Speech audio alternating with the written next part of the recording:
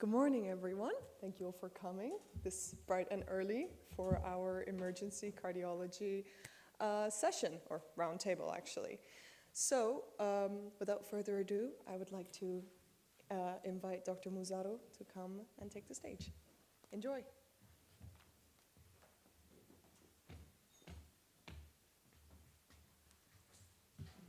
Good morning, everyone. It's my pleasure to be here to support this very interesting and very important Congress. It's really one of the, nowadays it's one of our duties as scientists, or moreover as doctors, to be able to be part, not only creating these congresses, but be valuable parts of these congresses. So really, I'm very happy to be here and present one of my, let's say, topics that I'm more comfortable with. It's the emergency cardiology. The roundtable is dedicated to emergency cardiology, and I'm happy to have three very ambitious presenters. So the first one, just the idea of this roundtable will start from a more general topic, which is chest pain. It's one of the most important symptoms that will bring someone to an emergency medicine room, to an emergency room. It's the chest pain.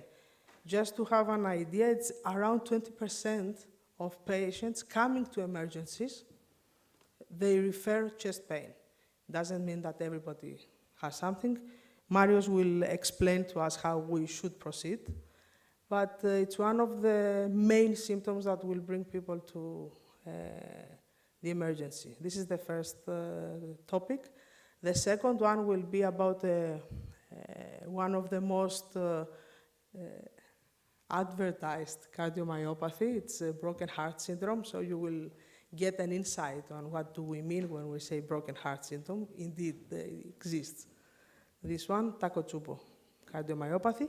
And we will end up with a very novel idea in resuscitation. A very novel idea. The idea exists years now, but how we are able to overcome during resuscitation the heart arrest, the cardiac arrest, without our hands, just to try to do the extracorporeal circulation.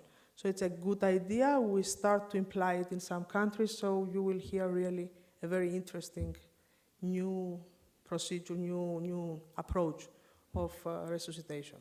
So welcome you all. Happy to be here again. I have to state it. And let's start with our first presentation.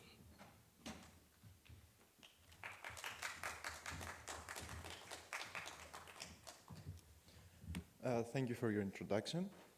So, good morning, everyone. I will be introducing this roundtable with my presentation about chest pain management in the emergency room. These are the points I will be focusing on. So, let's get started. As doctor said, chest pain is the most common symptom that the patient usually come in the ER. The biggest problem with it is its unspecificity, because it has a broad differential diagnosis. And due to that fact, it's the result of a pathology in a variety of different systems. It has been described by different studies as high risk and high volume. And as you can see, the number speaks for themselves, since 1 in every 5 deaths is associated with acute chest pain. So we need fast and precise testing. And that's exactly what the committee of AHA and ACC were thinking when they introduced the new guidelines for acute chest pain management back in 28th of October of 2021. The old guidelines were too time and money consuming, while the new ones focus around one thing, ruling out the life-threatening conditions. So, what is this new protocol? We have to approach, our approach to chest pain must consist of 4 main parts: an ABCD assessment, a history and physical assessment, the ECG part, which is extremely important, and the assessment of the clinical findings in order to diagnose or rule out the immediately life-threatening, the potentially life-threatening, and the rest possible diagnosis. So, let's start with the ABC assessment, which I think most of you are accustomed with. So, as you know, we use it to assess whether a patient is stable or not. If they are stable, we continue with our evaluation. Otherwise, we prioritize the stabilization of the airway, breathing, and circulation in that specific order. We follow with the history and physical and ECG assessments, where in the case of critical illness or instability of the patient, we proceed with acute management, where we put the patient under cardiac monitoring with pulse oximetry, and we establish intravenous access. In case of hypoxemia, we provide supplemental oxygen.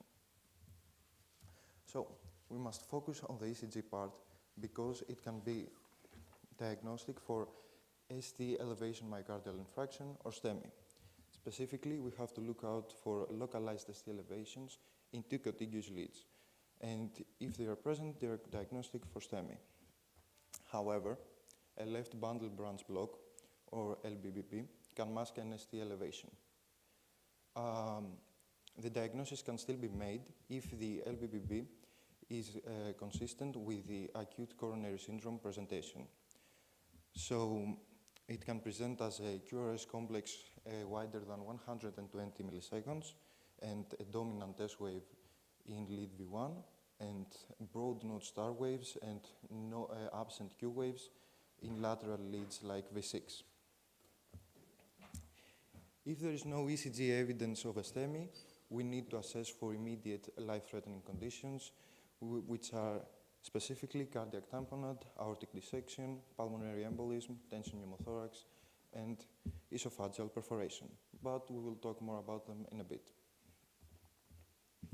After we ruled out the aforementioned conditions, we will look out for potentially life-threatening conditions, like non-ST elevated acute coronary syndrome or NSTE ACS. There are 2 types of it: NSTEMI, which is a less severe form of heart attack than STEMI because it inflicts less damage to the heart, and unstable angina, which is lack of blood supply and, as a result, oxygen to the heart. So we check the ECG for signs of ischemia like ST depressions, we can see over here, T-wave inversions and pathological Q waves. If there are no, but in some cases there might be no ECG abnormalities. Then we look out for typical cardiac chest pain and risk factors for coronary artery disease, such as hypertension, obesity, or smoking. So, if we suspect NST ACS, then we have to order a blood test and check for markers of myocardial injury like cardiac troponin.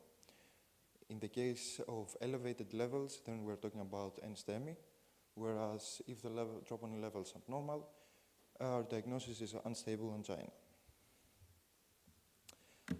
If we have ruled out all the previous conditions, then we have to assess for alternate diagnoses, such as pericarditis, empyema, costochondritis, or esophageal spasm.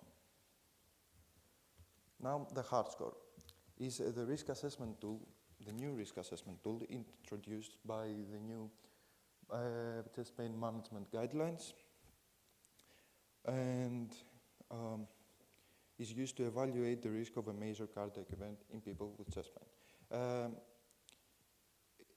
It can identify patients that can be discharged safely, and as a result, avoiding the problems of the previous system.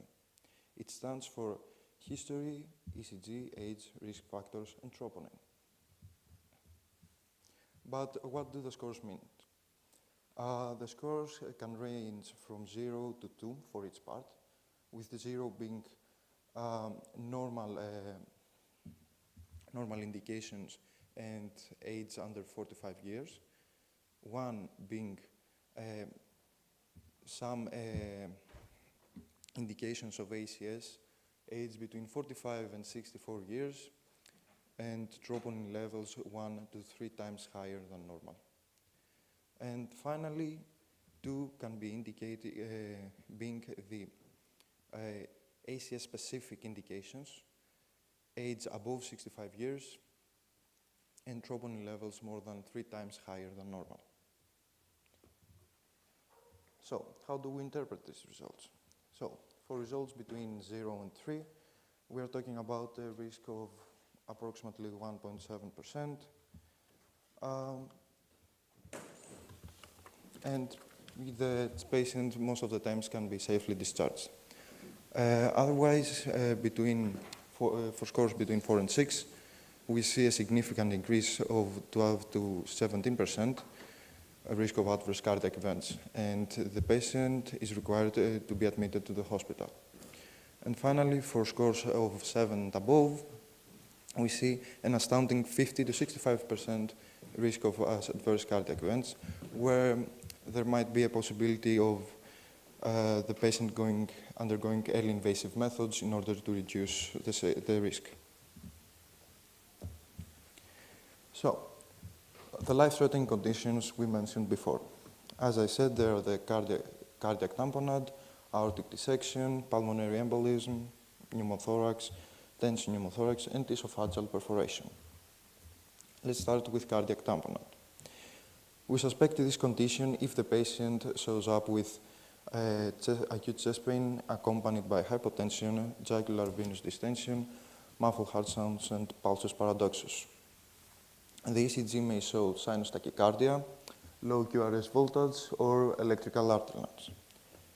If we suspect cardiac tamponade, the best way to proceed would be with a transthoracic echocardiogram, where if we see diastolic right ventricular collapse, systolic right atrial collapse, and dilated inferior vena cava with decreased respiratory variation, we have our diagnosis. Next up is aortic dissection. The patients present with tearing pain radiating to the back, and they might have a history associated with hypertension and connective tissue disorder, accompanied by a new murmur, asymmetric pulses, or focal neurologic deficits. The ECG is typically non-diagnostic, but if we perform a chest X-ray, we might be able to see findings such as widened mediastinum, as you can see in this case.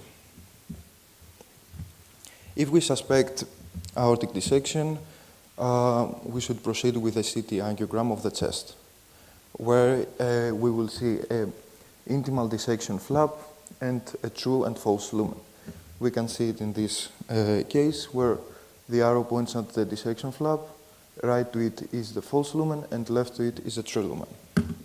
If the patient is unstable, we should skip this part and proceed with a transesophageal echocardiogram. Now for pulmonary embolism. The acute chest pain is usually associated with dyspnea, hypoxia, cough, and hemoptysis. And the ECG most of the time shows signs of sinus tachycardia, but there are some specific cases that show S1 Q3 T3, which is a pulmonary embolism specific finding. We can see in the ECG that it is defined by S1 prominent waves in lead 1 and prominent Q waves and inverted T waves in lead 3. If we suspect pulmonary embolism, we should proceed with a well score, and in low-risk patients, we order a D-dimer. If the results are normal, then we have to rule out pulmonary embolism. Otherwise, if it's elevated, we should perform a CT pulmonary angiogram, and as you can see in this case, the patient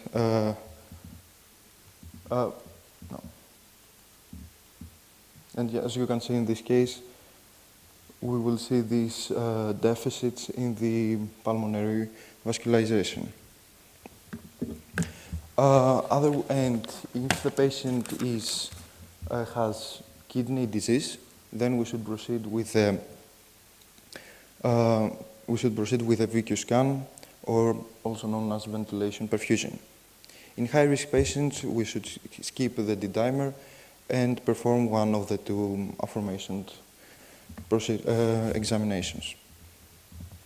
Now for tension pneumothorax, it is a specific type of pneumothorax that causes hemodynamic instability accompanied by dyspnea, hypotension, tachycardia, unequal breath sounds, and tracheal deviation.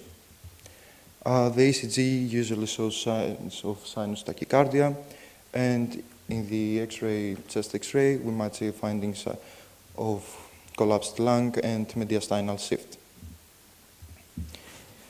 But pay attention, tension pneumothorax is a medical emergency, which means that we can't wait for the chest X-ray to come out. We have to make the diagnosis based clinically and proceed immediately with needle decompression.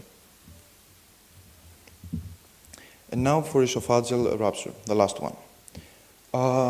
Acute chest pain is usually accompanied by, is associated with pain after vomiting or undergoing esophageal instrumentation.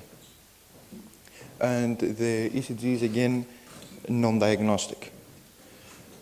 If we perform a chest X-ray, we will see a pneumomediastinum or subcutaneous emphysema, like we see in this case, with the white arrow showing the pneumomediastinum and the black arrow showing the subcutaneous emphysema. Or we can also see pleural effusion and hydropneumothorax. The next best step would be a contrast esophagram, where if we see contrast extravasation of the esophagus, then we have our diagnosis. Now for the treatment. We could proceed with an initial treatment of ACS or STEMI by providing nitroglycerin in order to relax the vessels and reduce the workload of the heart, aspirin for the pain obviously, and heparin to reduce the clotting ability of the blood. After that, for pulmonary embolism, as you can see, we have a wide variety of anticoagulants. Now for aortic dissection, we should focus on blood pressure control, while in case of tension pneumothorax, as we said before, it's a medical emergency and we should immediately proceed with needle decompression. For esophageal rupture, we should prioritize the stabilization of airway breathing and circulation and proceed with a broad spectrum antibiotic treatment. And finally, for cardiac tamponade, again, we have to stabilize the ABC, provide intravenous fluids, and remove the fluid around the heart with pericardiocentesis. So, the take-home points of this presentation. There are many causes of acute chest pain, ranging from very benign to imminently life-threatening. The most important diagnostic step is to rule out acute coronary syndrome, pulmonary embolism, aortic dissection, tension pneumothorax, esophageal rupture, and cardiac tamponade. And remember, usually the patients do not describe chest pain as pain, but they present it like a discomfort, pressure, or ache.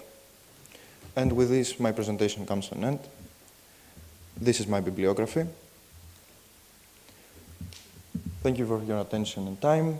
Feel free to ask any questions at the end.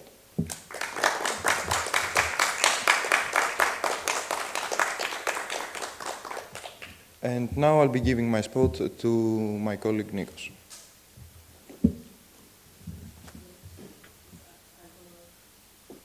Hello, everyone. I guess we can see your presentation, so I think you may proceed, Nikos. Okay, thank you. Hello, everyone. My name is Nikolaos Giogas. I'm a fifth-year medical student. Today I will present with you a case that is not very well known.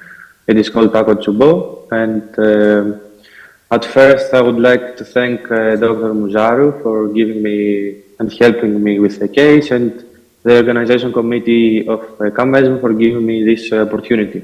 I apologize for not being there in person to do this. Can I see my presentation also? Is it?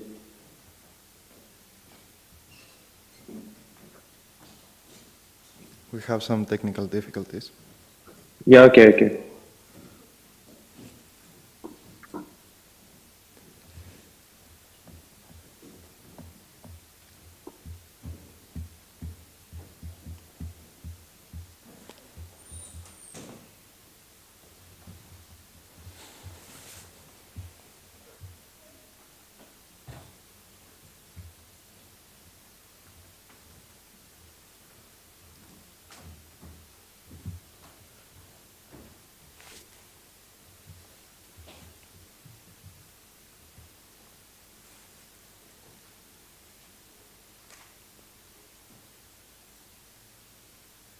Shall I start?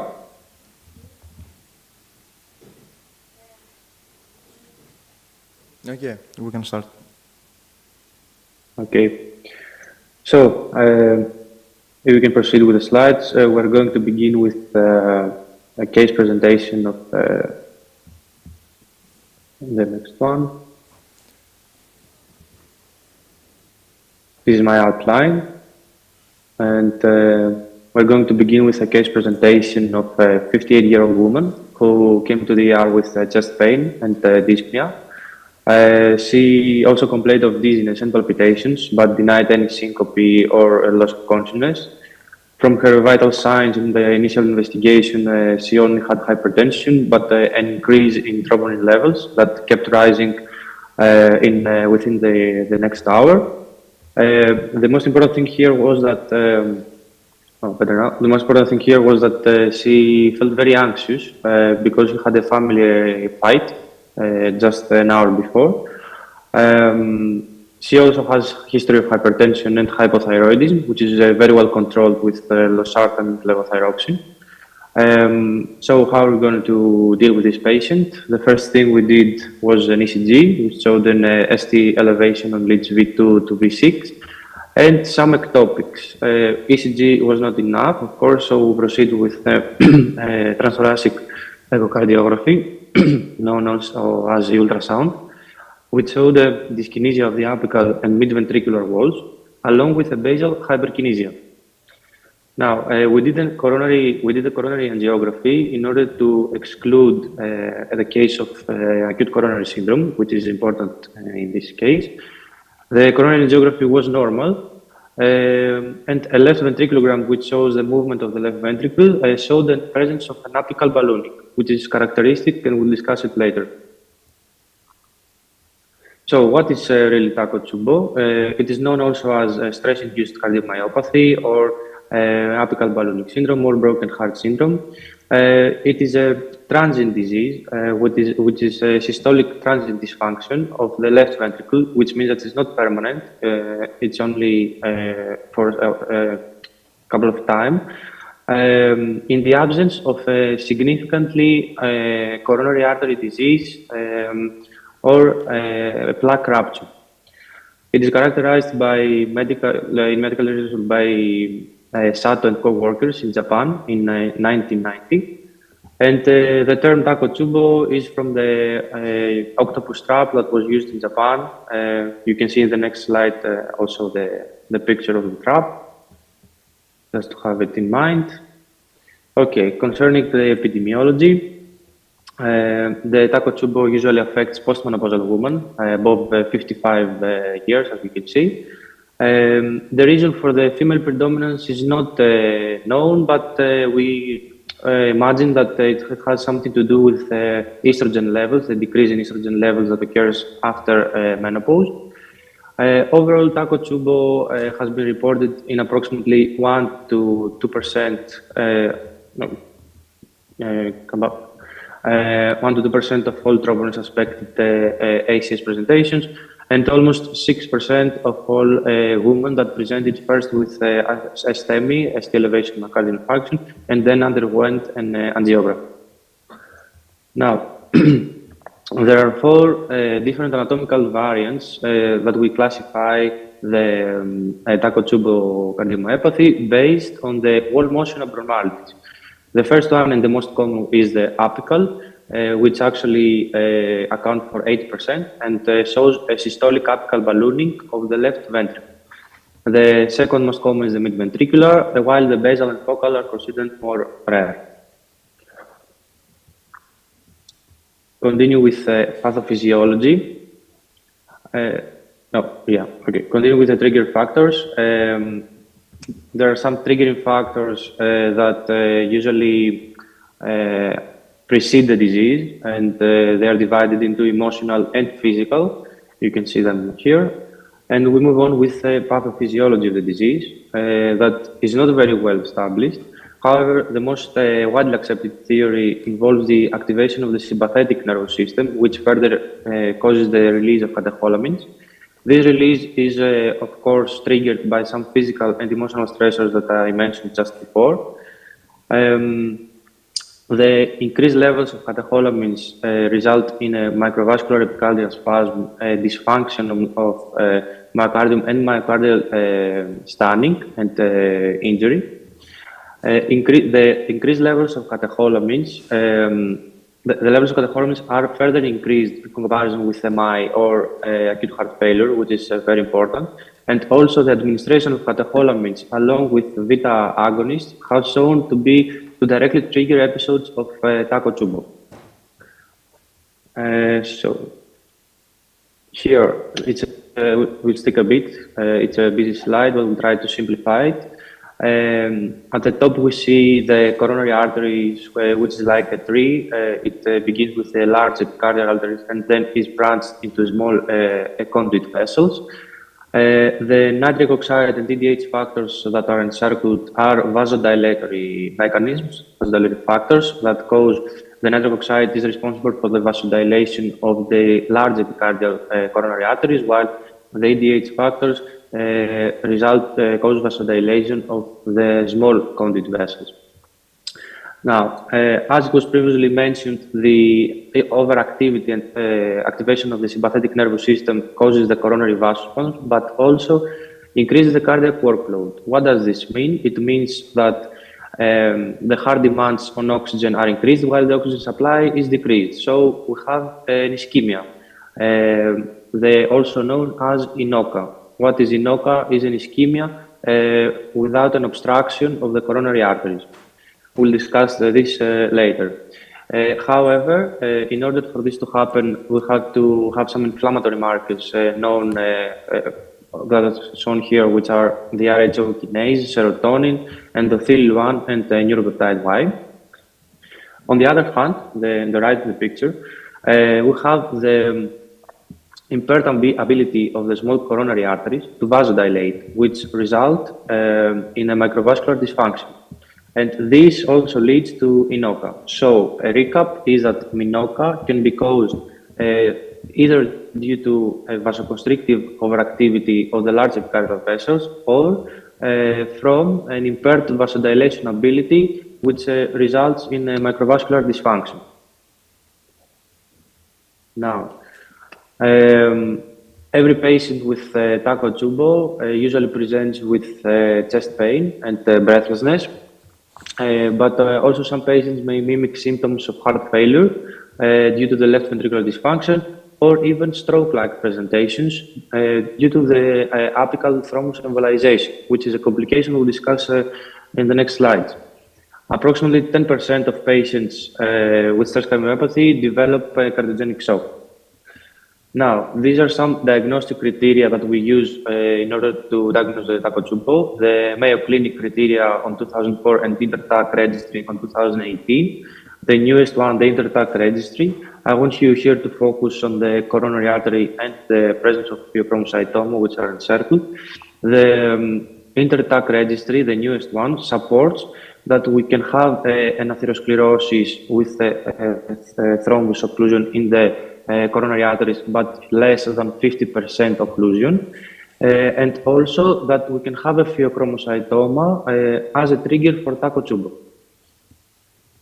Okay.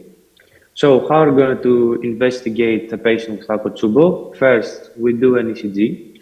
The ECG here shows an ST elevation in lead P2 to P5, along with a T-wave inversion in lead 3.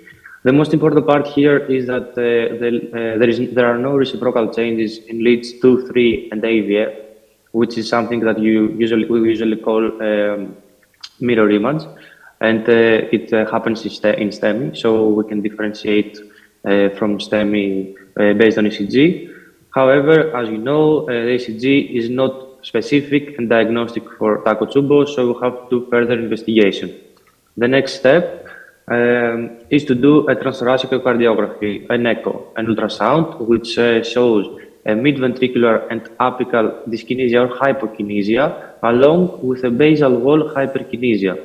These movements, abnormal movements of the left ventricle, results in an apical ballooning formation, which is shown with the arrows in the ultrasound.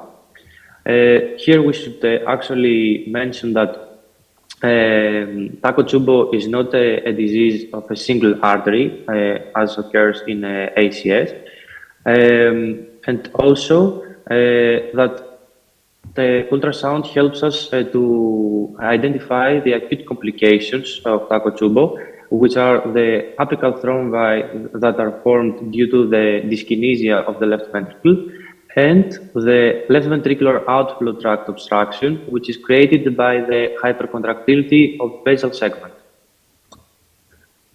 Okay. There are some cardiac biomarkers that are usually elevated, but not a lot, such as in cases of MI. There are even some cases that there are no increased troponin or CK. So this is something that, what does it tell us? It tells us that even in the absence of an enzyme elevation, we can have the disease of Takotsubo. The most important part here is coronary angiography. Why do we do this? We do this in order to exclude a case of acute coronary syndrome. Here in our case, we see in the first two pictures the coronary angiography of left and right coronaries, which are totally normal without any occlusion. This is something that excludes from ACS. And in the third picture, we see a left ventriculogram, which is the depiction of left ventricle motion, and it shows an apical ballooning, which is characteristic for Takotsubo and helps us with the diagnosis, of course. Another valuable tool we use is cardiac MRI, which shows actually myocardial inflammation and edema that are reversible. Takotsubo is a transient disease, as we said, so it usually resolves within some months, usually 6 months. So myocardial inflammation and edema are hallmark findings in Takotsubo.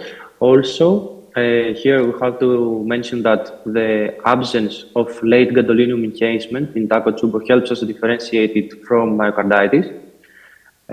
Furthermore, although it was initially thought that Takotsubo only affected the left ventricle, by using the cardiac MRI, we managed to find that maybe there is a RV involvement, the right ventricle.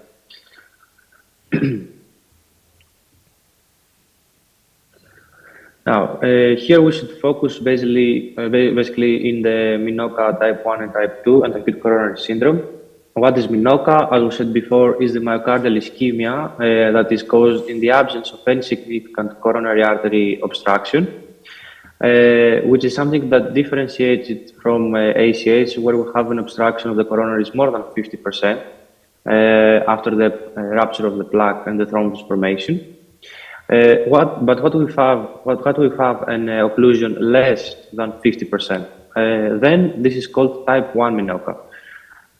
On the other hand, type 2 Minoka is characterized by endothelial dysfunction or an oxygen supply and demand mismatch, or even myocardial injury.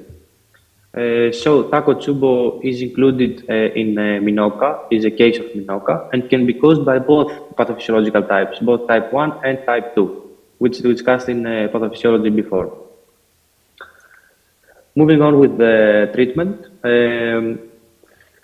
I don't want to confuse you here, but I want you to focus mainly on the complications of the acute phase treatment, because Takotsubo has some acute complications that we need to treat fast. These are the acute heart failure, cardiogenic shock, the arrhythmia, and the LV thrombus. The thing I want you to focus is the next slide, which is about the long-term treatment for the stable patients, where we use ACE inhibitors or ARBs or even beta blockers for some months, 3 to 6 months, and we do a serial imaging in order to identify if there is improvement in wall motion of the left ventricle. Also, an important part here is that according to some studies of the International Takotsubo Registry, the use of ACE inhibitors or ARBs improved the survival at 1 year follow-up, and also were associated with the lower prevalence of Takotsubo recurrence. Now, in conclusion, what we have to keep in mind about the disease is that although it is a transient disease, it is not considered a benign condition, because as we said and showed before, it may have many complications. So we have to be careful and treat fast.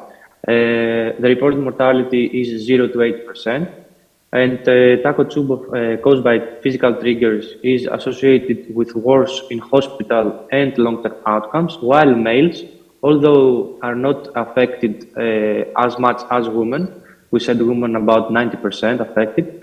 However, males show a worse prognosis. Thank you very much for your attention. If you have any questions, feel free to ask.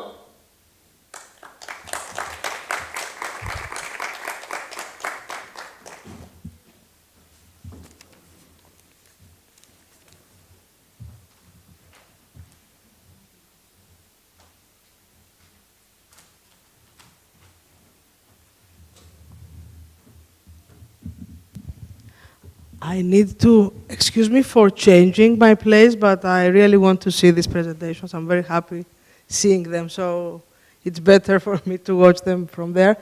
Anyway, let's proceed. We will have questions at the end of the session with Nora Alketbi. She will present the ECMO during resuscitation. Good morning, everyone. I'm Noura Al-Kitbi. Today I'm going to present about ECMO and its relation to resuscitation. So this is my outline. So let's start with what is ECMO.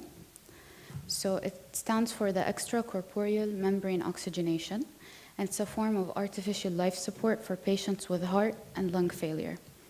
Extracorporeal means outside the body, so it oxygenates the blood outside the body and then returns it back to the body. It's used in critical and intensive care units. There are two types, the veno-venous mode, which is used for, they're both different types, different indications. The veno-venous mode is used for anything related to the respiratory system, such as acute respiratory distress syndrome or pulmonary embolism. And the veno-atrial mode is used for the circulatory failure, such as heart injuries, and we're going to talk about cardiac arrest as well. It also is used for premature newborns and infants, and also transplant and surgeries.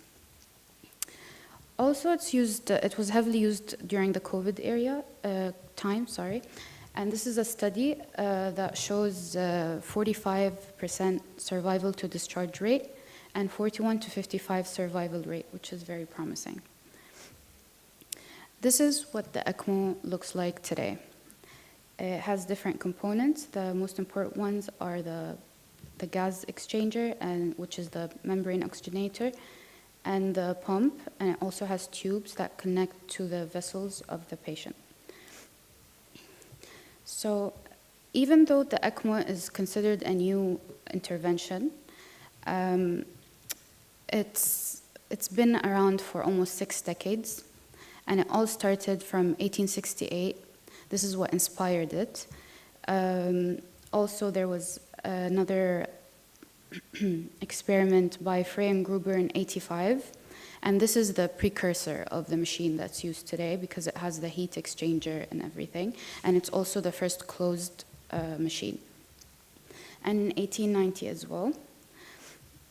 And there are many, but this is one of the very interesting parts of the evolution of ECMO. And this is by a Soviet physician called Sergeyevich and his team. They kept a dismembered dog head alive on a machine called the autojector, and this is a schematic of the design. And only 10 years later that we discovered about it because the Soviet Film Agency released a footage of the experiment. And I hope the video works.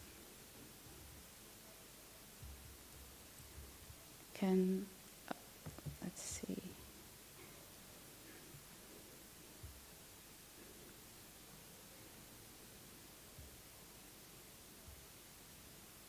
Oxygen.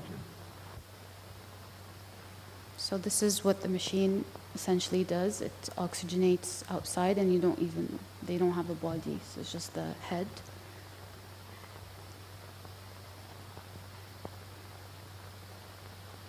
And this is the actual experiment. The isolated head lives on for hours and reacts to external stimuli. So you can see the head also reacts to external stimuli such as touch and also smell and everything. Also to taste.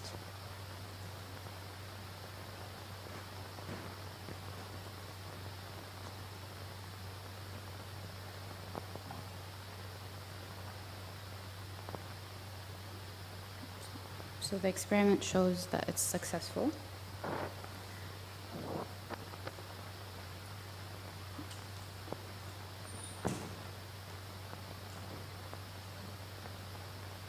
The isolated head even reacts to light and to sound.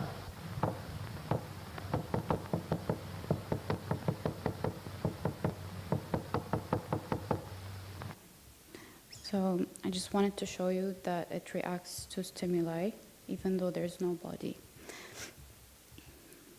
And the first initial success of ECMO is only in 1971. And this is our patient. This is how the ECMO looked like at that time. It's huge and there are so many tubes. And also in '75, it was successful for first time for a neonate. This is called Esperanza. The nurse actually named her because it means hope in Spanish. She's a Mexican immigrant. And she was almost going to go into cardiac arrest, but she was saved by Dr. Robert Bartlett. And this is her in 2019 with her husband and the doctor, which is an important part of ECMO development today. He's a pioneer. He developed it in the 1960s. So linking it to resuscitation, let's start with what is cardiac arrest. And it's defined as the cessation of cardiac mechanical activity and circulation, which can be confirmed by the absence of detectable pulse, unresponsiveness, and absence of normal breathing pattern. But it's different than a heart attack. So remember that heart attack is due to a cloggage in the arteries, but cardiac arrest is usually due to an electrical issue. But a heart attack could lead to a cardiac arrest. And this is the most cause of cardiac arrest, verticular fibrillation. It's a type of rhythm, and it looks like that on an ECG. And these are other causes. They're not all cardiac, from a cardiac origin. There's also like pulmonary embolism, sepsis, poisoning, and so on. So how is cardiac arrest usually managed? Well, it's basically CPR, defibrillator, and sometimes we use antiarrhythmic drugs like lidocaine or epinephrine. And because that's not very good enough, they started to do new devices. And in attempts to manual CPR, they thought it would be better to do a mechanical CPR device, and this is the Lucas device. There are a few, but there are studies that show that the manual CPR is more favored, as you can see in the forest plot. And also there's targeted temperature management, and the target is to keep it to a low temperature so it puts less pressure on the brain and the patient has less neurological impairment. Now, VA and ECMO and cardiac arrest. As you remember, I said there are two types. So veno-atrial ECMO is what's used for cardiac arrest. ECMO plus CPR is called ECLS or ECPR because ECMO can't be used on its own on cardiac arrest. You have to do CPR. So can ECMO be used in every case of cardiac arrest? The answer is no. It has to be the refractory cardiac arrest, and that is defined as the lack of a return of spontaneous circulation after 30 minutes of appropriate CPR. And there are also sources that say after 3 attempts of defibrillation.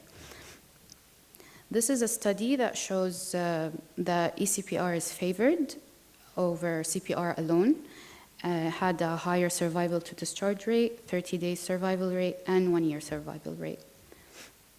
So this is the report from the Extracorporeal Life Support Organization, and it shows the survival rates in adults are 30%. As for neonates and pediatrics, it's higher, it's 41%. So patient selection for ECLS, there's the criteria. And the first one is age. They have to be less than 70 years. And you have to witness the cardiac arrest. And time is very important. So time from the arrest to the CPR should be less than 5 minutes. And from the arrest to the initiation of ECMO should be less than an hour. There are also other parts in the criteria, as you can see. So as I mentioned, time is key in ECMO. This is a study that shows the time until the initiation of ECMO. So you can see there's time on the scene where CPR is done, and there is transportation and cannulation. In VA ECMO, the drainage cannula is into the femoral vein, and the return cannula is in the femoral artery. But as you can see, this is a problem. This is called the low flow duration. The longer the low flow duration, the lower is the survival rate. So there's a study that showed how could we reduce this, and they tried doing CPR during transportation, which was found to be the best one. Also, some hospitals try to cannulate during transportation, but that was not very effective because it's a bit difficult to do that during the transportation. So what happens after ECMO? So first of all, the survival rate is influenced by the low flow rate, the age, and the pre-existing medical conditions, and that brings us to the exclusion criteria. So elderly patients more than 70 years old are out of the criteria. And also patients with pre-existing severe organ damage, such as end-stage heart, renal, or liver failure, COPD, and terminal illnesses. So also uncontrolled cancer, so metastatic, and significant aortic valve incompetence. And actually the also registry data shows that mortality risk increases in the age, at the age of 40. So the higher the age, the low the survival rate is. So when we first see signs of recovery in the patient, we start weaning off of ECMO, so we can't just remove it. And that usually, in most cases, takes about 2 to 5 days. And after that, we go on with the standard post-resuscitation care and ECMO maintenance, because remember, it's a machine, so it has to be maintained. And also, we have to prevent and treat the complications. So what are the complications? Other than the complications associated with the CPR, such as fractures and tube misplacement or hemo and pneumothorax, we have specific complications for ECMO, such as coagulation. So remember, the blood is removed and then put back. So in the interaction between the ECMO circuit and the blood, we have high chances of prothrombic state. So to minimize clot formation, In the membrane oxygenator, we put an anticoagulant like heparin. But that brings us to another problem, which is bleeding. And this is actually the most common problem. It's been tried to be controlled a lot, but it's not very promising. So more studies need to be done in that area. But for now, we have treat before they bleed approach, so they are monitored regularly. And to decrease anticoagulation, so to reduce the dose to a prophylactic dose only. And to control primary hemostasis, substitute wasted coagulation factors, and exchange the ECMO components. Another problem is distal ischemia. So because the return cannula may occlude the femoral artery, we might have no oxygen in the other parts of the body. And to overcome this problem, they use antegrade leg perfusion cannula, but it is debatable because it has another risk of site bleeding. So also we need more studies in that area as well. Another problem is the Harlequin syndrome. The name comes from Harlequin. And as you can see, the patient has two colors, and that is due to deoxygenated blood mixing with oxygenated blood near the aorta. There are also other complications such as vascular injury, renal failure, or infection. Another problem with cardiac arrest in general is neurological complications. And ECMO actually showed better neurological outcome. And these are one of them, like brain death, ischemic stroke, seizures, and hemorrhages. So to summarize, ECMO is the result of the efforts of many scientists and physicians over many, many years. It's not a routine procedure, it's only a last resort procedure. ECMO plus CPR is ECPR, and that may improve survival and neurological outcome as well, only when it's done appropriately. And venioarterial type of ECMO is the one used for refractory cardiac arrest. Time is very important, especially the duration of CPR and low flow duration. And low flow duration, age, and pre-existing conditions can influence the survival and neurological outcome. And bleeding is the main complication of ECMO. So overall, ECPR is very promising, but it still needs further research as well. This is my bibliography. Thank you for your attention.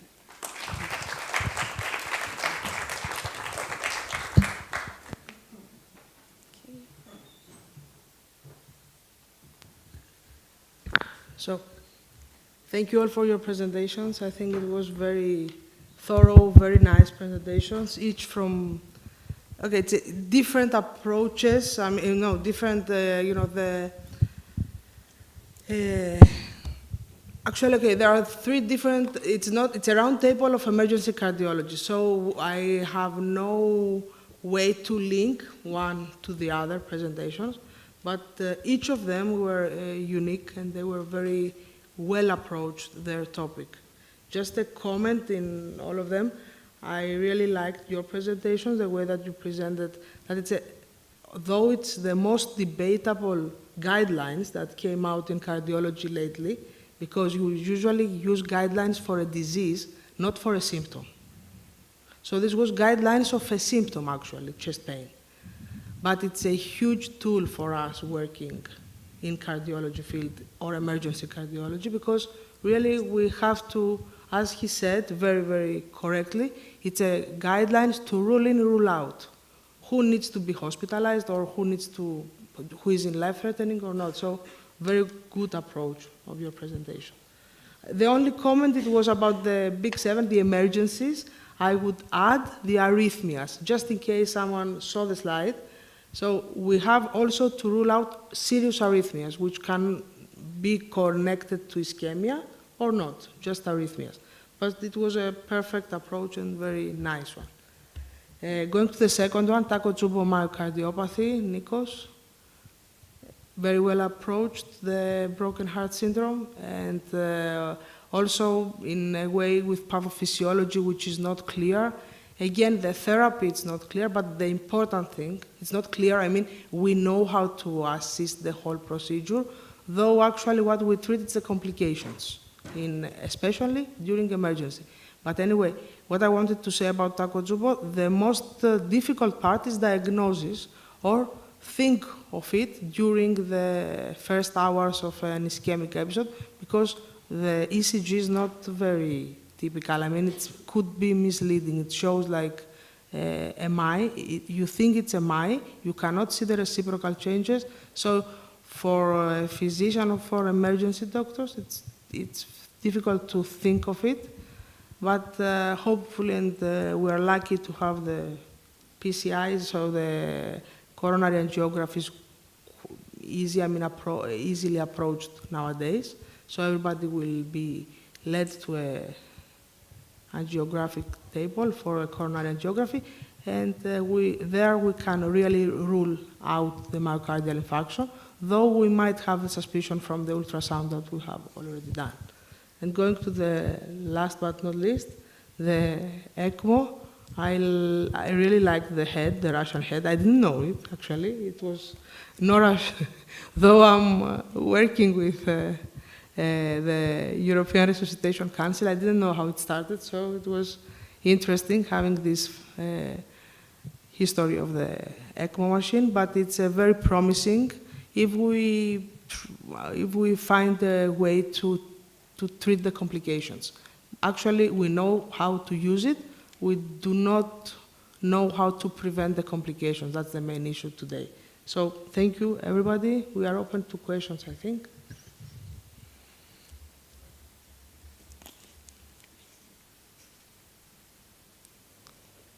Okay, everything was thorough, interesting. So no questions.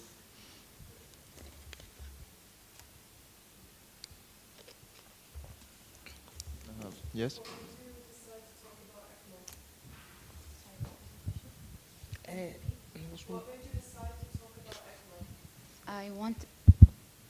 Can you hear me? Okay.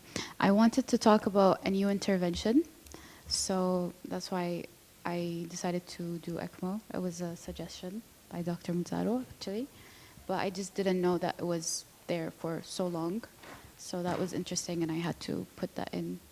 So yeah.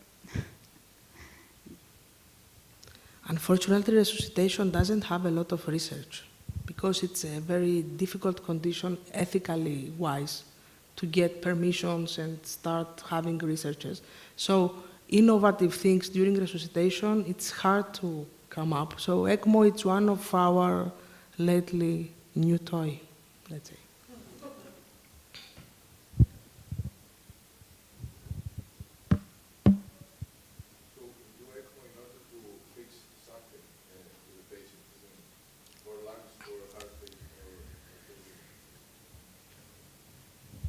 It's basically to do the job of the lungs and the heart for them. Because for how long, you mean?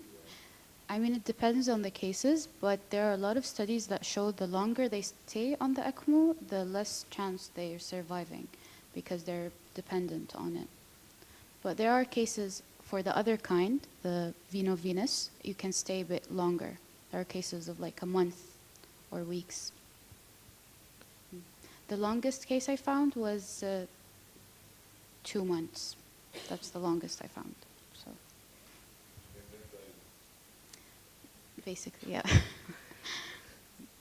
The main reason that the ECMO developed was organ donation. So the idea of ECMO started like we can preserve some organs in order to be able to be donated. And then sepsis came. It was a huge problem. And but anyway, there are two kinds, as our colleague here told us. During COVID period, we had actually in Cyprus maybe more than a month in an ECMO machine. Though it's not optimal. I mean, of course, if the days are, if it's more than a couple of days, then of course you have to overcome all the other complications.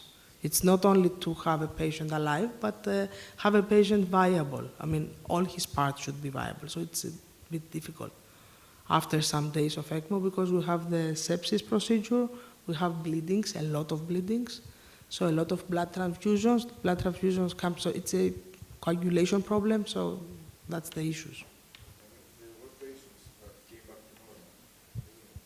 there is around 40%, as she said, that were survived.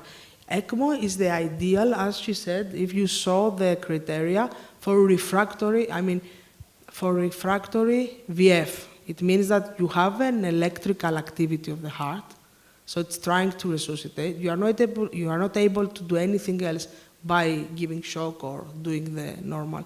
So you want to preserve it until you find a reason to solve. That's what you said in the beginning, I think. That's how you started the question. So yes, actually the idea now in resuscitation is if it's to fix an artery, if it is just, let's say, sometimes to have a PCI or to have to stop an arrhythmic and fulminant arrhythmia, then that's the idea of using ECMO, not for months, of course.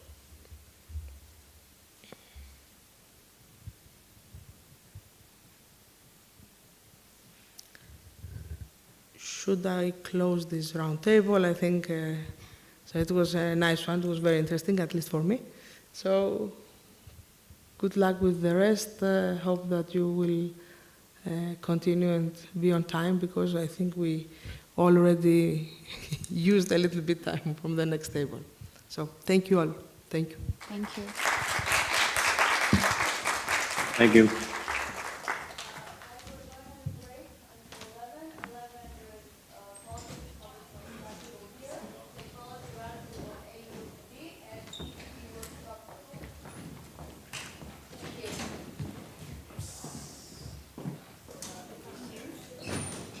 It's okay. Breathe.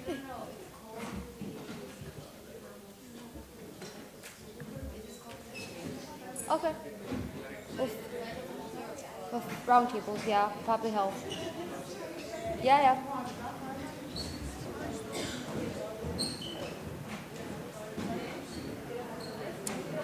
Clara,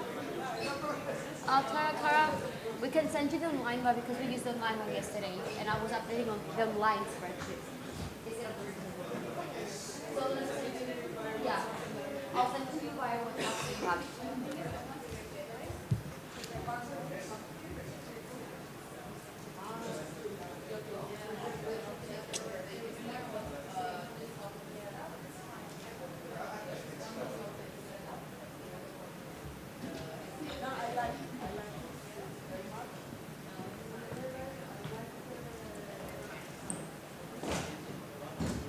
Okay, we.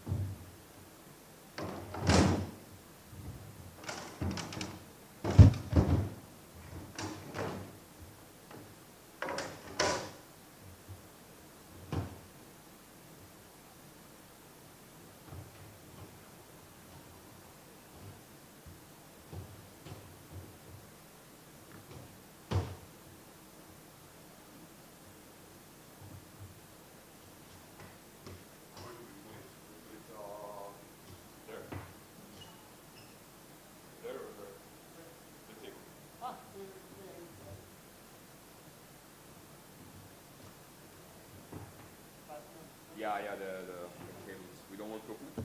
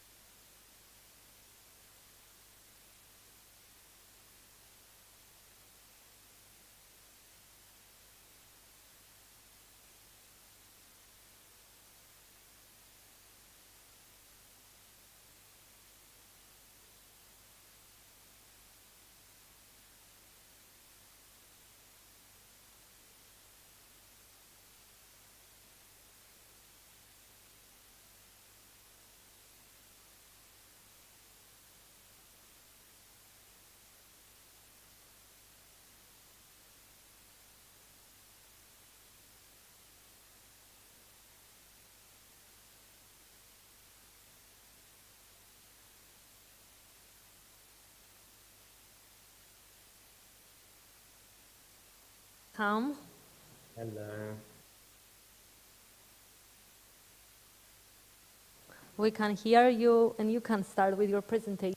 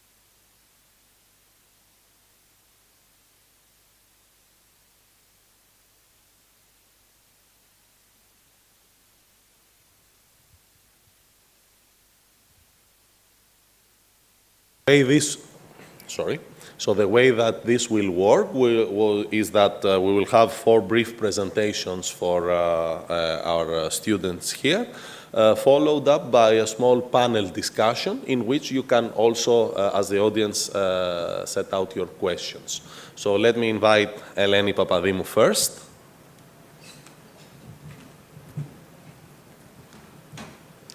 Good morning, everyone. My name is Eleni Papadimou. I'm a second-year medical student here at European University Cyprus, and I'm honored to be one of the panelists of today's roundtable session about politics and public health. Before we begin, I would like to thank Dr. Litras for inviting me to join this panel, and of course the CAMeSM organizing committee members for their excellent work. With that being said, let's get to the conversation.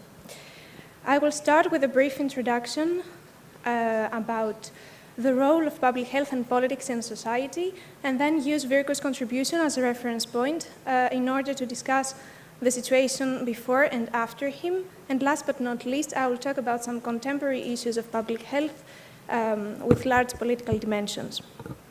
From that point onwards, my co-panelists will take the floor. So let's get started.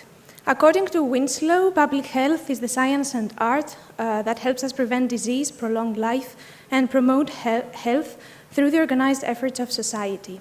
While, on the other hand, according to the Merriam-Webster Dictionary, politics is the art or science concerned with guiding or influencing governmental policy. So here comes the real question. Are those two interconnected? The answer is yes. They both involve governance, policy-making, and decision-making processes. Public health uses those processes in order to protect individuals, prevent and prognose diseases, promote health behaviors, and provide with healthcare services. Governments develop and implement policies related to healthcare in response to people's needs, at least democracies. Rudolf Virchow, please excuse my pronunciation, I don't speak German, is the most notable figure in the history of public health. He lived in the 19th century. He was born in 1821, an important year for us Greeks to remember.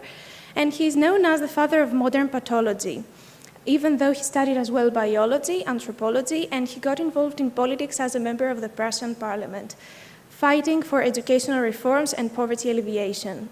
He witnessed the Franco-Prussian War, and those experiences led him to state that medicine is a social science and politics is nothing else but medicine on a large scale.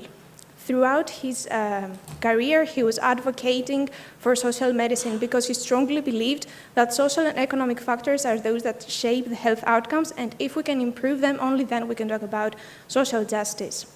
The public health reforms that he did are still used in modern public health practices. But what was the situation before Virchow that led us to believe that his contribution in public health is invaluable? Starting with the prehistoric societies, we have some rudimentary forms of leadership, mostly regarding sanitation practices. Moving to ancient civilizations like those in Mesopotamia, Egypt, Greece, and Rome, we have political rulers responsible for public infrastructure. In the early medieval period, we have decentralized governance, where local lords were responsible for maintaining the order, while on the contrary, in the late medieval period, we have centralized government responding to epidemics and establishment of public health institutions. The Renaissance saw a revival of learning and support for scientific inquiry, which led to advancements in medicine and public sanitation. The 18th century witnessed centralized governments again, especially in Europe, which had an active role in public health through vaccination programs and sanitation reforms. In the 18th century happened as well the Industrial Revolution, meaning that agriculture societies started becoming more industrialized. I guess some of the pictures that come to our mind when we think about Industrial Revolution are those which beautifully illustrate some of the major problems associated with that time period. Urbanization caused overcrowding, inadequate housing, and unsanitary living conditions. The working conditions were poor as well, due to long hours, low wages, and poor safety standards. which led to epidemics of cholera, typhoid fever, and tuberculosis with high mortality rates. At the same time period, the capitalism rose, which shifted the previous power dynamics. Socialist and communist ideologies gained traction, and democracy expanded through fighting for working and voting rights.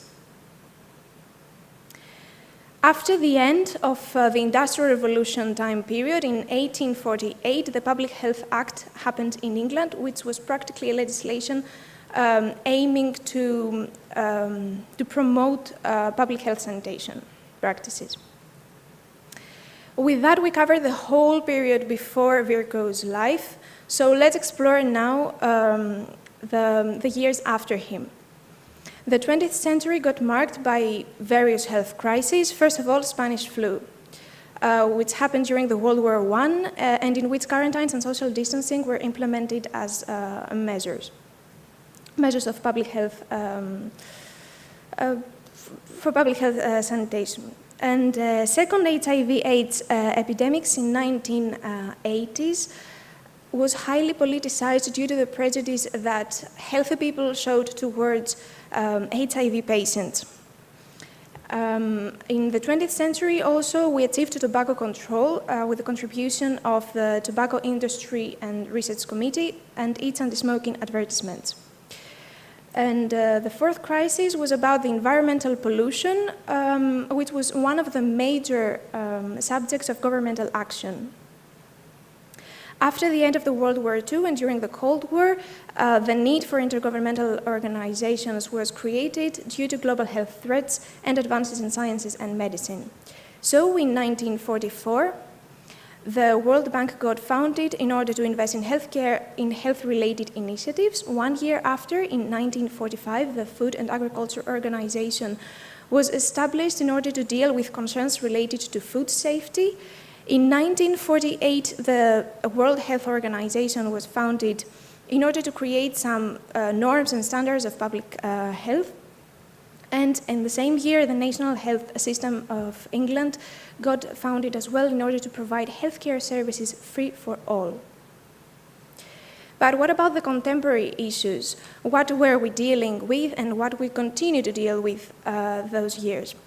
COVID-19, first of all, this pandemic that we experienced during the previous years affected societies in national and international level. Global health security is another contemporary issue which should concern political leaders and public healthcare workers. Mental health shows the importance of financing for prevention, treatment, and support of those people, and environmental health is another issue which should be regulated in order to lower the risk susceptibility. Sorry for that. So those contemporary issues have large political dimensions. For example, COVID-19 created many inequities. Global health security needs political capital investments. Mental health financing questions solidarity of individuals, and environmental health leads to a situation known as the tragedy of the commons. So to conclude this historical journey, which I hope you enjoyed, I would like to note that as societies evolve, so do patterns of disease and health-related issues. And that's the reason why political debates are crucial in shaping public health responses. Thus, public health and politics need to be reconciled and continue collaborating. At this point, I would like to thank you all for your attention. Please feel free to ask any questions at the end of our session. Those are the references I used for my presentation. Thank you again.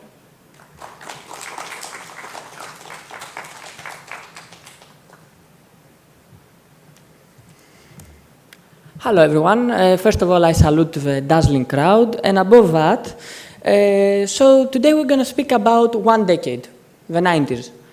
So the 90s was an era of change. There you go, you see. Nirvana was, no, we're not going to talk about that, but many things took place in the 90s. And they were like the fall of the USSR, the war in Yugoslavia, the Gulf War, the Rwanda genocide, the O.J. Simpson trial. While I was writing this presentation, the guy died. I don't know, you should be afraid of it. And Oklahoma City bombing. So it was an era of change, and it shaped our world today. So what happened in epidemiology in the 90s? I mean, why the 90s and not the 80s?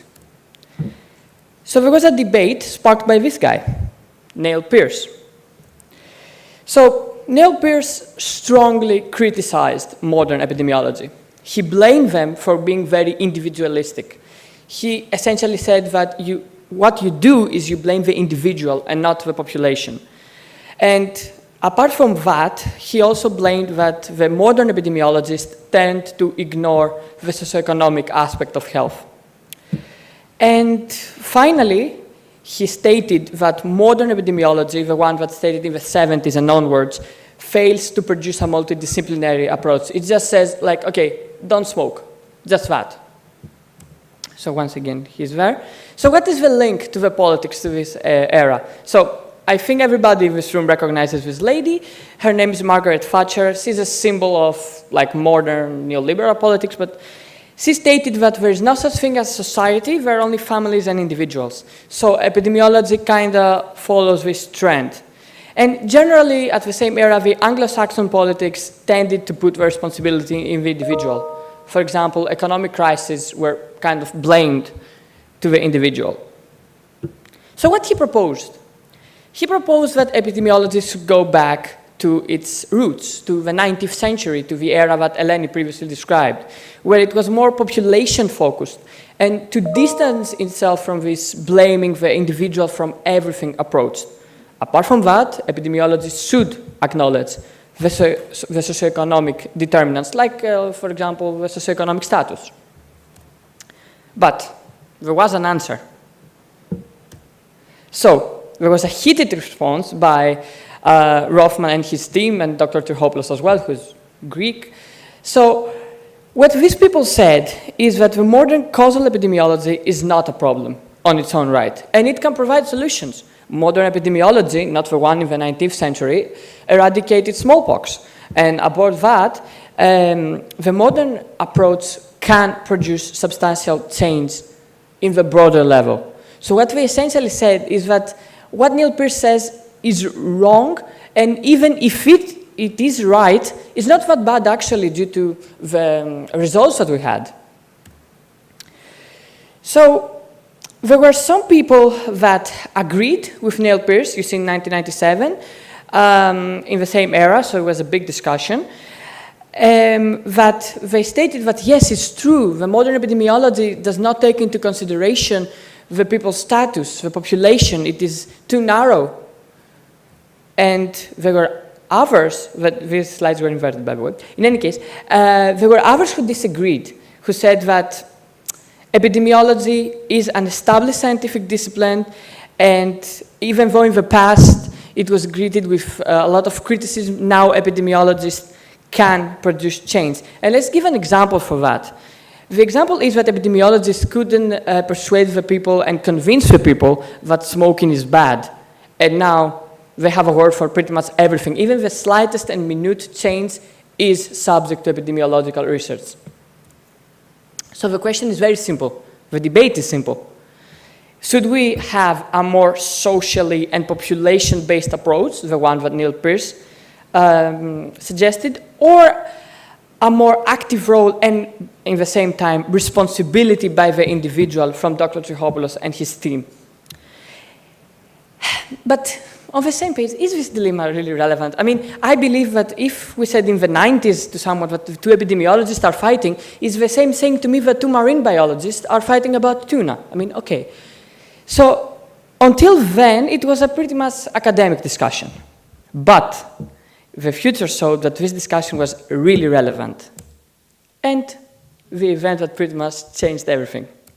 Thank you very much. If you have any questions, please be free, like in the end of the session or everything. Thank you.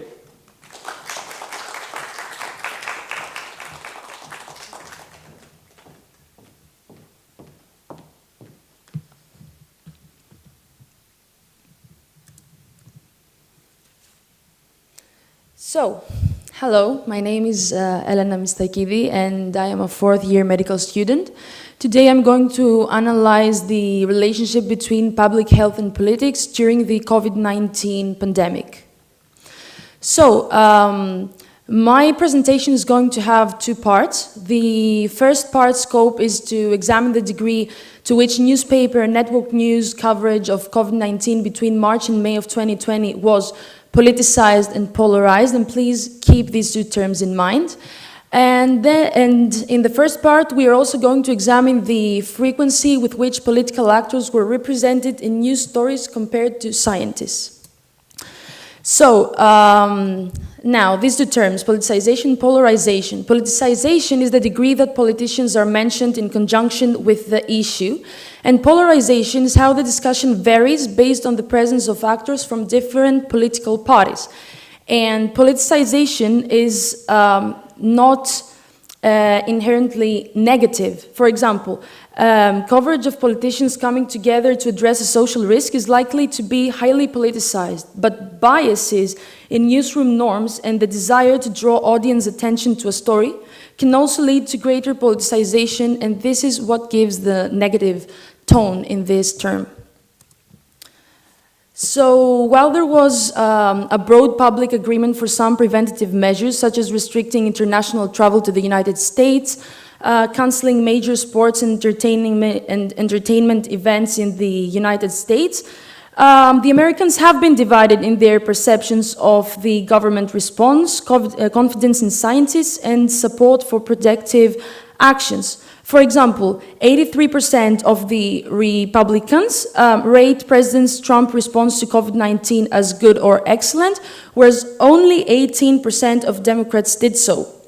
So, while in 2019 Democrats had greater confidence than Republicans that both medical scientists and scientists in general would act in their best interest of the public, this difference dramatically widened in April 2020, especially with respect to medical scientists, as Democratic confidence increased, while Republican confidence remained flat. With regard to protective actions now, a minority of Republicans compared to a majority of Democrats felt that social distancing was helping a lot to slow the spread of coronavirus, that there was insufficient testing for coronavirus, and that more people needed to follow social distancing guidelines.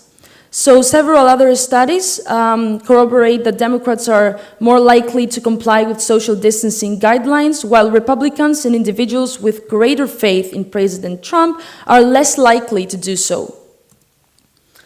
So now regarding politicization during COVID-19 in the USA, politicized coverage can influence public views such that individuals may rely on political leaders more than on scientists when forming impressions of an issue.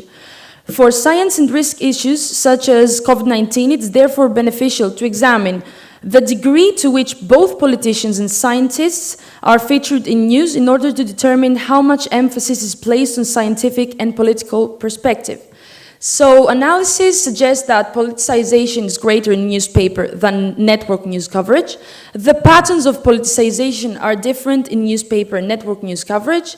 Politicians have been mentioned more relative to scientists in newspaper than on network news, and polarization is roughly even across news sources.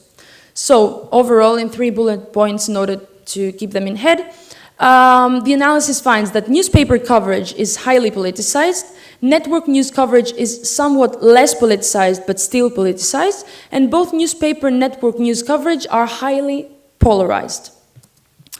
So the scope of the second part is to compare the course of pandemic between Germany, USA, and South Africa regarding the governmental and scientific point of view.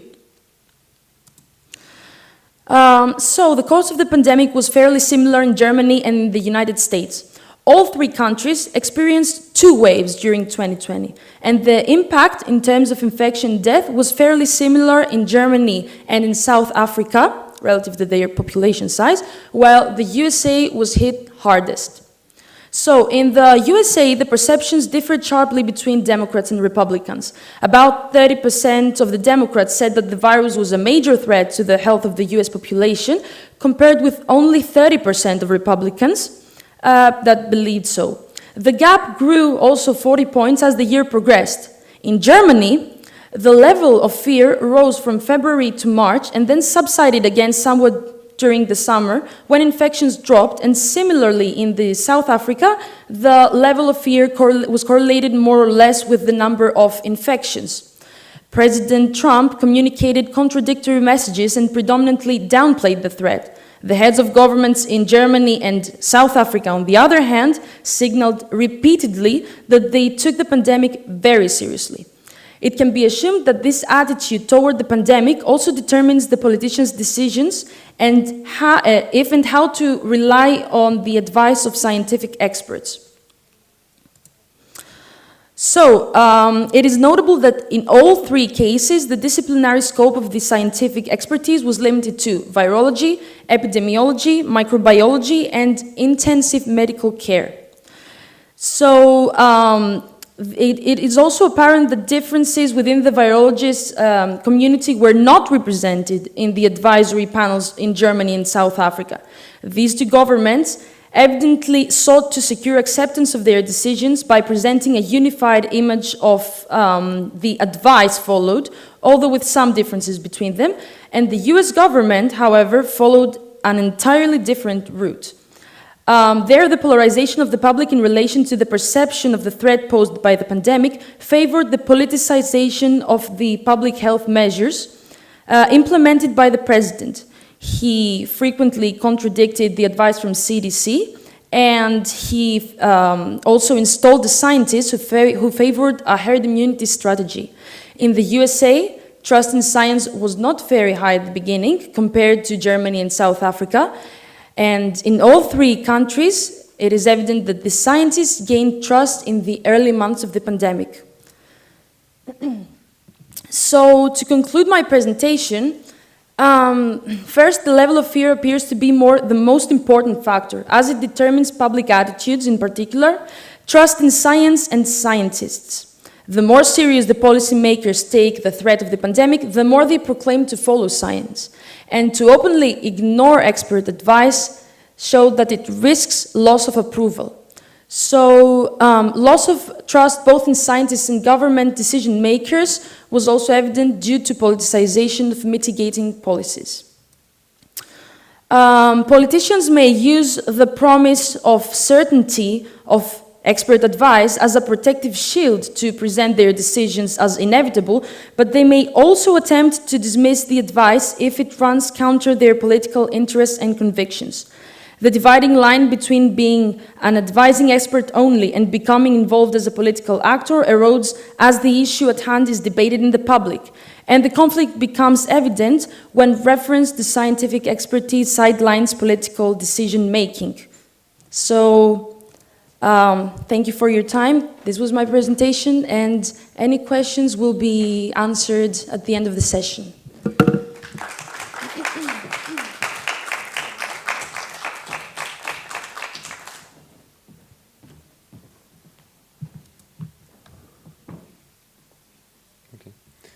Hi everyone, in this final part of the presentation we're going to talk about globalization and the new challenges to public health.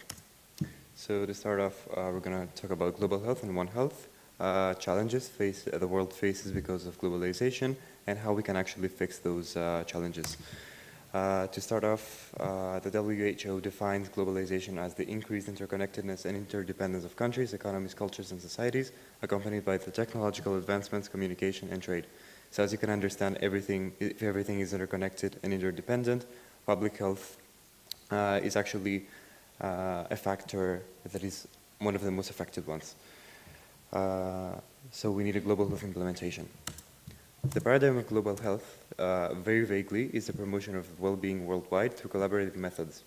This can be achieved through healthcare access equity, addressing determinants of health, and strengthening healthcare systems. All of these reasons, all of these factors are political and can be resolved through international collaboration. One Health is also important to note because human health is also associated with animal and environmental health since everything is interconnected. So we need an interdisciplinary collaboration, attacking the base of disease and emphasizing on public health surveillance and early detection. So let's examine how health is affected by globalization in terms of determinants. First of all, we have rapid transmission of disease.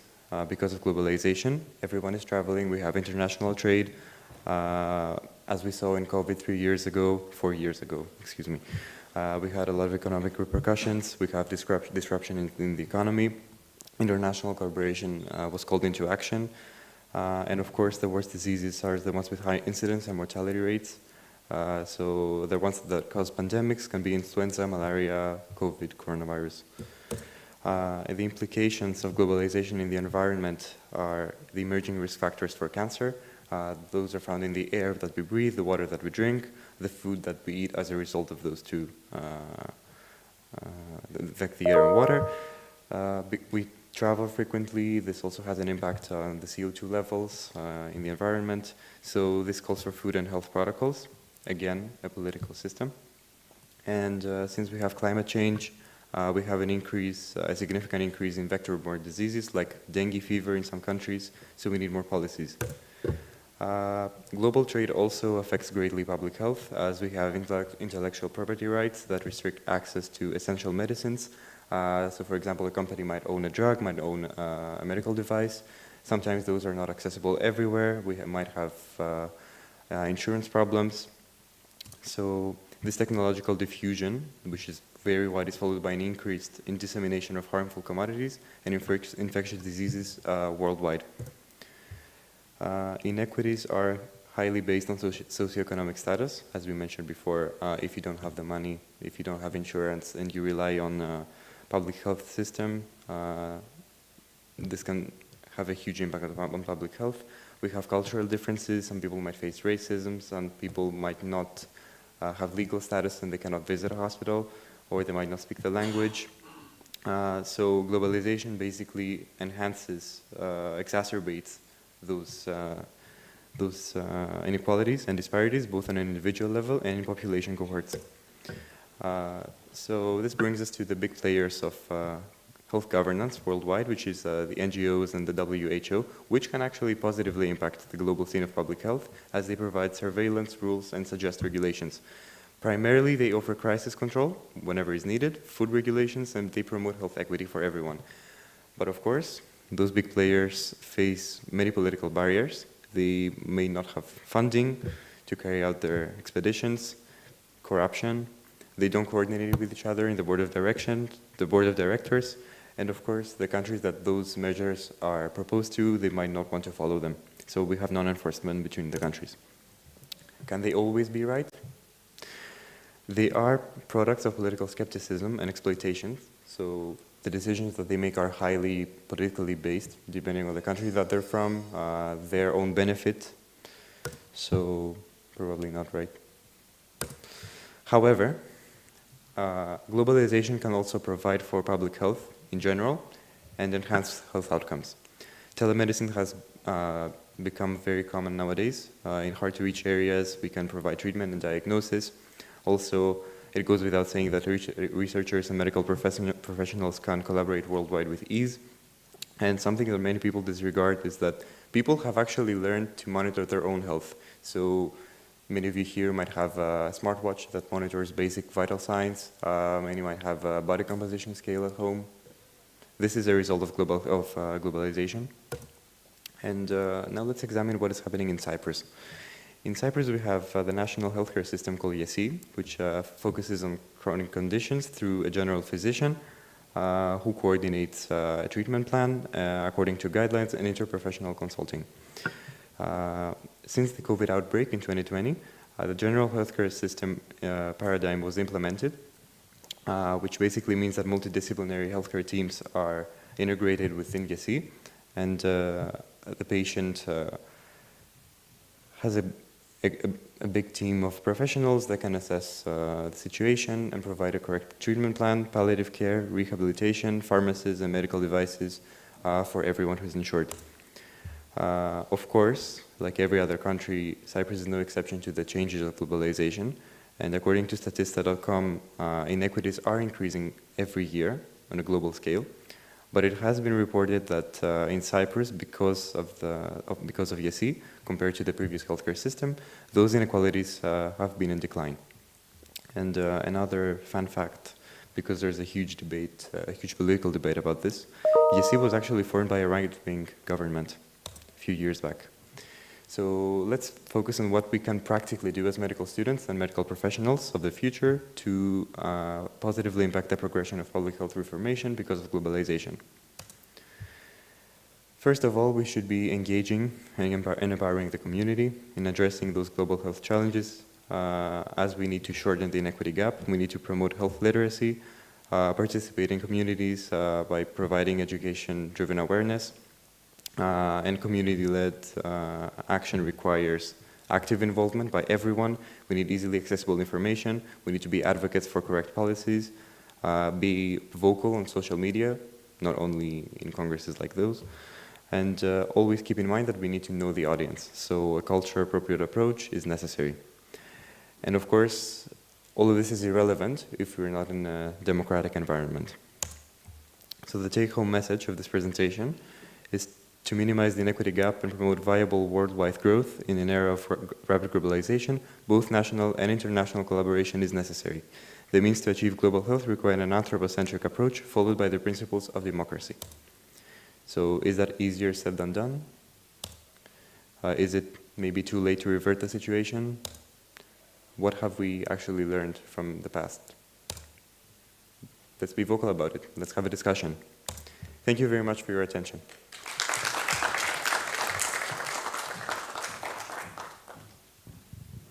So thank you very much, Yanni, Elena, Eleni, Nicola. Thank you all. Nice presentation. First of all, let me turn to the audience to ask if you have any questions. Yes, please. Go ahead.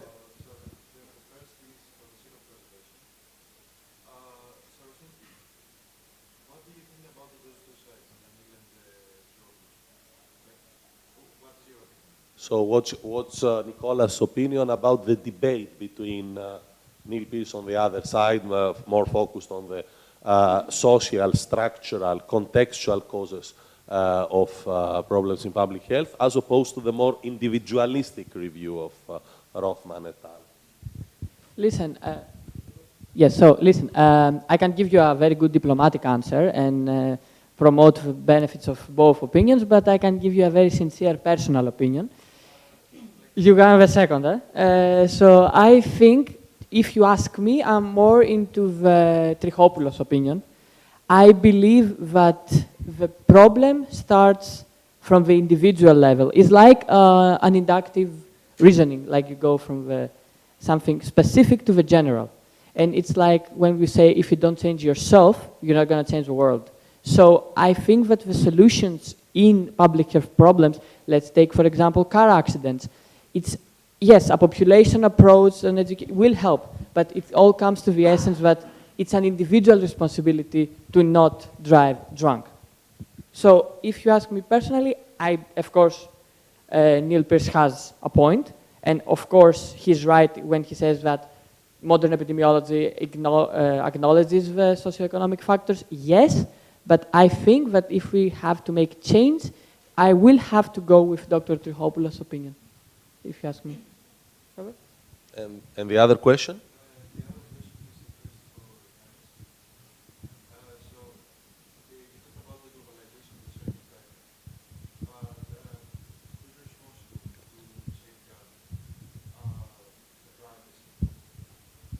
So about safeguarding the privacy, you mean of medical data? Okay, in the context of globalization. Okay, I think that depends on the country that you are located in, because we have GDPR in Europe, but that's not the case for every country. Most of the results that we get and most of the data that we acquire are actually not from Europe because of this reason. So I think your question is about how we can safeguard those. We can't.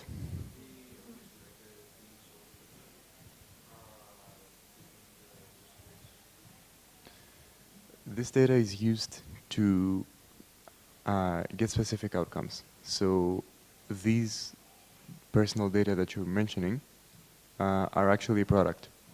So they're never going to be safeguarded, whether we like it or not. Unfortunately, in my opinion at least, and from what I found from my research, I think that whatever these companies acquire are used for further implementation of their products. Like, it's a product, 100%. Even more so, I think what Yannis is essentially pointing out is that in the globalized context, it all comes down to whether you can have intergovernmental collaboration. If governments cannot agree on a minimum set of protections for the individual. Europe has some rules. America has some different rules. The UAE has some different rules. And it's easier to get data from countries that don't have restrictive rules, as you had mentioned at some point. Precisely. So each country or blocks of countries has its own rules, and unless somehow all these can be coordinated, it will just fall up to the least common denominator, right? Exactly. Any other question? Yes, Yanni.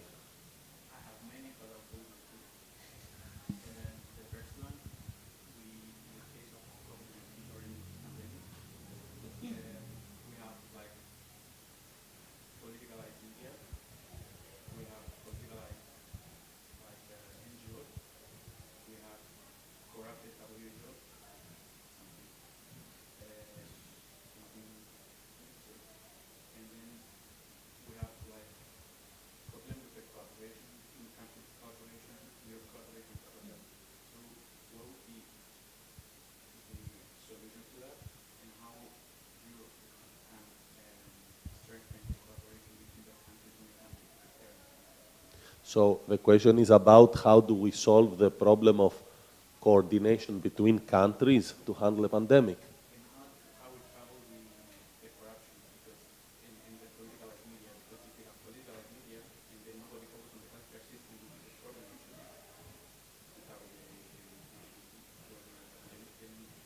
So essentially, you are pointing the problem at the influence of private interests, also called corruption, on political deliberations about handling the pandemic, and how do we deal with that? Let me ask Yannis again about this. How do we deal with that? Well, that's actually a good question. I think that, okay, when we say that we want to combat corruption, we need to expose what this corruption means. So when you say that something is corrupted, we need to have proof, we need to have some data, we need to have names, we need to have this information. Once we have this information, the people who should actually get their hands on this information are the people who work with these companies, people who have affiliated their names with them, and of course the customers, the users of the products. It could be an industry, it could be an NGO, it could be the WHO. The WHO faces criticism all the time because we find corrupted politicians who have tried to push their agendas because of their political beliefs or because they have been paid to do so. Same with specific parliaments in both Europe and America. So it really narrows down to what this factor, what this organization actually does. So I think that we need to expose the corruption and let the people deal with it. Because if it's not a legal case, so if I were to summarize your point, essentially, you want data, so you want transparency. Transparency, yes. And just as you said in your presentation, you want democracy. If we don't have democracy, we wouldn't have NGOs, we wouldn't have the World Health Organization, because even though they do promote some policies, those policies wouldn't be implemented in a country that doesn't have a right of choice. If a country has a right of choice, then they can make the decision to follow WHO or create their own rules. Great.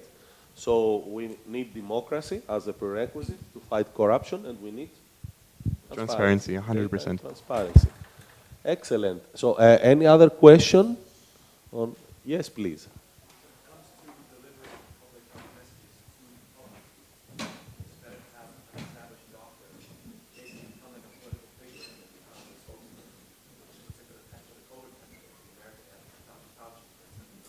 Whereas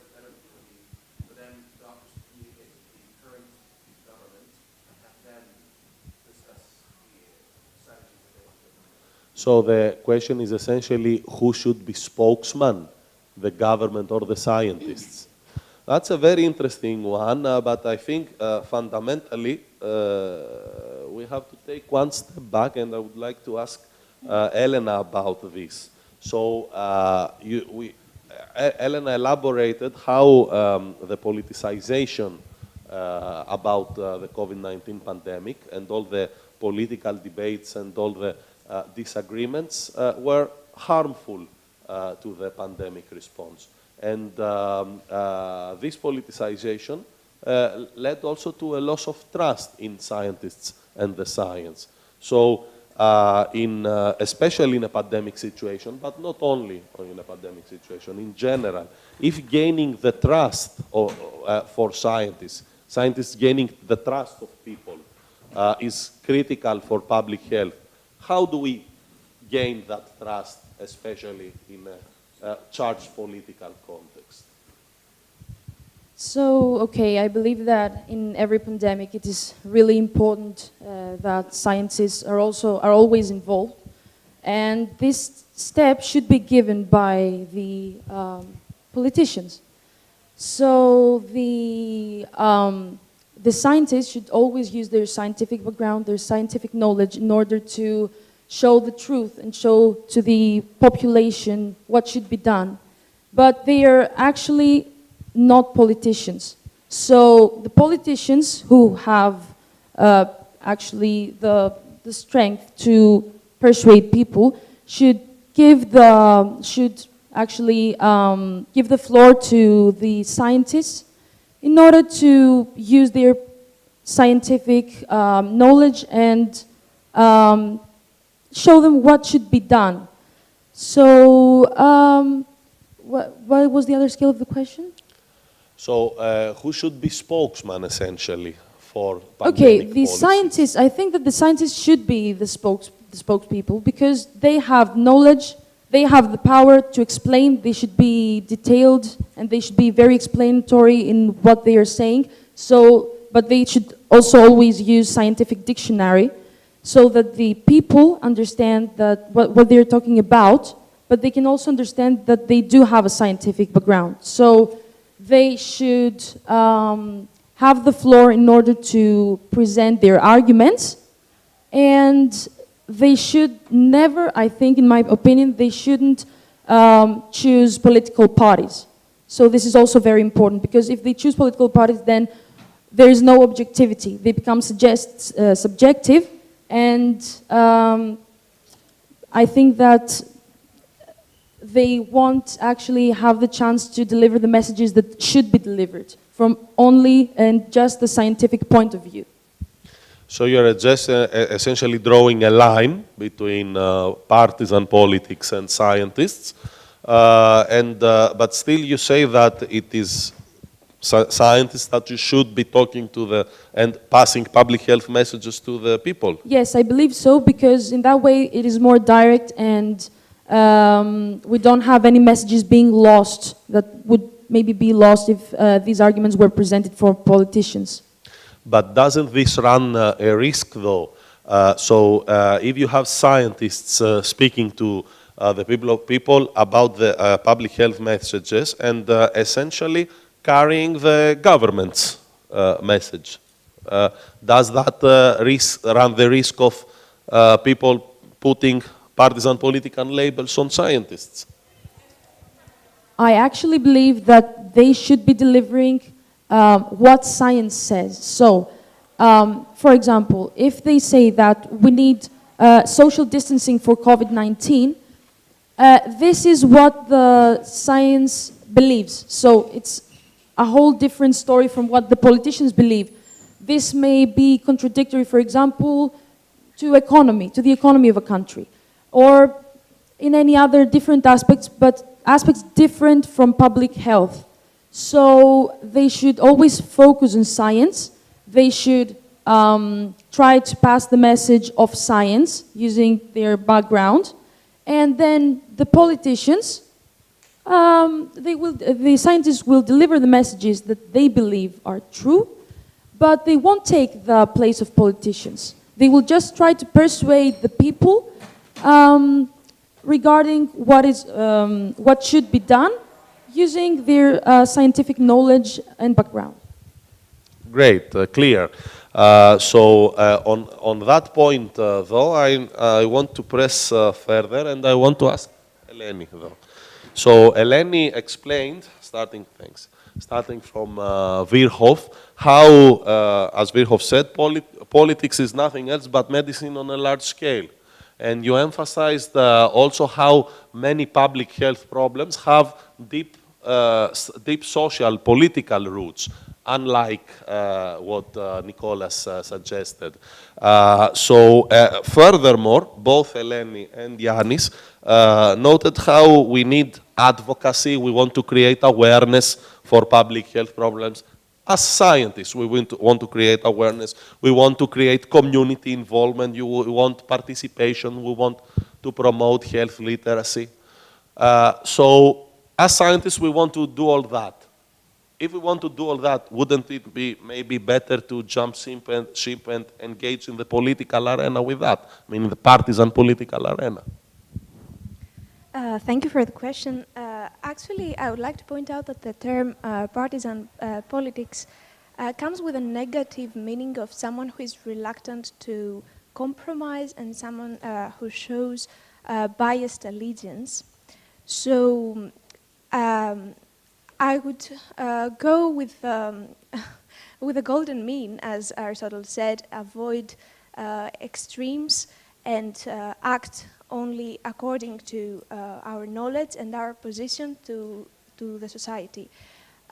Just because someone has scientific knowledge doesn't mean, or a medical knowledge doesn't mean that they're experts in their field and that they can advocate for every public health issue.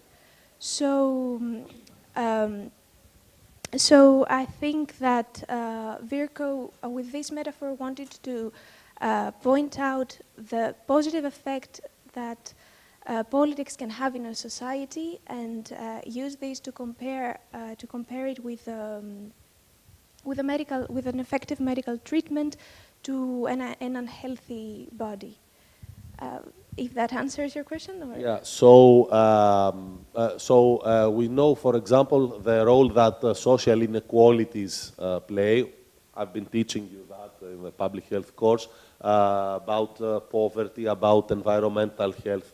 If these are, these are partisan political issues, and some parties advocate more on that, and others maybe less or not at all, should we, as scientists, maybe engage ourselves in the political struggle? Maybe join the party and be candidates? What do you think on that? I think that the first step is to accept that we are multifaceted individuals, and so we have multiple roles in a society. And in order to be efficient in each and every one of those roles, we need to not let them interfere with each other, but rather be independent.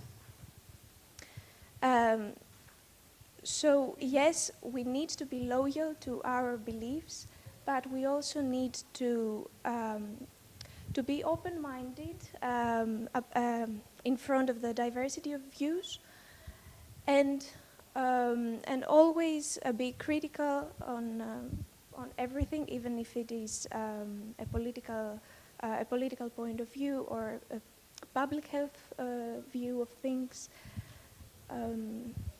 Yeah. So essentially what I understand from your answer is, in order to keep our mind open, maybe we should not join a party, which kind of limits our options. Is that an accurate description of your view? Yeah, kind of. I mean, if that will interfere to our medical knowledge and our public health action, then yeah, we shouldn't do that. We shouldn't act as political leaders. Okay. Let me take it one step further, though. I'm still pressing on the same point. I'll get back to you. Some of the public health actions that we advocate for in practice are clearly partisan, or in most countries are partisan. So, for example, we've been talking, even in class, about the value of universal health care and how WHO, for example, advocates for this and how it is important. Values such as equity, such as solidarity. Yannis pointed out something different, how public health challenges are global health challenges often and require global cooperation to run. But that's also a partisan position. For example, nationalists all around the world are much less inclined to want to participate in intergovernmental political structures that are so necessary to provide solutions in global health problems. So let's take this example, nationalism. Would essentially nationalism as a political position or ideology be incompatible with public health? And I want to ask Nicolas. I was very sure I was going to come in any case. Okay, it depends on the scale. I personally believe that nationalism, if it promotes the good and the wealth of a nation, then it's fine.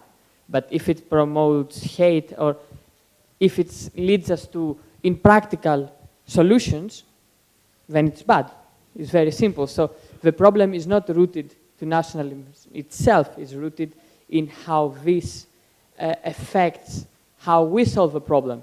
For example, if I travel to Africa and due to nationalists' opinion, I don't want to go to a hospital to have, let's say, I have an acute appendicitis, then, yes, nationalism is the problem. But if I personally advocate that my country, Greece, for example, I wanted to be like, to have a development, to be good, to be for its national interests, that does not interfere with the public health solutions. So if you are President Trump, you yourself. Me? Okay. Yeah. So you are President Trump. Do you take United States out of the WHO? That's a good question. If I was because he's promised to do that. Oh, nice. So if I was the President of the United States, I am the President of a country with immense power. Okay. I have the influence in every single organization. NATO, the UN, you name it. So withdrawing and isolating my country means I have less effect as a country. I become a second-grade power, and I can leave my spot to other powers, Russia and more dangerously China. So that's not a smart move to make, to isolate my country, even in things like WHO, public health. So I wouldn't do it. Clear, thank you. Let me take a question from the audience. Shoot.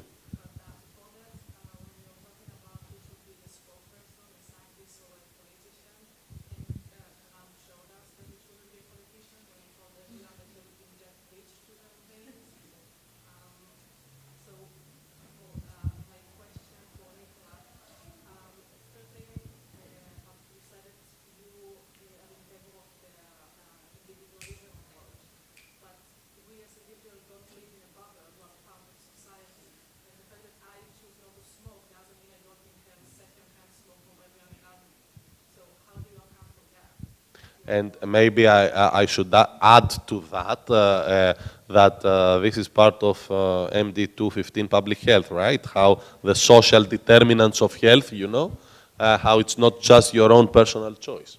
Go ahead. Yes, I remember the MD 245. And by the way you speak, I assume you are from Israel. By the way, they are.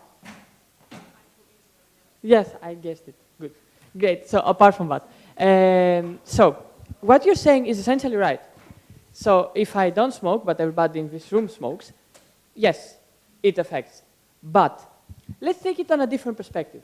If everybody in this room takes on the opinion of a scientist and don't smoke, if everybody does that, wouldn't the result be the same?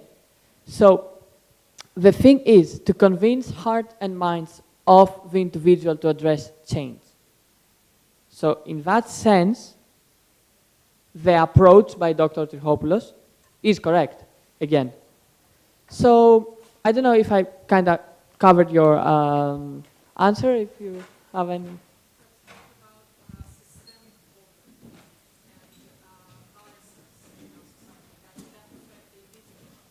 That's a good continuing opinion. Listen, of course, systemic problems require systemic solution, and that's how politics work. For example, if we have like a debt, a public debt, we increase the taxes for everybody. We do not increase the taxes for an individual levels. An individual approach, as Dr. Trihopoulos stated, doesn't necessarily mean that we only focus on the individual, but the individual change is the one that will bring the results. For example, I'll take it to another level. If we have an economic crisis, yes, decrease in taxes will help. Yes, decrease in pensions, yes, making investments, whatever. But if the individual keeps spending money and they do not impose austerity on themselves, how will the economic crisis be solved? So the deep root of the solutions, apart from the systemic problems that are on the surface, is very individual. Thank you. So we're basically out of time, but I still need to ask a very interesting question, and I will primarily ask Elena, but any of you can answer that. And the question I want to ask is that we talked about the role of scientists and how you said that they should be apart, distinct from politicians, so as to keep the trust of the public, avoid partisan politics. More or less, I think we're more or less into avoiding partisan politics.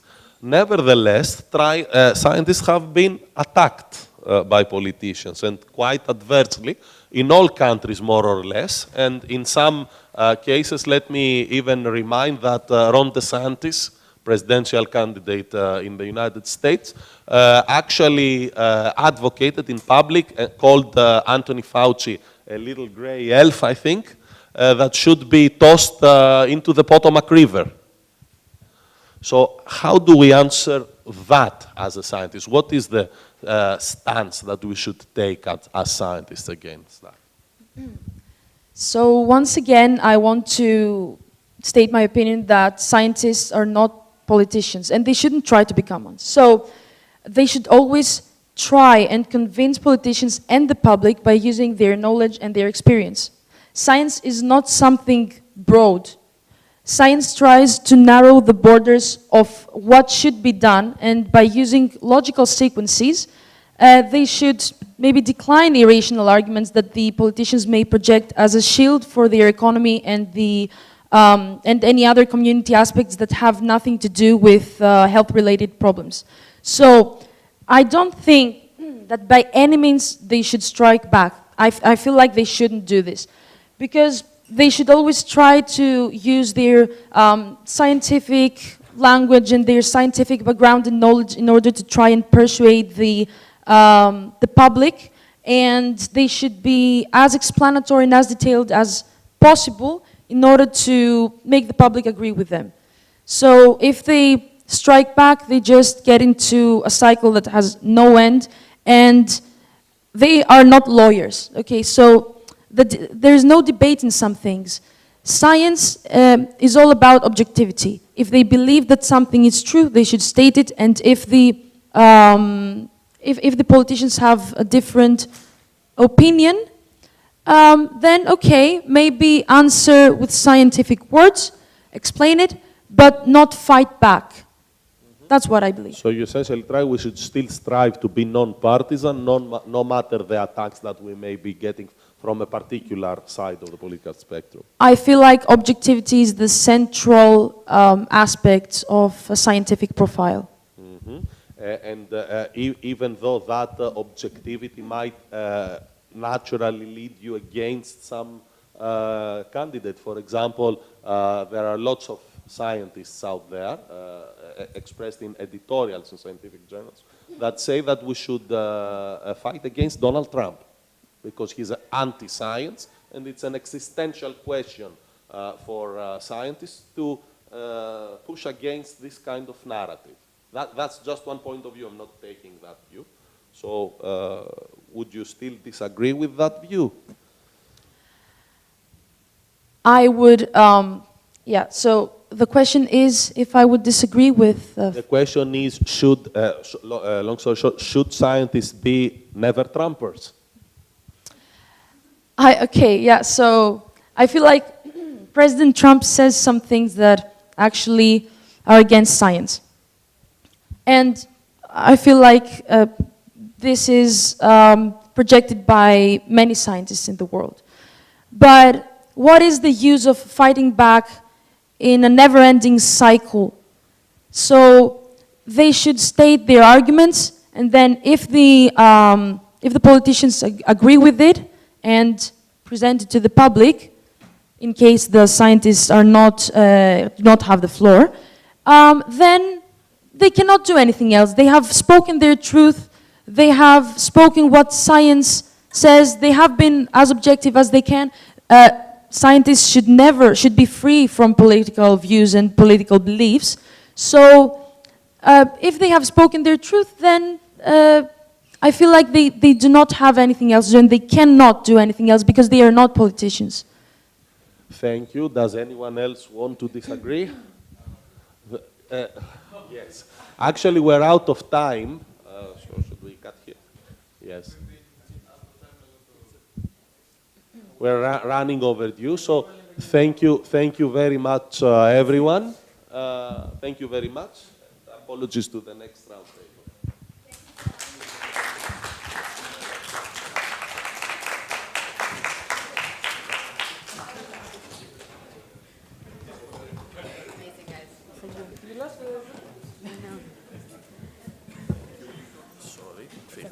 Sorry. Best round table so far.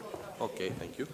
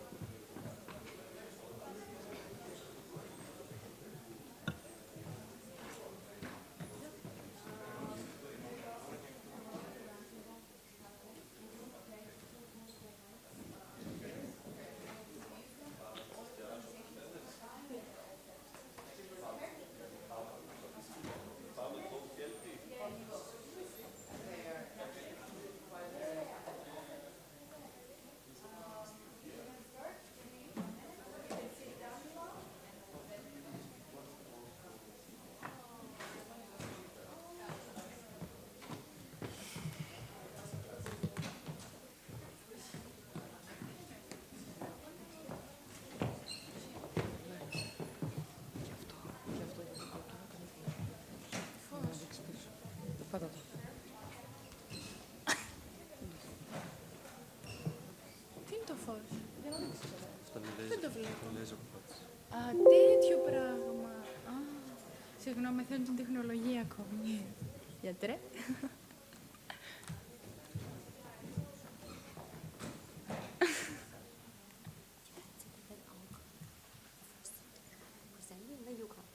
Okay. So just let's are we just sitting here? Yes, okay, let's start from there.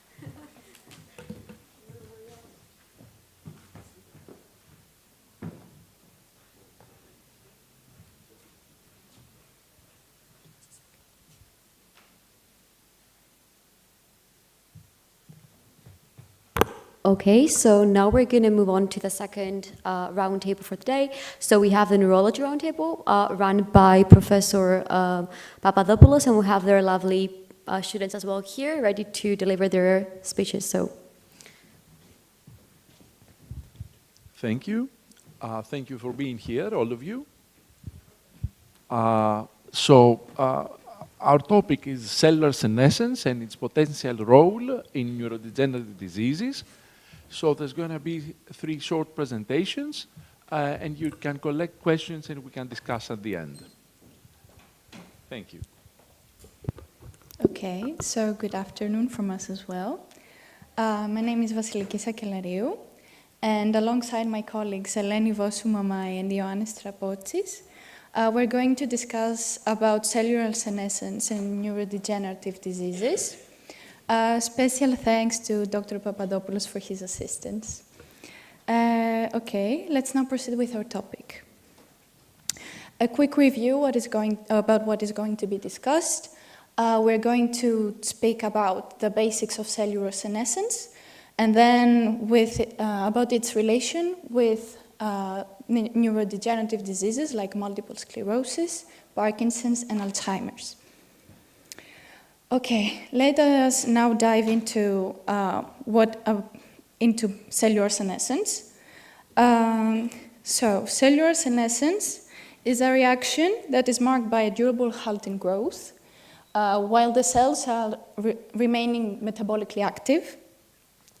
When a senescent cell is checked, as you can also see here, the morphology is changed, and there are also various other changes that cause the secretion of pro-inflammatory substances. This has to do with changes in functionality in regular development and upholding of the tissue balance and curbing against tumor advancement. About this, cells that have problem with their DNA function and there are alterations in their DNA that cannot be compensated are destructed without causing further problem with the disease. Cellular senescence is also recognized as a significant contributor to neurodegenerative diseases, and elimination of this type of cells, either genetically or through drugs, can extend the lifespan and enhance the overall health of a patient. So, the trigger factors of cellular senescence are first of all related to normal aging processes, like telomere shortening with every successive cell cycle, or with the abnormal form of the normal mechanisms, like impaired autophagy, aberrant oncogene activation, oxidative stress, mitochondrial dysfunction. Also, there are other cases and external factors like ionizing radiation, DNA-damaging chemotherapy, and hyperoxia. As we said previously, even though cellular senescence has an immense role in the normal functions of the body, it also has some consequences that work against our health. The main implications we were going to discuss is the loss or alteration of the tissue functionality, as well as the promotion of tissue inflammation.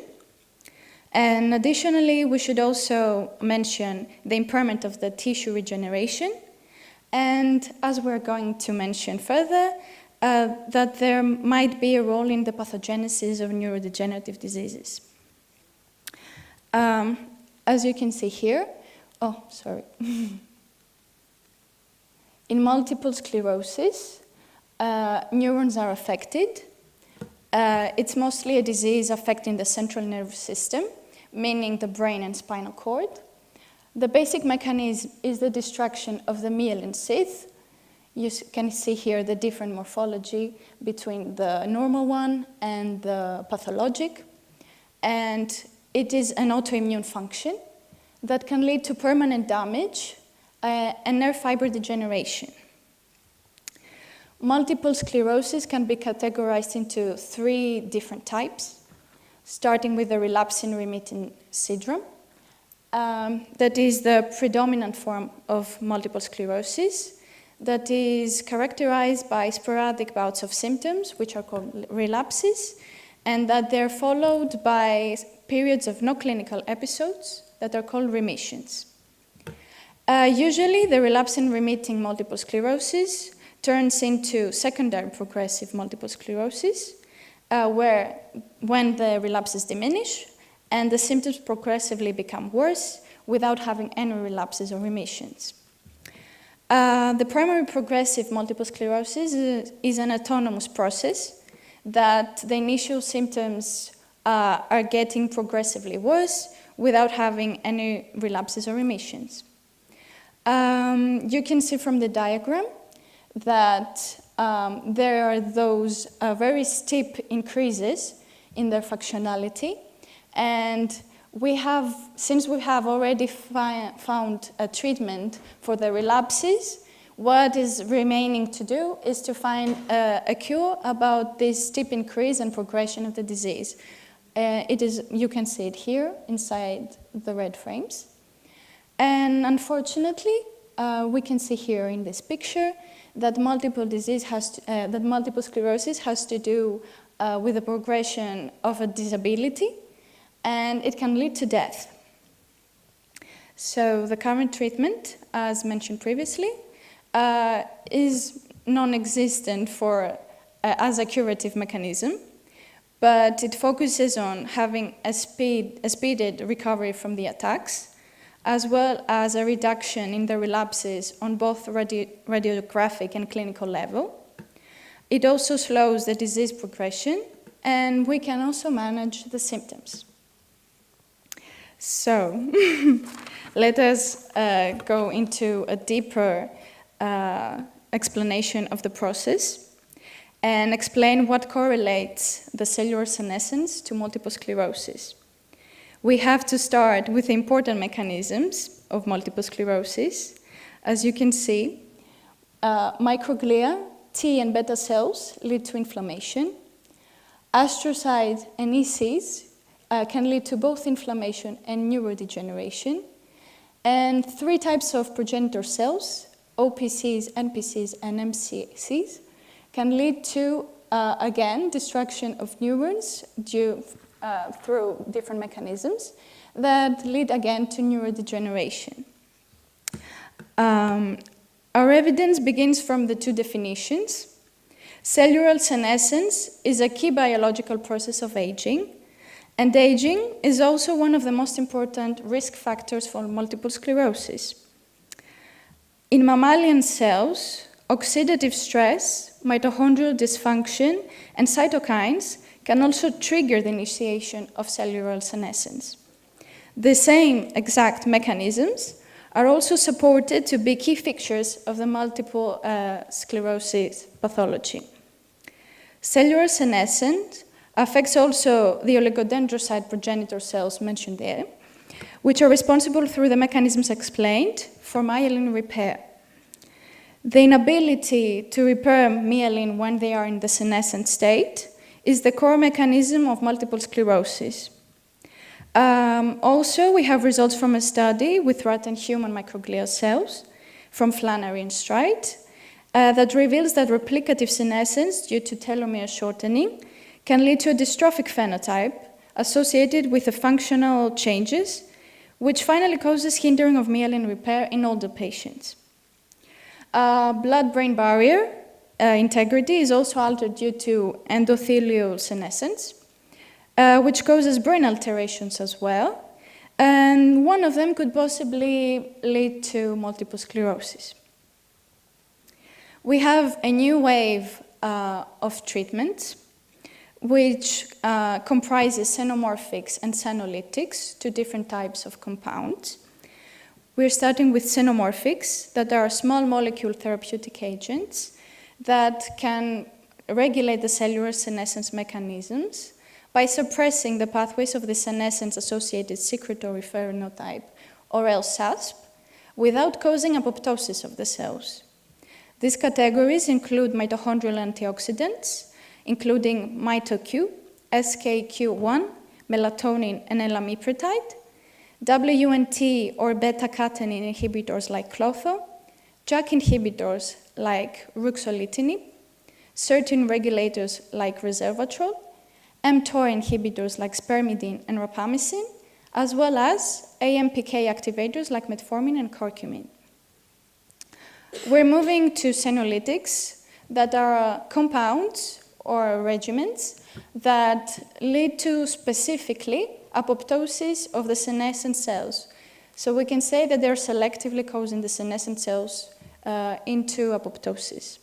And those are the two compounds, panobinostat and sufenol, from the BCL family inhibitors, and the combination of dasatinib and quercetin, as well as fisetin from PI3K or AKT inhibitors. Finally, we should also mention that there is one very promising compound, which is no other than metformin, a drug currently used in diabetes, that could cause attenuation of the disease, decrease demyelination, restore the central nervous system remyelination capacity of the aged oligodendrocyte progenitor cells, increase the myelin recovery, antioxidant response, and also reduce the microglia pro-inflammatory responses. Even though it is still in its primary stages, there are 3 studies that we could use to explain the process. In a study from Neumann et al. From 2019, where female young adult rats with focal demyelination of the caudal-cerebral peduncle were used for reference, the combination of metformin and fasting displayed restoration of the degenerative capacity of OPCs, which had as a result the remyelination of the neurons. Another study from Gilbert et al. From 2023 showed that administration of metformin in a well-established mouse model of MS experimental autoimmune encephalomyelitis at the specific time that the symptomatology is expressed led to functional improvement, reduced microglia numbers, and decreased demyelination. The only study that we currently have in humans is the one from Abdelgayed et al. From 2024 that unfortunately was inconclusive, and it was suggested from the researchers that we need further trials on a higher scale. My colleague Eleni Vossou is now going to proceed with Parkinson's disease. Thank you.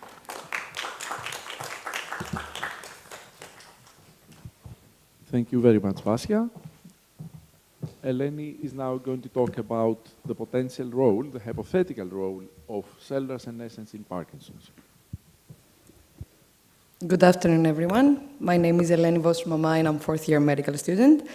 And today, I want you to be professionals in Parkinson's and senescence. I hope for the best. So, some words about Parkinson's. Most of you know already about it, but it's a rapidly growing age-related neurodegenerative disorder, characterized mainly by motor dysfunction. The most prevalent symptoms are tremor, bradykinesia, akinesia, muscular rigidity, and gait imbalance. Those are caused by the progressive death of dopaminergic neurons, mainly in the substantia nigra. Substantia nigra is highlighted here in this MRI. You might need glasses to see it. It's a really small structure, yet very significant, and it's located in the midbrain of the patient. Also, we have non-motor symptoms in Parkinson's, such as dementia, mood and sleep disorders. We could have gastrointestinal issues, sweat and olfactory disorders, anxiety and depression, and we will analyze later why is that. So, some numbers about Parkinson's. It's the second most prevalent age-related neurodegenerative disease. And can you guess what's the first?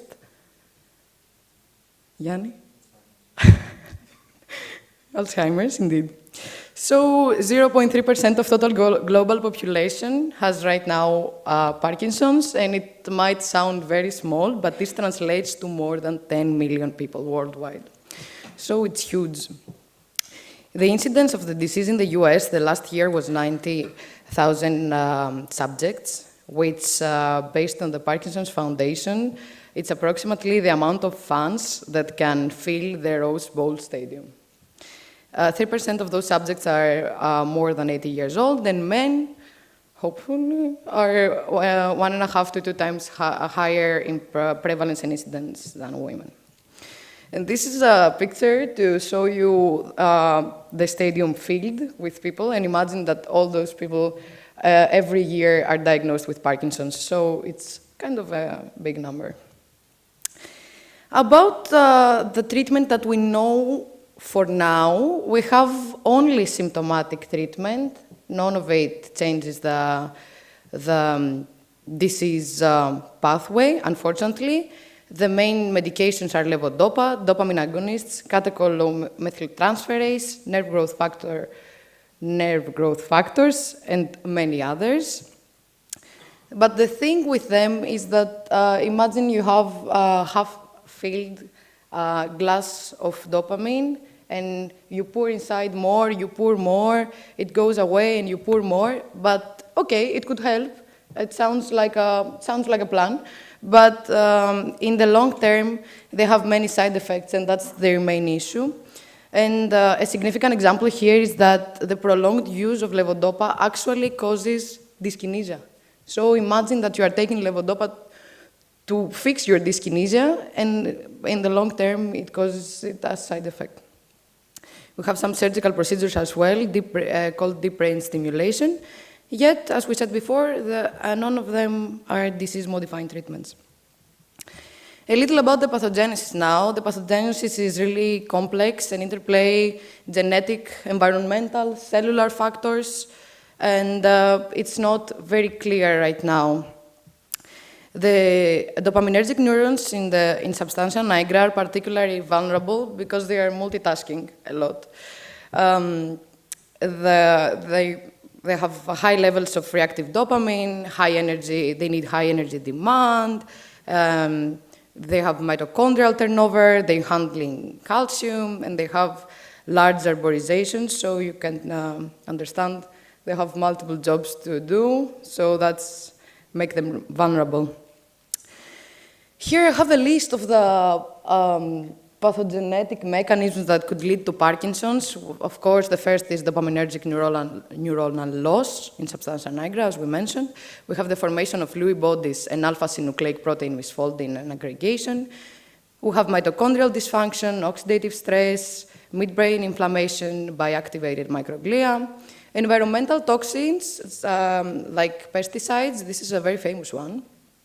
Genetic factors, that this is mostly for the hereditary type of the disease with specific genes, and of course the accumulation of senescent cells that we are interested today. Okay, this is the hallmark of the pathogenesis, the misfolding alpha-synucleic protein. So in healthy subject, we have that protein. It's peacefully located in the presynaptic terminals of the neurons, and they have a job, and they regulate there the neurotransmitter release. Which one? Dopamine. In Parkinson's subjects, they undergo a little misfolding. Instead of making nice shapes, they are getting a little ugly, and they aggregate there, leading to the formation of some intracytoplasmic inclusions called Lewy bodies. Why they are so bad? I'm going to explain later. The thing is that Lewy bodies are also seen in the cerebral cortex, the brainstem nuclei, limbic system, sympathetic ganglia, nucleus basalis of Maynard, and myenteric plexus, and that explains, it affects multiple systems, and that explains the symptoms beyond motor dysfunctions, as we said before, like constipation and stuff. So, why those Lewy bodies are that bad? Here you can see the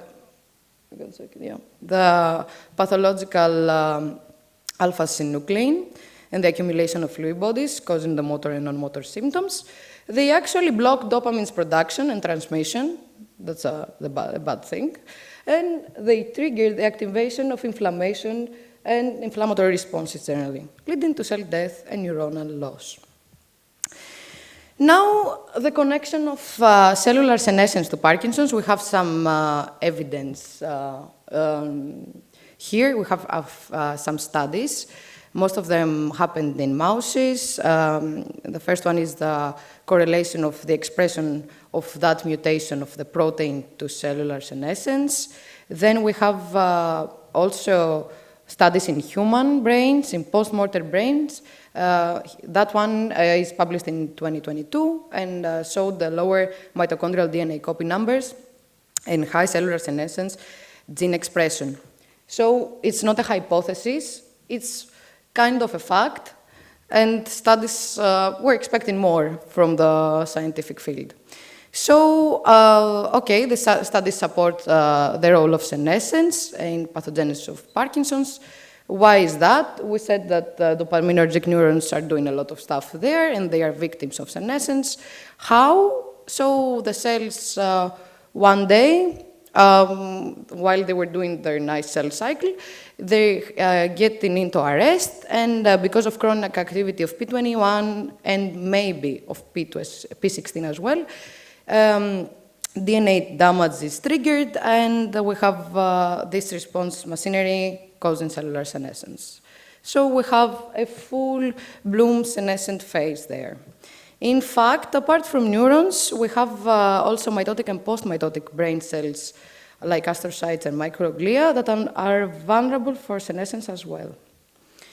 So Vasiliki explained very well senescence. I'm not going to bother much in that, just some characteristics of those zombie cells. They are able to produce SASP, the senescence-associated secretory phenotype, and actually like fire that substances to the nearby cells. They have impaired lysosomes and mitochondria. They have increased reactive oxygen species, augmented lipofuscin accumulation, and senescence-associated beta-galactosidase. This is a marker to identify the senescent cells. So here, I made a little animation for you to understand. The first one is a normal, nice, happy cell. Imagine it into the brain. And because of aging, of oxidative stress, and many other factors, and DNA damage, something happened to my arrows, but okay, you're getting the point. And those all are attacking the nice and happy cell, and then we have the induction of senescence. Here's the cell, a little worried, and we have decreased apoptosis, and we're getting into the zombie phase there. SASP, this is like the superpower of senescent cells, is released. It's like a garbage to me, and affects the nearby cells. So we have the accumulation of senescent cells there, and they're like zombies affecting more and more cells into the midbrain. And this is a more scientific picture, explaining the same mechanism. We have here the normal cell cycle, and we have all those risk factors that we talked before. We have the induction of senescence, low apoptosis, which is the normal cell death, the programmed cell death, high P21 and high P16. We have low senescent clearance, because if we had senescent cells, and okay, we could wipe them away, it would be fine, but they accumulate there. And we have, like the aftermath is the deposition of the alpha-synuclein that we talked before, loss of dopaminergic neurons, and of course, impaired motor control at the end. So what we can do about those zombies accumulating into our brains? We can kill them, actually, with some drugs called senolytics. Those were discovered for selective killing of cellular cells via apoptosis, without, hopefully, having any apoptotic effect in the non-senescent cells. Of course, otherwise, we will kill everything. So the senolytic drugs that we have invented up to now is that dasatinib, quercetin, fisetin, and navitoclax. They are in the preclinical setting and are known to reduce inflammation and decrease senescent cells. Based on a study published in 2023, if these drugs pass the safety and efficacy test in preclinical and clinical studies, they could be a boon for alleviating neurodegeneration occurring in Parkinson's. So we're expecting more. And this is a very nice crowded picture. It scares me as well, with the potential targets of the senolytic drugs that we mentioned before. I'm not gonna bother you much with that. I will just show you some mechanisms. So We have here the inhibition of the anti-apoptotic pathways through AKT. So the AKT prevents apoptosis, so we block it with quercetin and fisetin, as you see here. Here's another action, and this is actually the action of metformin, and you would tell me what metformin, you didn't mention that it's a senolytic. There are some studies that have mentioned that metformin could be a xenomorphic acting on SASP, those garbage that senescent cells fire to each other, and could block that pathway, which is kind of important. It costs only €5. And we also have another pathway here through the NFKB, which induces the inflammation pathways through quercetin and fisetin. So a little take-home message. Parkinson's is indeed a multifactorial disorder, and it has a very complex pathogenesis. The understanding of those mechanisms would lead to effective disease-modifying treatment, of course. We have emerging evidence about the link of cellular senescence and Parkinson's, and we are counting on senolytics, it's a novel class of drugs designed to selectively kill senescent cells, but we expecting further preclinical and clinical research to evaluate their safety and efficacy. Thank you very much for your attention. And now I'm giving the stage to my colleague Yannis to talk to you about Alzheimer's and cellular senescence. Thank you very much, Eleni.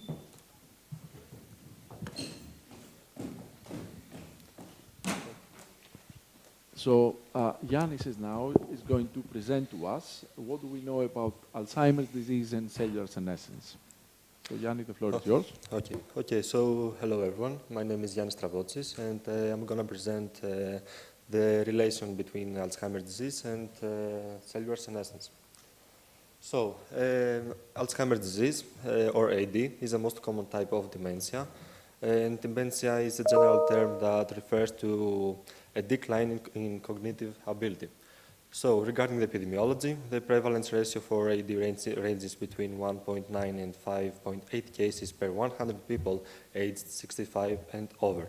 As Eleni said, Alzheimer's is the most common type of dementia and accounts at least 2/3 of the total dementia cases in people, again, aged 65 and over.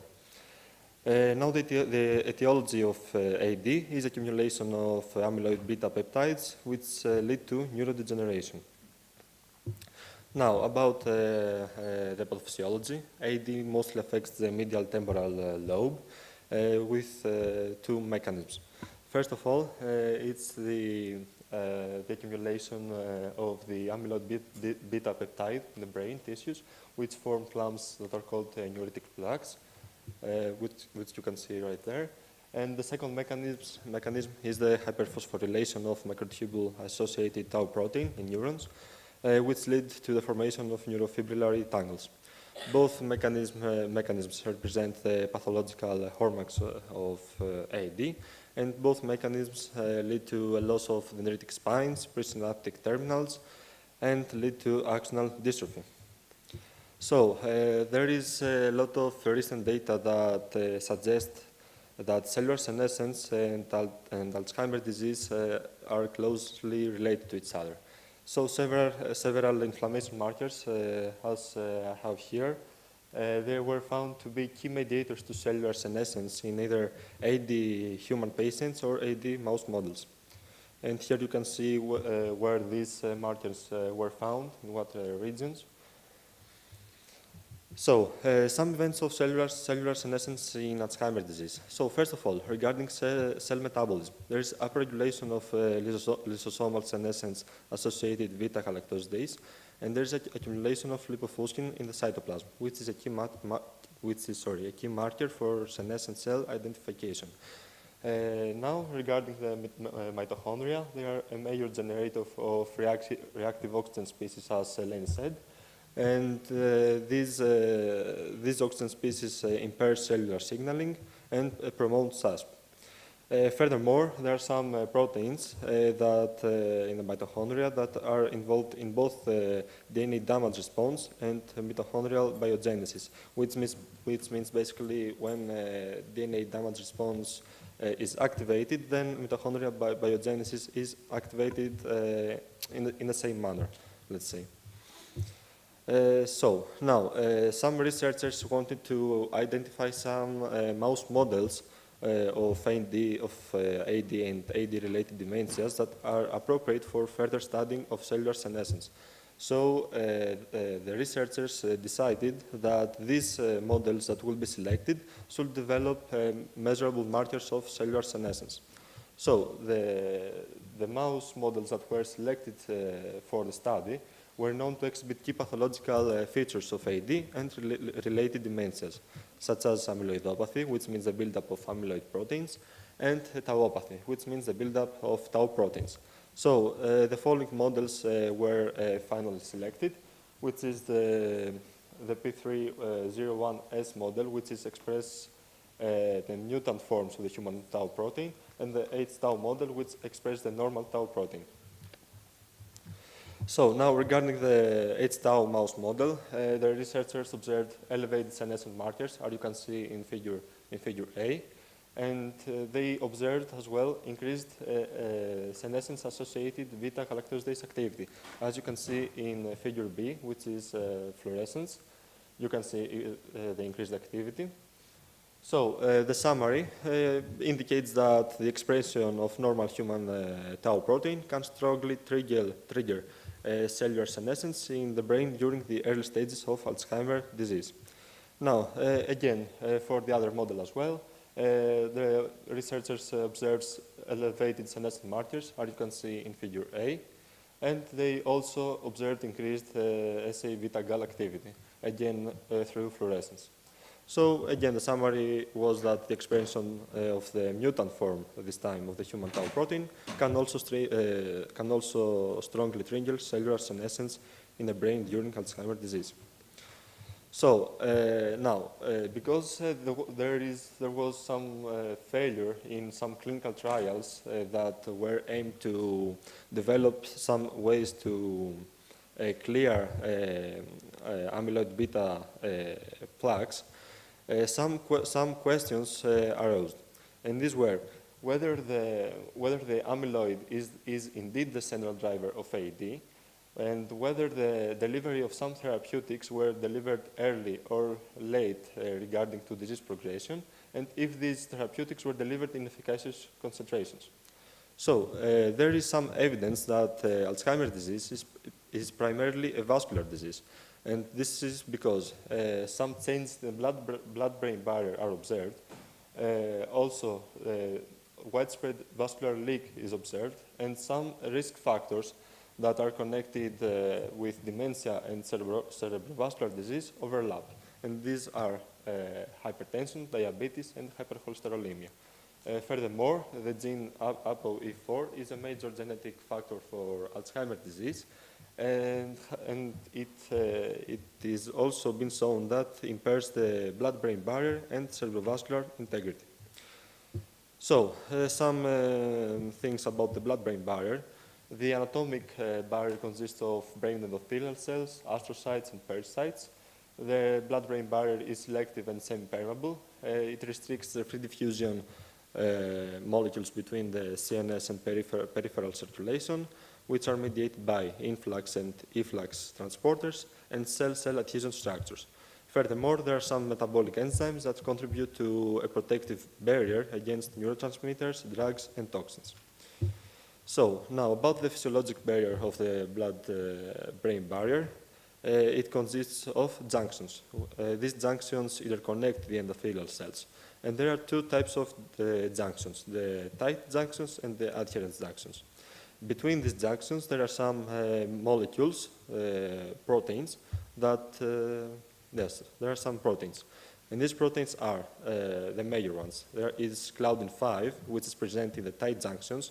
It regulates movement of lipids and proteins. It is highly enriched in brain endothelial cells. And the loss of this protein leads to increased vascular permeability. Now, about VE capturing, it mostly it can be found in the adherence junctions. It regulates angiogenesis and EC survival. It is critical for the maintenance of vascular integrity, and reduced levels or wrong positioning of VE capturing in the cells results into leaky vessels. Furthermore, the endothelial cells interactions with the pericytes is important. It is mediated through platelet-derived growth factor beta, which is secreted by endothelial cells. And the endothelial cells bind to the corresponding receptor, which is present on the pericytes. And this interaction is important, as I mentioned, because it provides stability. So another study was conducted, and the researchers investigated the presence of senescent cells in the blood vessels of both human AD patients and one AD mouse model. The one mouse model was APP-PS1 double transgenic mice, which was genetically modified to overproduce the amyloid beta protein, which I mentioned is a hallmark, key hallmark of the AD. And now regarding the AD human patients, two types of cells were cultured. The one type of cell was human umbilical vein endothelial cells, and the second one was human cerebral microvascular endothelial cells. And both cell types were stressed with hydrogen peroxide. So the results from the mouse model was that we found increased deposition of senescence-associated beta-galactosidase on vascular cells, as you can see here in the green color, and on endothelial cells. And we also observed pericyte migration near areas of vascular leakage. And this was observed through the identification of the protein. We also observed decreased expression and disorganization of both Claudin-5 and VE capturing. As you can see, it is not visible. Okay, and we also observed a large vessel leak of endogenous albumin, as you can see here, compared to the wild type mouse, which are the normal, let's say, the controls. We also observed that Claudin-5 expression was affected much more compared to VE capturing, as you can see. And we also observed downregulation of genes related to cell-cell adhesion and blood-brain barrier function compared to the controls. Now, regarding the human endothelial cells, we observed increased senescent markers P16 and P21. We also observed decreased expression of VE capturing, and we also observed flattened morphology. So now the summary. The summary is that the accumulation of senescent cells in the vascularate of Alzheimer's models induce blood-brain barrier breakdown and vascular dysfunction. So both mechanisms are an early driver of Alzheimer's disease pathology. So some information about the treatment. So generally, killing or removing cells, senescent cells, improve cognitive function and reduce AD pathology in the brain. So another study was conducted.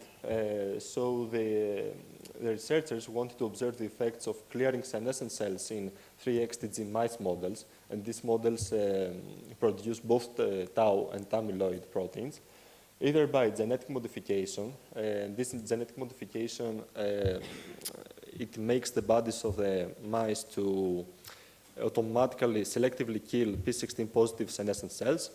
And the second way was by administering senolytic drugs that Eleni mentioned before, like navitoclax and the combination of dasatinib and quercetin. And then the researchers looked at various features of Alzheimer's disease in these mice, including amyloid plaques, tau tangles, inflammation, synaptic dysfunction, and cognitive deficits. And the results were that we observed a reduced buildup of amyloid beta plaques. As you can see in these pictures, there is the brown color is the plaques, and here you can see that it is reduced. And we also observed a reduced microgliosis. Now, regarding the treatment in humans, there is an ongoing research that wants to find new drug targets beyond amyloid and tau proteins. And the one study that is ongoing is the senolytic therapy, again with a combination of dasatinib and quercetin. And the results of this study showed that dasatinib penetrated the brain in most participants. The treatment was tolerated with no major side effects. However, quercetin did not penetrate the brain as it was detected in the blood. However, we also observed an increase in the inflammation marker in the leukin-6, as you can see, baseline, mean, and post-treatment. And we also observed an increase in a marker of brain damage, as you can see. So some other measures, the researchers did not see any significant changes in cognition or brain imaging over the 3-month study period. However, they also saw decreases in some inflammatory cytokines and chemokines in the blood and cerebrospinal fluid, suggesting the senolytic treatment may have reduced inflammation. But this study is still ongoing. So thank you for your attention. If you have any questions, we are happy to answer. Thank you, Yanni. So we have presented evidence associating the pathogenesis of these 3 diseases with cellular senescence. We don't know, I mean, this is a hypothesis so far. There is evidence that there is accelerated cellular senescence in these conditions, but we don't know how important the role of cellular senescence is in these conditions. So there is obviously some evidence from mouse models that if you treat cellular senescence, you can revert some of the features of the degenerative diseases. So are there any questions from the audience or any comments that you would like to make? Yes, Yanni?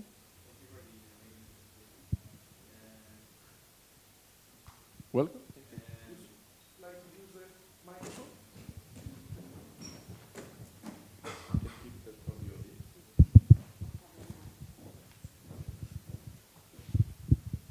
Are there any drugs under development regarding any of these diseases with significant results on it?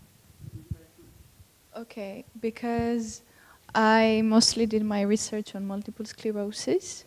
The basic drug that we have some positive results still is metformin. But it's also a topic that is still on very primary stages. So there are many drugs, both xenomorphics and senolytics, that are yet to be tested. Some of them might have shown some positive results, but we still need further trials to be 100% sure. That was definitely a great answer. Let me, however, add to that metformin is an already existing medication that diabetic patients have been taking it for ages, like for the past, I don't know, 50 or 60 years. So what's good about it is that many of these medications already exist. They are already licensed, and they just need to be repurposed. For example, navitoclax, that was mentioned before, that's a medication for some kinds of leukemia. So it's much easier if something is already licensed to just use it for another indication. But however, we have to show that they are efficacious in the actual human disease, and not just in the models. So this is what has not happened yet. We are targeting cellular senescence not just for neurodegenerative conditions. For example, idiopathic pulmonary fibrosis is thought to be a condition associated with cellular senescence. So what's common, I hope that your colleagues have stressed that enough. We're talking about age-related diseases. So IPF, idiopathic pulmonary fibrosis, has never happened in the young. And of course, the older you are, the greater the risk of getting it, which is the same for Alzheimer's disease, Parkinson's disease, and not for MS itself. MS usually occurs in young adults, like between 20 and 40-year-old. However, what happens as you get older is that you have a higher risk of entering the progressive phase. So Vasya mentioned primary progressive MS and secondary progressive MS. These two, the progressive forms of MS, they only occur in older ages, like above the age of 40. Well, not that if you're 40-year-old, but it doesn't happen like, you know, before the age of 40. So at this point, are you happy with our answer, Johnny? Okay, so obviously we can find new drugs as well, but I think we should first make use of the already existing ones. Is there any other question from the audience? Yeah. So from what I got is that these drugs just stop the zombie cells so we don't have further degeneration. Obviously, for them to have a greater effect, they have to be used earlier. Like the disease has to be diagnosed very early. So I wanted to ask, like, at what stage most of the time do these diseases are, I guess, diagnosed? Because obviously the earlier, the better the drug will work. And if there are any, I know there are like questionnaires that you can do to, for example, for Alzheimer's, but what diagnostic tools also exist for the diseases, I guess? Would you like to try to answer the question? So first of all, it also depends on the age that the symptoms are starting to exist. So if symptomatology is obvious, then you can start testing yourself and you can also come onto a diagnosis. Apart from that, in multiple sclerosis, there are relapses that, you know, they come and go. So I guess it depends on the patient to look further into it and try to find a solution. For diagnostic tools, what I personally know are imaging studies, like, I don't know, if MRI, yes, mostly. And there, I don't know if there's something different. Maybe there's some genetic predisposition, but that's not always the case. I can give you an answer about Parkinson's because that was my field of the most research. And you can see the symptomatology, but in Parkinson's, the thing that is quite interesting is that symptomatology, which is non-motor dysfunction related, starts before, like GI symptoms, like hyposmia and stuff like that. I know that if you are constipated, you will never think that you might have Parkinson's. It would be like a joke, but if it's hereditary, there are genes to identify. There's always MRI. There's the substantia nigra there waiting to be pictured. And yeah, it always depends on the symptoms, unfortunately. So I think these were quite good answers, but if I may add, that is generally a problem. Like, so far, like for Alzheimer's disease, so far, we don't have any disease modifying. Well, I have to be careful as to how I express myself. Like the first disease modifying treatment for Alzheimer's disease came out last year. So that's a monoclonal antibody against the beta amyloid. However, what is that? That's an intravenous medication, a monoclonal antibody that has to be infused once every 2 weeks at the hospital. And we're talking about demented patients that have to be taken to the hospital and have a monoclonal antibody infused. And what's the benefit from that? The benefit is that in a year and a half, we're reducing the rate of progression by 30%. I mean, we're not halting it. Okay, so we're very happy to have something at last that kind of changes the disease course, but we're not really stopping the disease. So, however, I mean, why am I saying this? I'm saying this because like before the past year, before the licensing of this medication, which is lecanemab, that's the name of this monoclonal antibody, we had absolutely nothing. So we didn't have any actual reason to kill ourselves to diagnose early. Okay, because it wouldn't make any difference. It would just make you more nervous or depressed, knowing that, knowing what's coming and what's going to happen to you. So if, however, we have something, like our strategy is going to change. In Parkinson's, the problem is that when patients are diagnosed, 50 to 60% of cells in the substantia nigra have already died. However, Eleni is right that, also for Parkinson's, there was nothing really to do. Like even if you know that you have the disease, you don't really have to rush to start medications. We're starting medications to fight the symptoms. If you had mild symptoms, you didn't want to bother with the medications that also have side effects. However, if we know that there is something to do about it, we can have a completely different strategy and try to diagnose early. So there can be screening tests. So, and also, for example, like hyposmia or another manifestation that may occur like decades earlier, may appear decades earlier, is REM sleep behavioral disorder. Have you ever heard of that? Okay.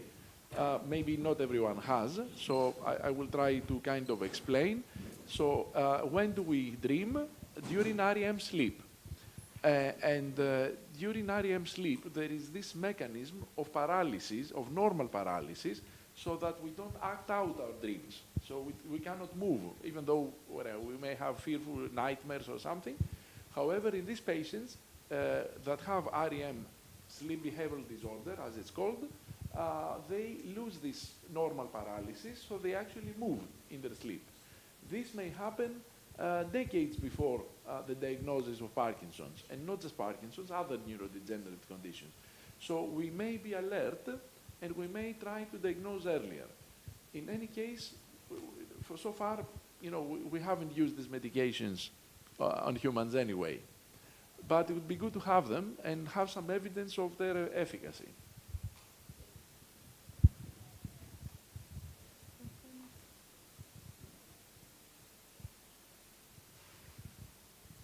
So I know we're running late, but I would like to ask a question to my panel here.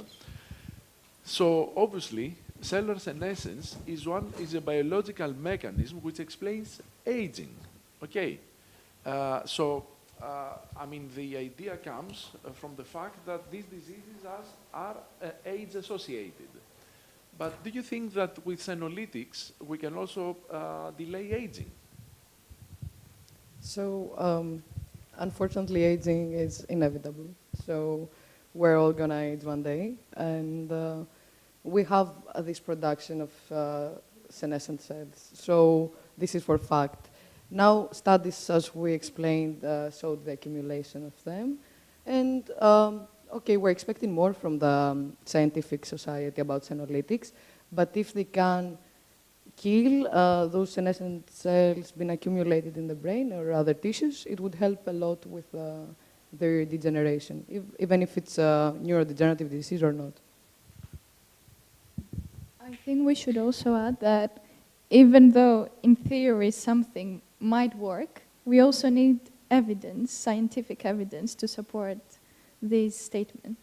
So I think we still have a future ahead that's very broad. Thank you, Vasia. And I think from me, one last question, but this is to Ioannis. So Ioannis, do you think that, is cellular senescence a purely detrimental thing?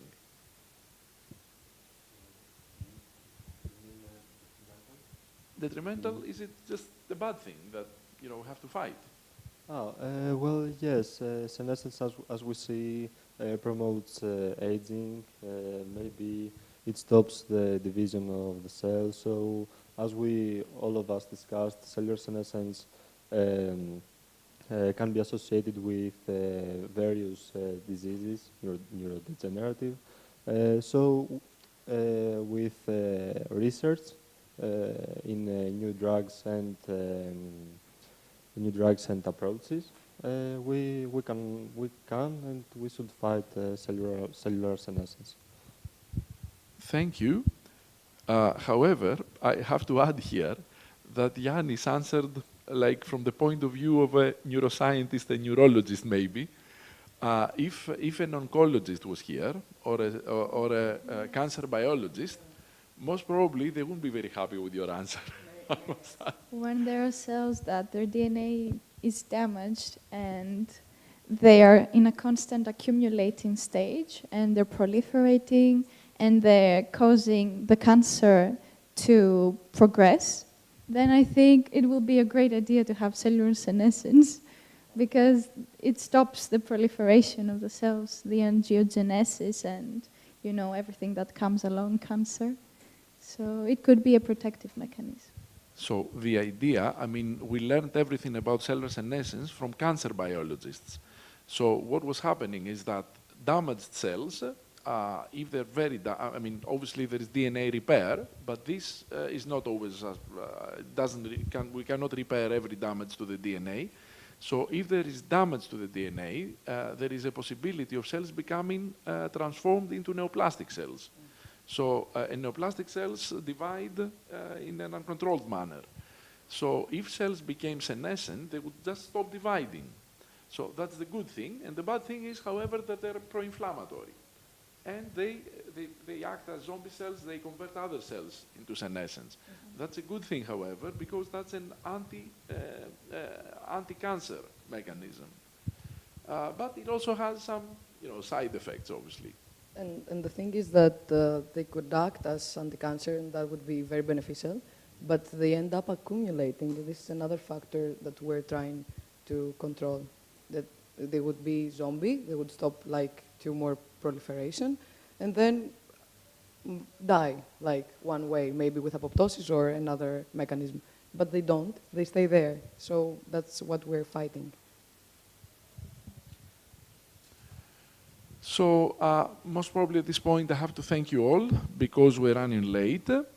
So thank you for being here. Thank you for your attention. Thank you.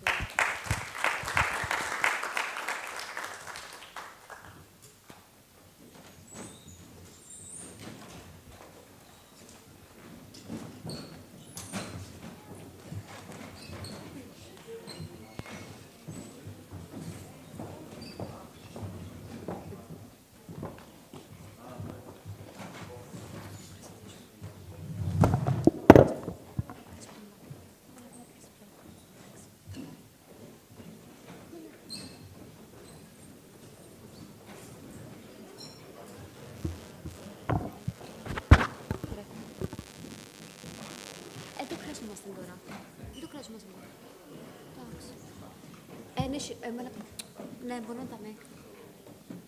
Είναι απλά βίντεο.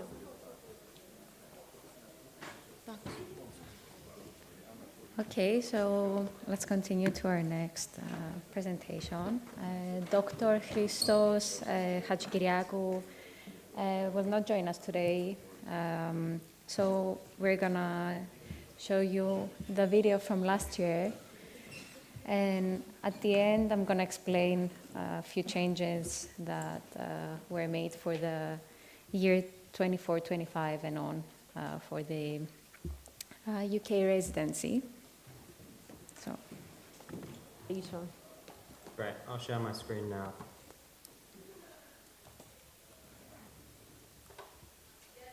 Thank you.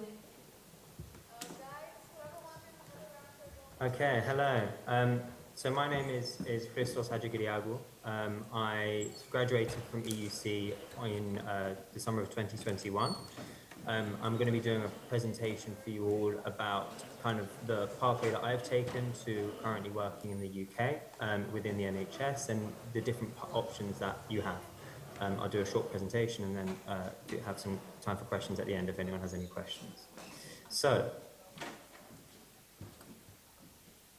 in order to enter specialty training within the UK, there needs to be some competencies that have to be signed off.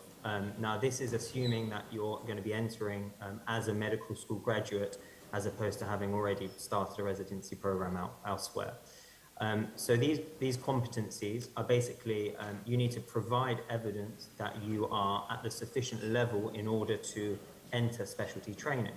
So that can either be done via completing an official foundation training program, or alternatively, it can be done by having something called a CREST certificate signed off. And I'll go into that in a little bit more detail. So the CREST is Certificate of Readiness to Enter Specialty Training.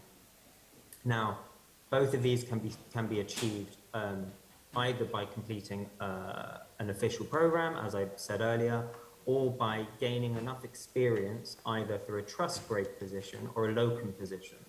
I appreciate that I'm probably saying a lot of things that don't mean much to you guys right now, but I'll elaborate further. So trust grade basically means that you're locally employed by a hospital or a trust, which is a collection of hospitals, for a set period of time.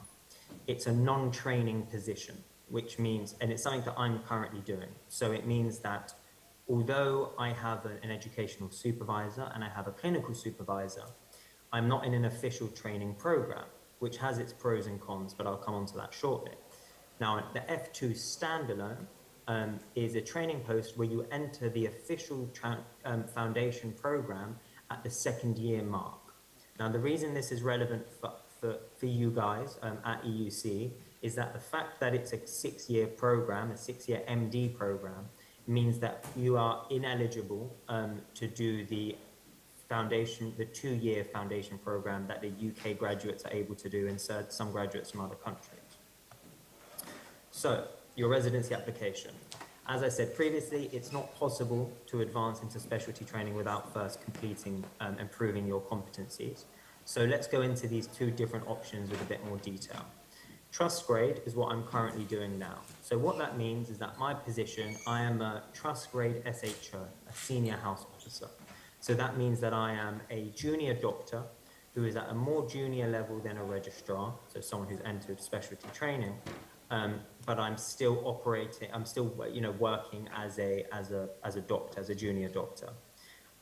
So these positions are usually advertised on the NHS job website. They are available pretty much all year round, but a lot of them come around August time. That's because that's when it aligns with the regular foundation program. Now, there's something called the Gateway program, which I think TJ, another graduate, is going to speak about in a little bit more detail. Either she already has or she will be. And this is a program that specifically exists for international medical graduates, and I'll come on to that a little bit later. So the alternative option that we have is F2 standalone. Now, the F2 standalone means that you would be coming into the foundation training program at the 2-year mark. Usually in the UK, when UK graduates finish medical school, they go into Foundation 1, and then they go into Foundation 2. So this would involve going into the F2 role. The application for this, for the 2024 application, closes in January. And there's certain things that you need to do in order to apply for the F2 standard. So it's important, I think, to get the IELTS for GMC registration. Now, there was a little bit, I remember when I was doing this, there was a bit of discrepancy about whether it was necessary, but I thought rather than delay anything, I'll get it done. So it's an exam where you basically prove the standard of English that you have. And that's in order to register with the GMC, which is the General Medical Council. I will also come on to this again a little bit later. The F2 standalone application also involves doing an exam called the SJT exam. This is a situational judgment exam. Usually happens around January time, if I remember correctly. And this is an exam where it's nothing to do with medical knowledge, but it's more to do with how you would react in certain situations. Because European University is within the EEA, that means that there's no need currently to sit the PLAB exam. The PLAB exam is basically an exam, a set of exams that international medical graduates often have to do before being able to come and work in the UK. But it's not necessary for us to do that. As well as this, you would need a letter from the university, which is kind of a letter from the dean, which kind of states that, to confirm that you're studying here, to confirm when you expect to be graduating, that kind of stuff. A draft of this is possible to be found on the Foundation Program website. Now, the selection program is based on two things. The selection process even is based on two separate things. It's based on the result of your SJT score and also on your interview performance. The interview is an interview where it will either be face-to-face or remote. They ask you a series of clinical questions. It's normally in front of a panel. They ask a series of clinical questions as well as some questions about yourself and whatnot. It's not the easiest interview, to be completely honest. It can be quite challenging, and you have to have a good standard of medical knowledge in order to advance. So what are the chances of being accepted into F2 standalone? Fairly high, depending on how you perform. It's fairly high, and what I mean in terms of being accepted as well, it's also about whether or not you'd want to take the position that you've been offered. If you're offered, you get to rank locations. So, and then depending on how you've performed, you then get allocated a place, in whatever location. There are certain things you can do to improve your chances of being accepted. So to have, a stronger application. Things that I did is that I made sure I had my ALS course certificate up to date. So that's advanced life support. I made sure I did my ATLS as well. And I sat as many NHS relevant online courses as I could. So that was a lot of these BMJ courses.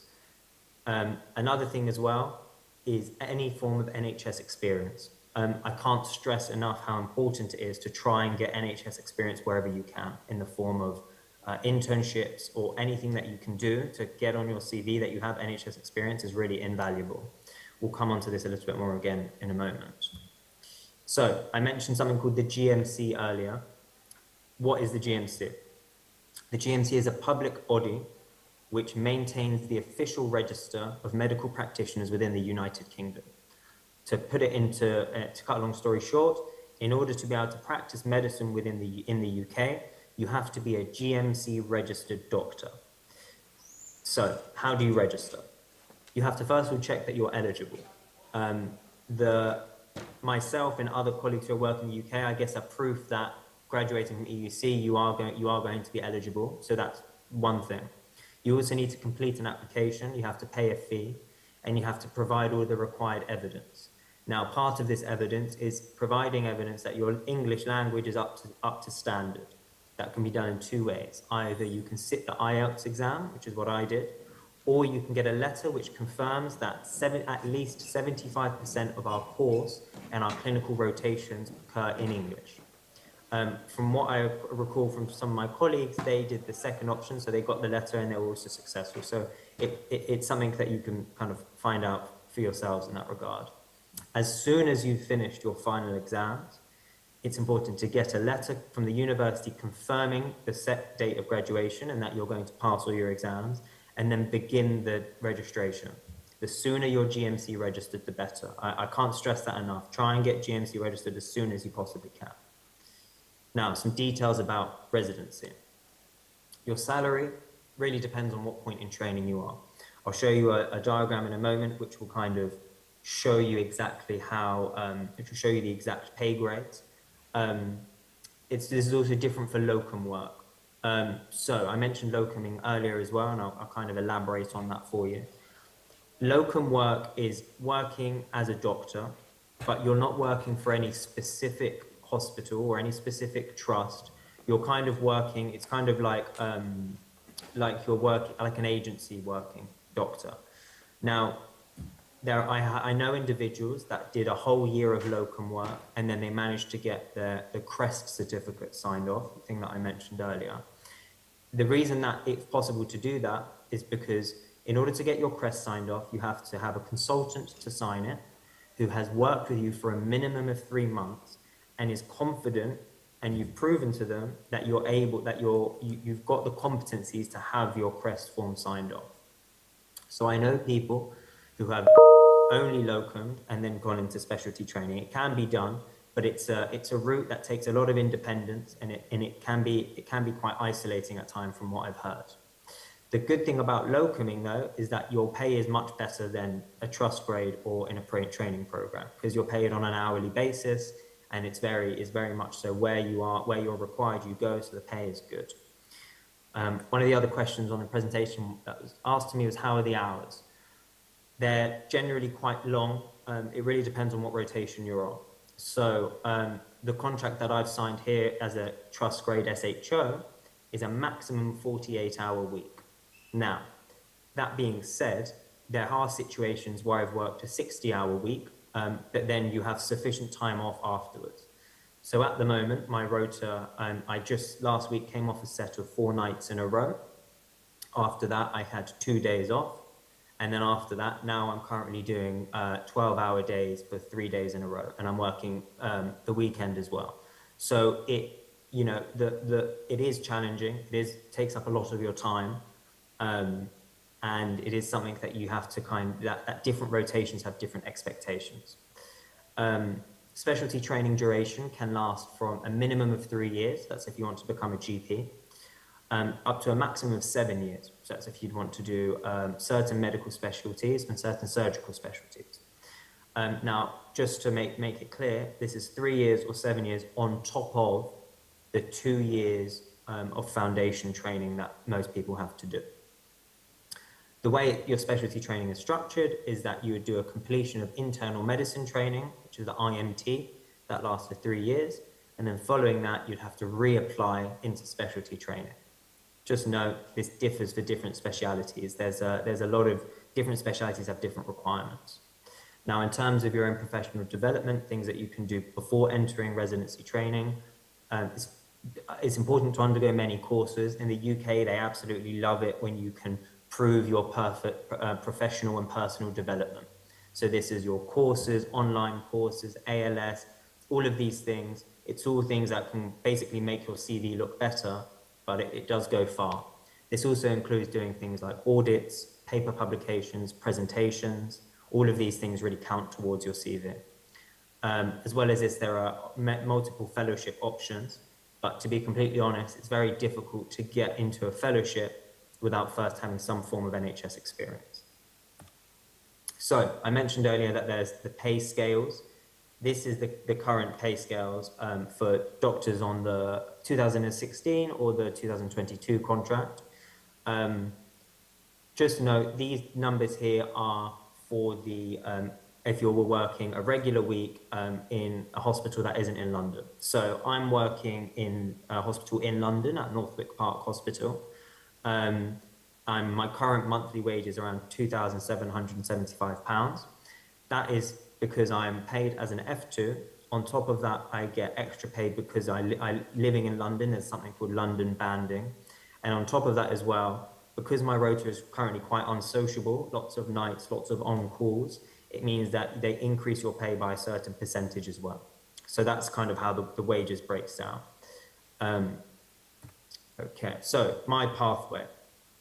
As I said, I graduated in June of 2021 from EEC. I then got my GMC registration done as soon as possible, and I'd already applied in January for an F2 standalone position. I did my SJT, did my interview, and was fortunate enough to be offered a place on the F2 standalone, but I decided not to take it. I was offered a place in a hospital in Salisbury.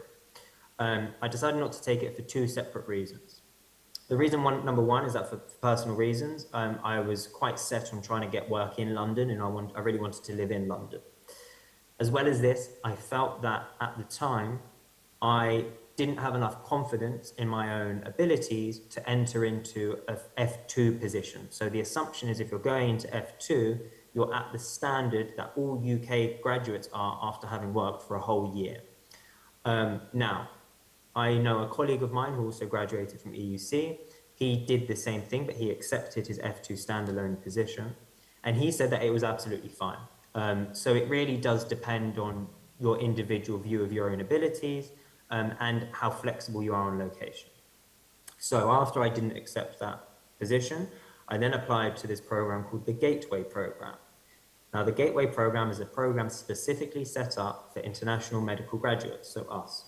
And the idea is that they've created a program which is a foundation equivalency program. It's a 2-year program which is supposed to kind of run parallel to the official foundation program. And by the end of it, you're supposed to be the same as any UK graduate would be. So I got accepted onto that program, and I worked for 8 months at the Royal National Orthopaedic Hospital in Stanmore. I'd initially signed on to a 2-year contract, but after 8 months at the orthopedic hospital, I felt like what I was to gain out of the program I'd gained. The reason for that being that being in an orthopedic hospital and not being interested in orthopedics, it meant that I wasn't, necessarily doing work that I felt like was forwarding my own personal development. So I then applied through NHS Jobs, which is a website, for a role, a trust grade position at Norfolk Park Hospital, which is where I am now. Fortunately, I was accepted and I was offered a 1-year contract. So that was in August of 2022. I'm currently just over halfway through that now. So this is a rotational position. I've done rotations in care of the elderly, in acute medicine, and I'm going to come onto my ICU rotation next week. So about your path, the thing that I cannot stress enough is get NHS experience wherever you can. The one benefit I had of doing the 8 months at the Royal National Orthopaedic Hospital is that when it came to applying for the job I've currently got, I had, 8 good months of NHS experience under my belt, so I could prove to them that, I know how the NHS runs, because there's a lot of it is just learning how to function within the NHS. I would say if you're very eager to start working, then being flexible is going to only help you.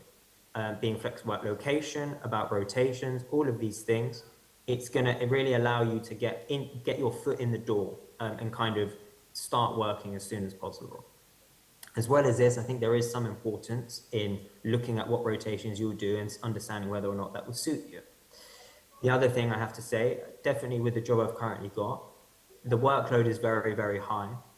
The expectations are also very, very high, because as I'm an SHO, that means that I'm working with people who've got, 3 or 4 more years more experience than I do, but you're expected to be at the same level. So you have to learn very quickly, and you have to, be very proactive in learning. So you get immediately put in situations where you're expected to be able to manage acutely unwell patients on night shifts or in the emergency room, in lots of different situations. So there are certain recommendations that I have. Like I said, get NHS experience as soon as you can, whenever you can, in whatever form it comes in. Get GMC registration as soon as possible. I would advise doing the IELTS, but I know it's not mandatory. Do online courses wherever you can. BMJ courses is a very good example of where you can do courses. Get your ALS whenever you can. There are certain websites that are very helpful as well. Savvy IMG is a website that kind of breaks down the pathway for international medical graduates coming and working in the UK. Gateway for Doctors is the program that I first started working with. The BMA has lots of helpful tips on there, lots of helpful resources. And also there's another website called Road to UK, which is also quite helpful. So that kind of concludes the presentation I had. I hope it's been informative, and I'd be happy to take any questions if anyone has any questions.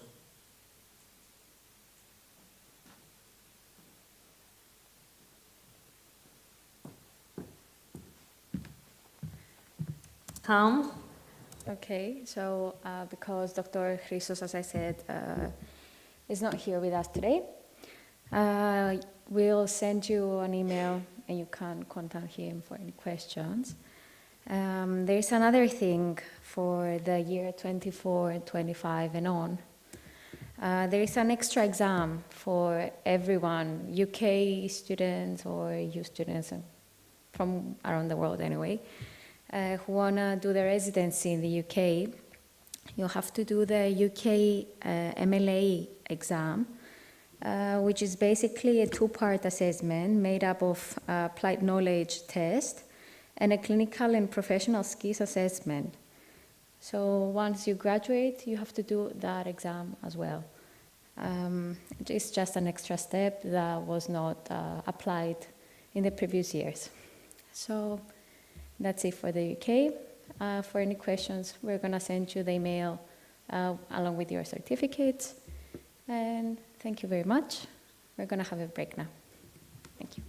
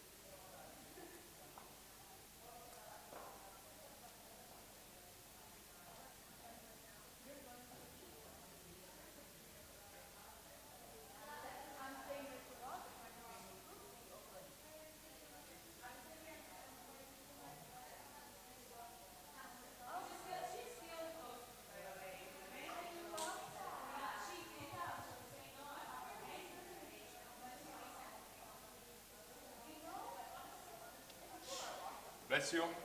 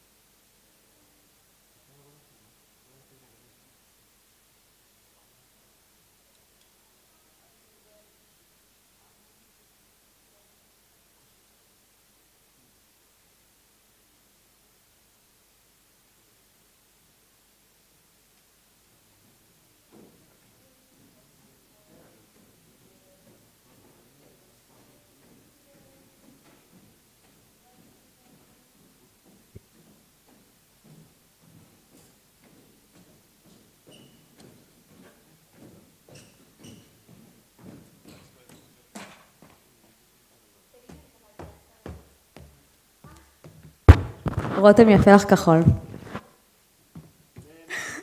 רואים אותי? רואים אותך, את לכל המסך הגדול. רגע, we're now testing. Can you share your screen for a second? Just as a test. Now and now. ודאי וודאי. כולם אומרים לך שלום, אבל שיקפצו. I can't see you guys. It's okay, you're not missing anything. I'm beautiful, I know. Just literally ask. זה רק אני ופולינה. Perfection. Perfect. Is it? Wait, no. Can you cancel the presenter mode? No, I know. Wait a second.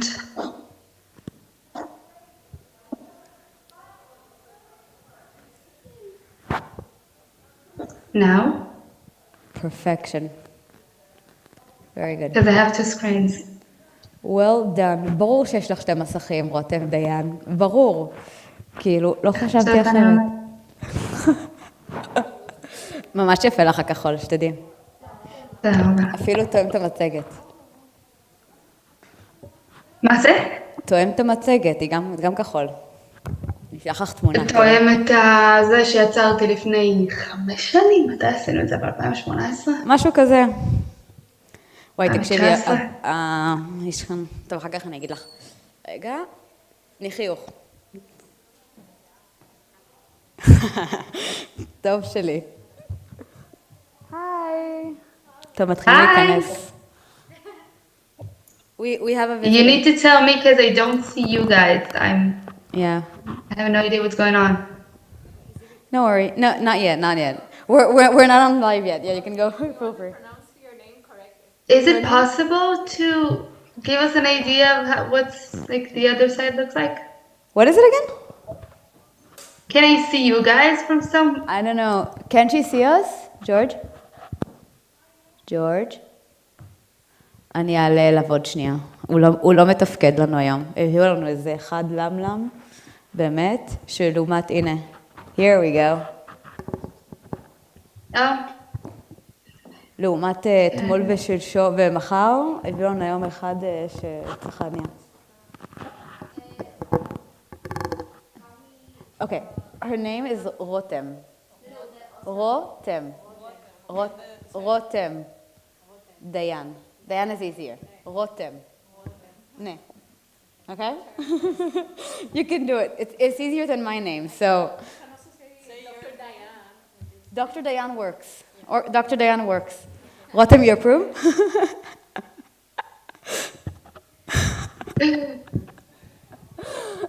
Perfection.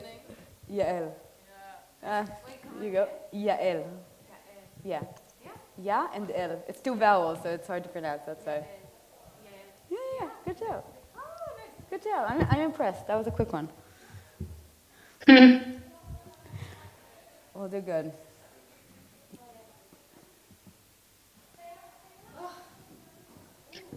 Do the people know it's only relevant for this year? No.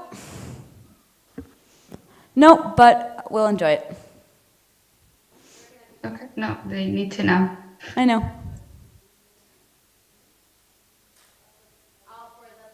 It's so pretty. Who's pretty? Oh, you see me? I'm not wearing your shirt this year. You still have my shirt? No, I'm saying I'm not wearing your shirt this year. Last year I was standing here wearing your shirt. I know. Not anymore. Sorry. You could take. They're just lying down.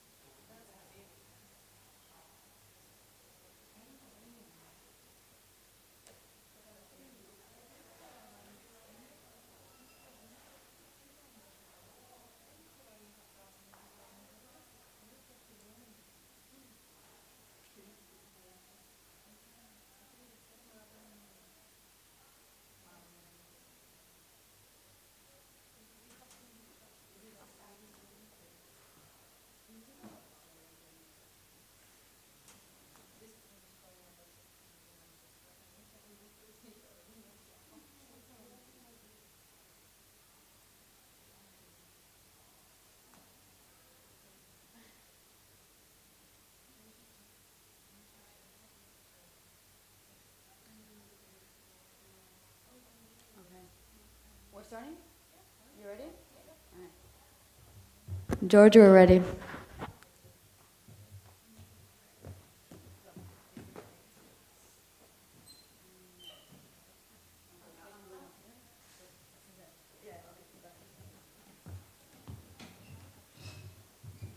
So, hello everyone. We're back from the break and we'll continue with Israel with Dr. Diane.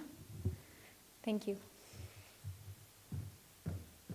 Hi, can you see my slide?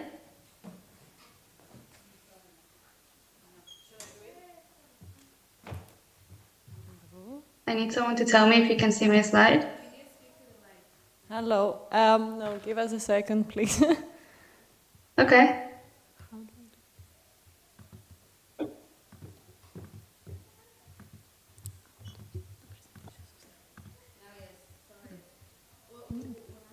Okay, now we can see your presentation, yeah. Great. So today I'm going to present about residency in Israel.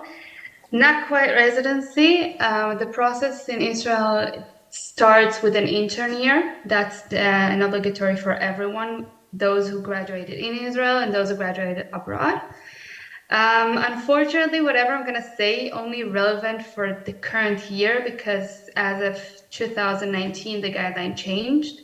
So everyone who started after 2018 has a different guideline. So I'm assuming the general application rules will apply the same. It's just a matter of accrediting the university, and I'm sure the university already is dealing with this because we do have Israeli students in the years below. But as far as for sure, whatever I'm going to say, it's relevant for this year. So, here we go. How do you apply for the internship? So basically, you can apply around the year. There's a few times per year that they have it's a lottery where they position you into a specific hospital. As for license, you would either need to do the Israel medical license, which you can take either in Hebrew or English, and you have the USMLE. You would require to do the step 1 and step 2 CK only. You don't need to do the step 3 or the OET for now. You need to apply for the residency to stay in Israel in case you don't have a passport or you don't have a permanent residency in Israel. You need to apply for one before the intern year, but you can take the Israel medical license before that. So if this is someone who don't have their permanent residency in Israel, this is something you need to consider. As for language certificate, I couldn't find a specific requirement for B1 or something like this for the residency, but you would need to know Hebrew in some level. As for the document you need, as for now, I'm repeating, it's for up until people who started in 2019. You will need your diploma from the university, which they send directly to the medical board, and the license, either the Israeli or the USMLE one, and police certificate from Israel. That takes time. Some details about residency itself. You usually, during your intern year, you go to elective rotations. You have 2 of them. You schedule with the department you want to residency in. It can be gynecology, it can be, cardiology, nurse surgery in my case. So you just apply and you go there for a month. Generally speaking, in the intern year, each month you rotate in your hospital. You rotate between the departments. You will need to do 3 months of internal medicine, 2 months of pediatric, 2 months of general surgery, 1 month of ER, and 1 month of anesthesia. Another 2 months is just for your electives. If you want to do residency in Israel, usually the surgical ones take 6 years, and the non-surgical ones could be 4 to 5 years. If you want family medicine residency, takes 4 or 3 years, I don't remember. But it really depends on the residency, so you need to check out what it is you want. So, for my pathway,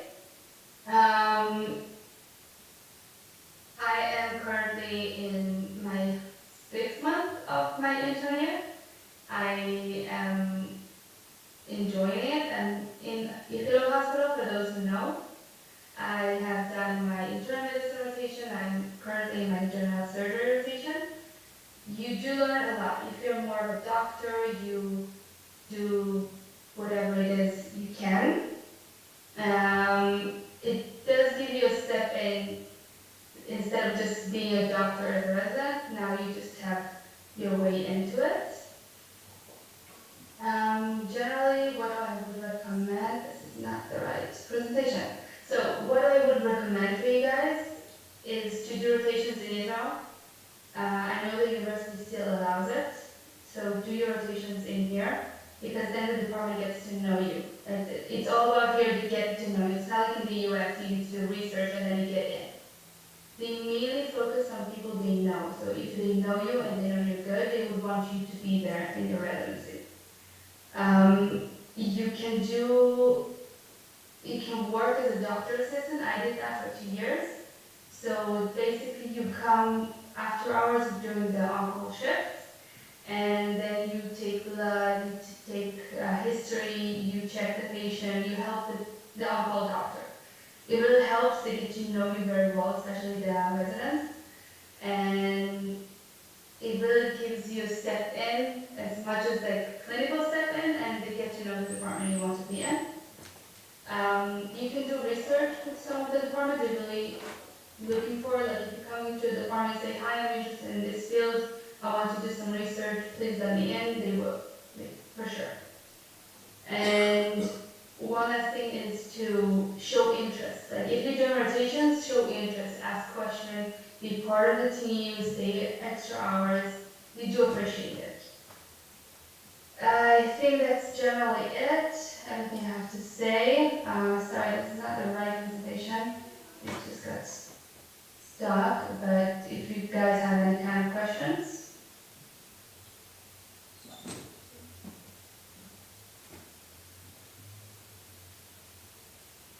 No?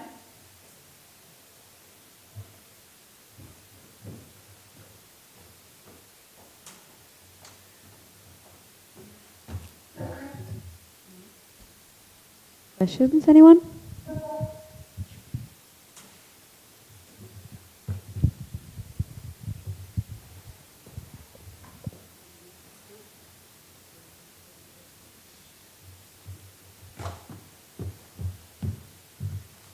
All right, thank you very much, Dr. Diane.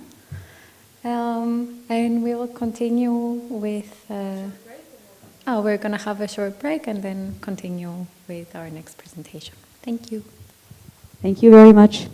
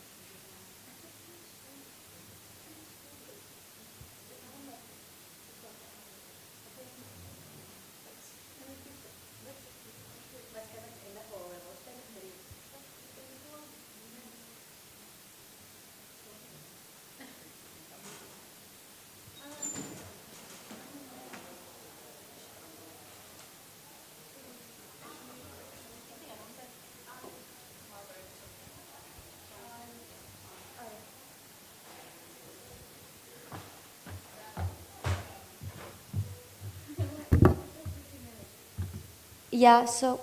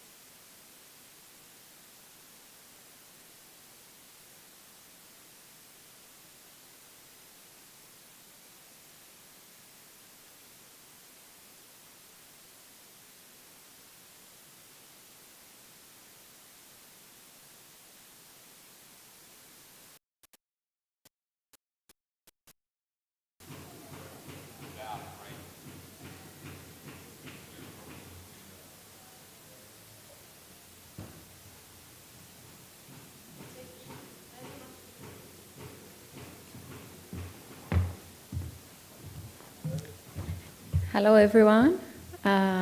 So let's continue with our presentations.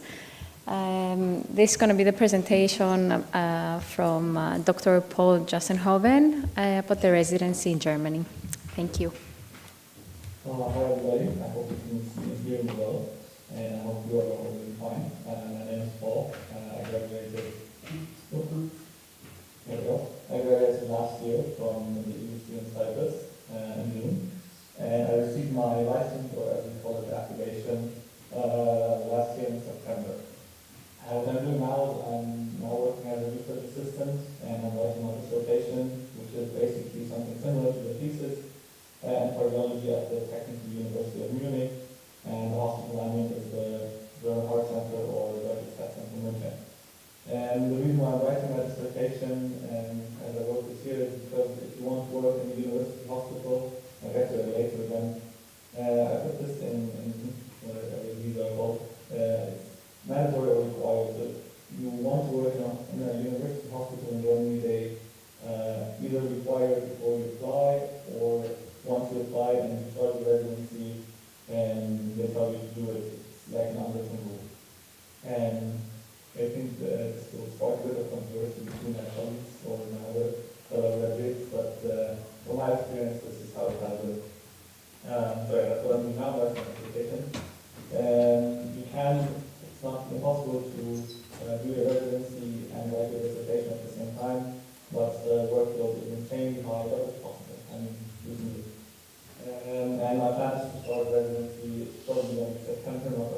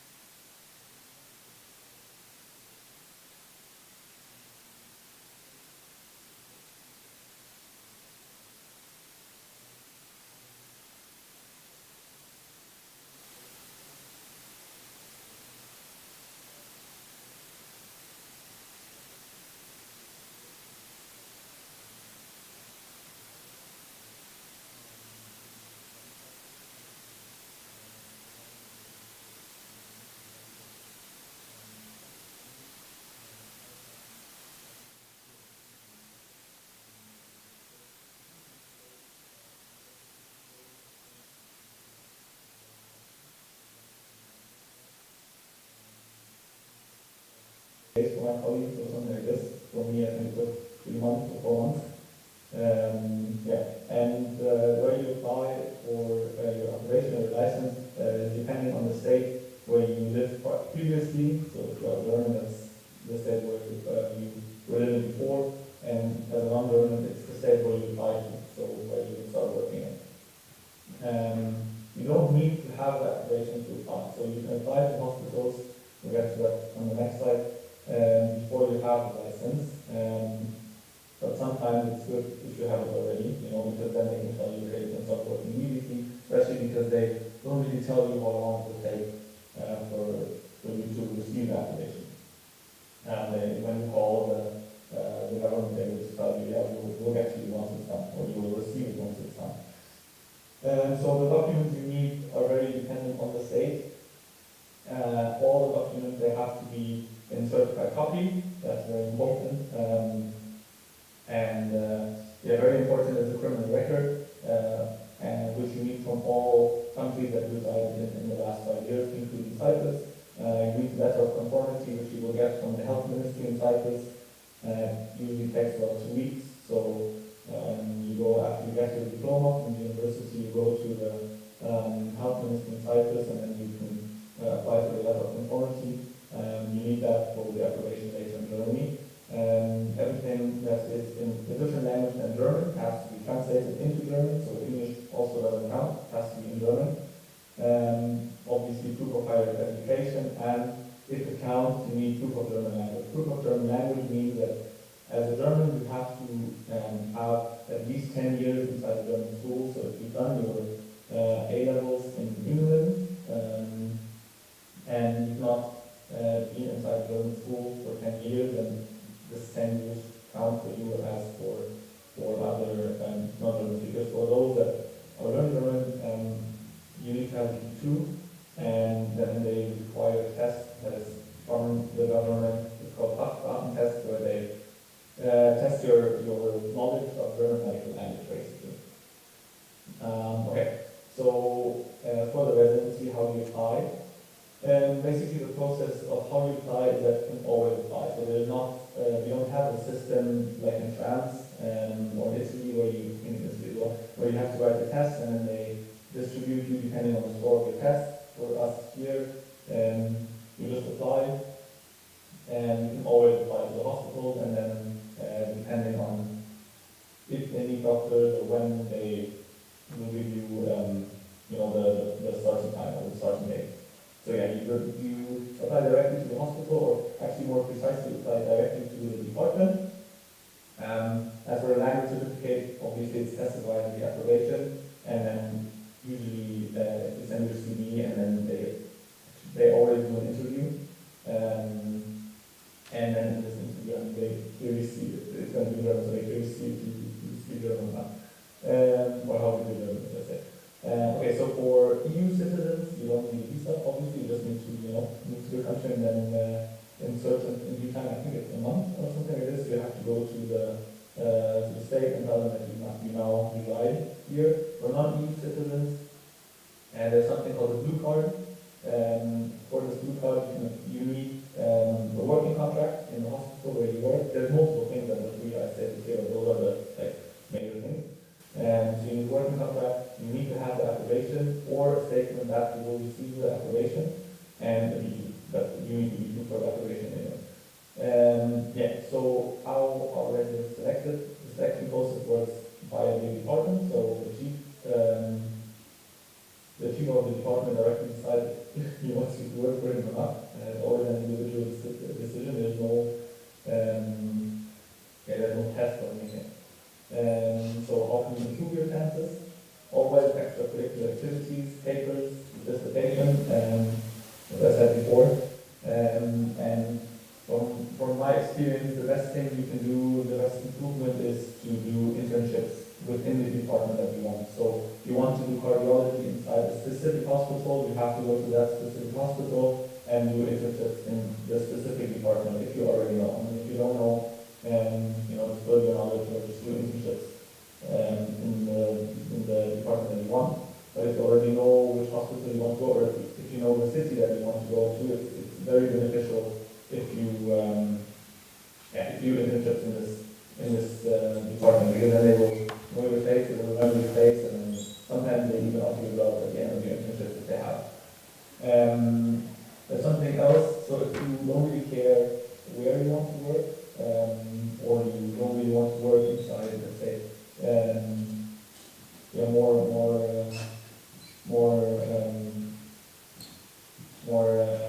wanted hospitals, let's say. Then there's headhunters for doctors as well we have, because we are at the shortage of doctors, especially outside cities. So this way, if you're fine with working outside of cities or on the edges of the cities, also in smaller communal hospitals, etc.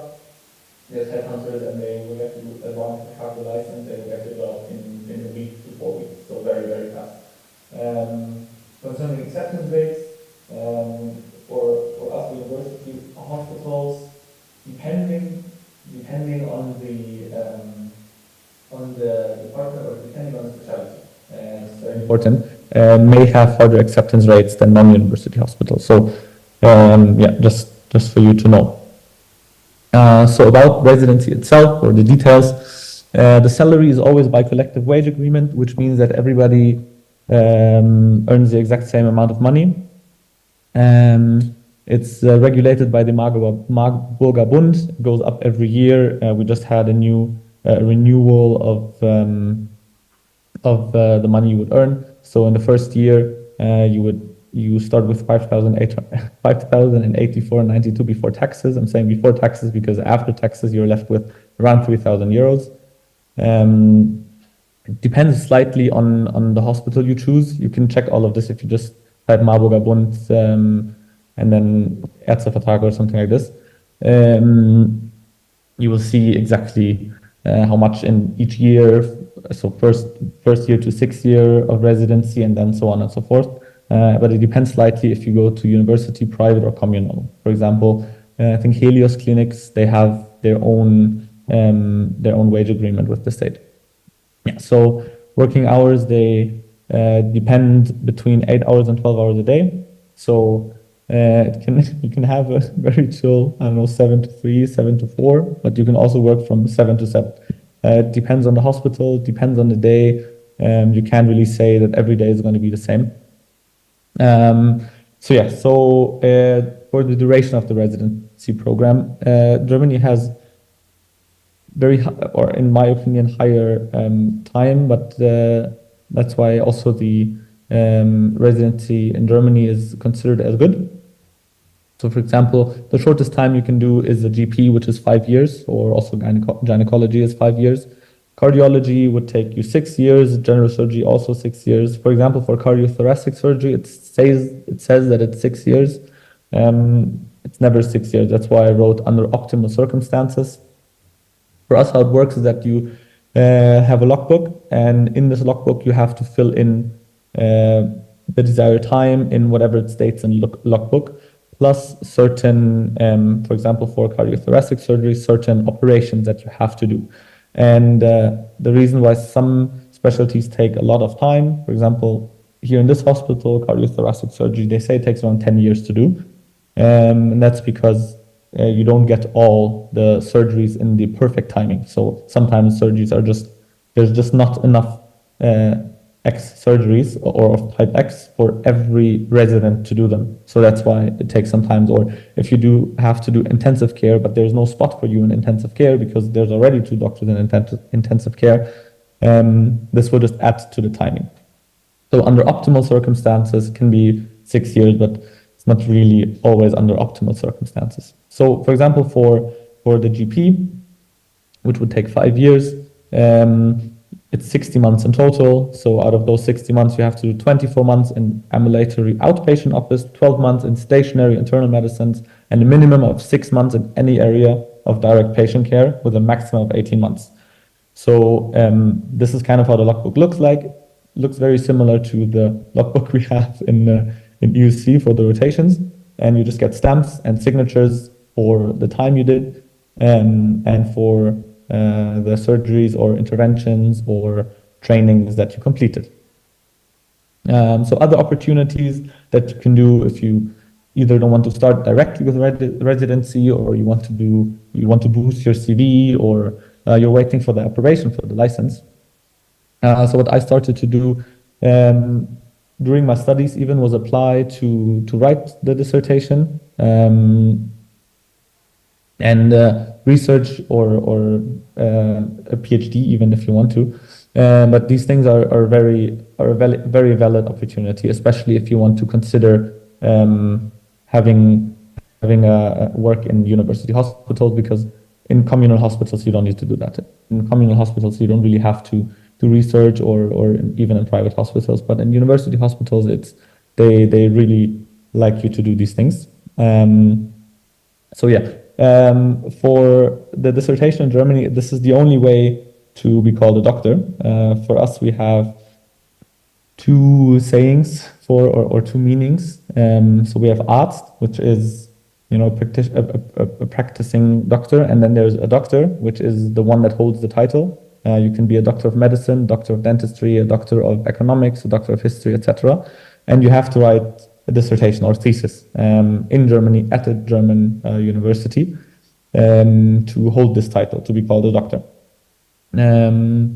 And this dissertation can be between 1 year and 3 years. So 1 year is usually a retrospective or a statistical analysis. 3 years can be an experimental.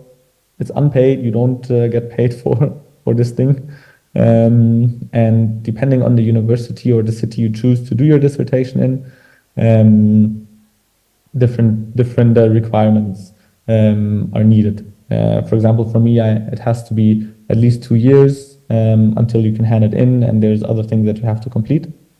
However, in certain universities, excluding Munich, this I just know for the university I'm in, you can start it during your studies. So I think in Ulm, it's possible to start the dissertation while you're studying outside of Germany. If you're studying inside of Germany, it's very usual to do it while you're studying, but outside of Germany, you most of the time have to finish your study. You can also do a PhD if you want to go for it. And also a very valid opportunity or very valid alternative is Austria. They have the 9 months turnus. I don't know if you've had the presentation from Philip already, but yeah, he will tell you about it. It's the first 9 months. It's like a general, like becoming. I don't know how to explain it. He will explain it better later. Yeah, but it's a very valid alternative. So yeah, that's it for me. If you have any questions, feel free to ask. I'm very happy to answer anything I can.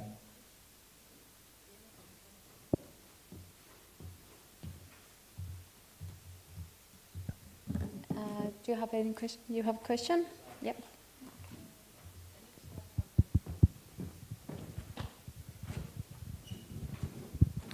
Thank you very much for your time and your speak. I would like to know about a little bit how we can get there without the approbation. You mentioned that we could apply to the hospitals, and some may ask and some may not. So are you talking about the Class A, Class B, or Class C type of hospitals?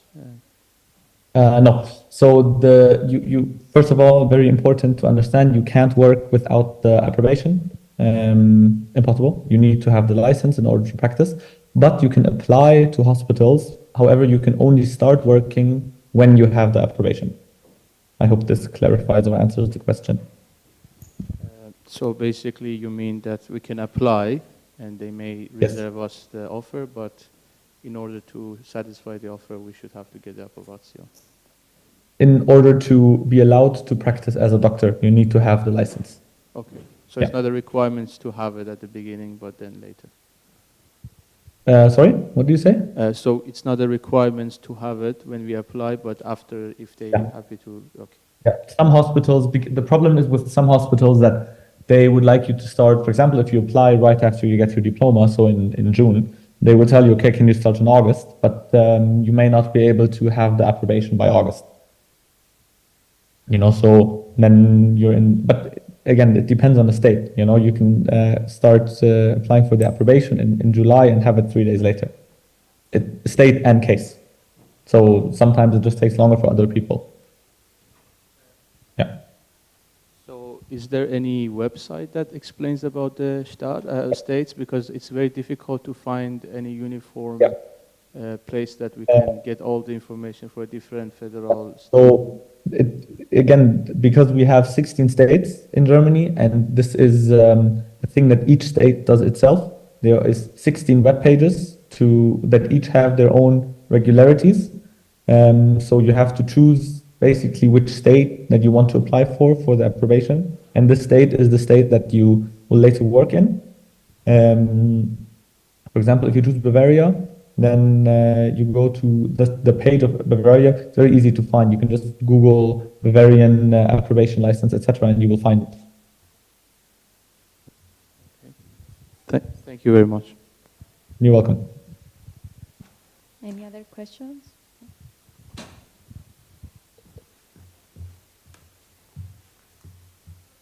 All right, thank you very much, Dr. Paul. And we're going to have a break now. Thank you very much. Thank you. You got it. Bye-bye. Bye-bye.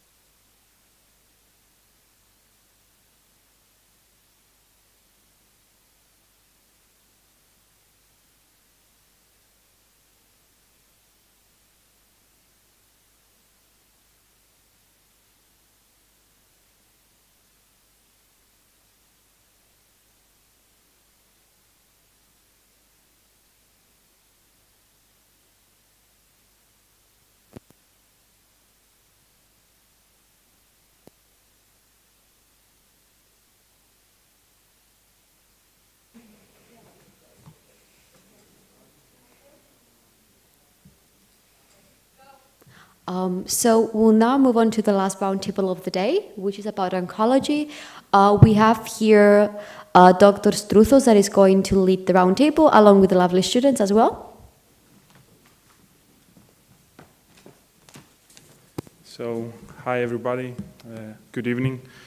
I know it's the last session of the day, so some of you might be already tired, but it's going to be an interesting session.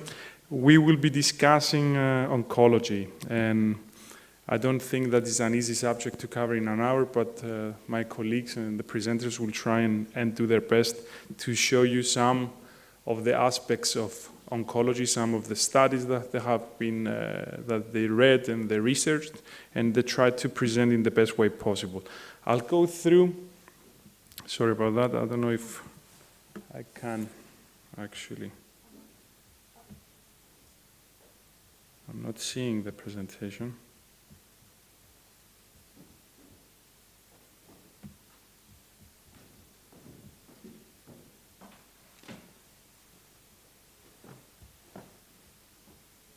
Can anyone help me?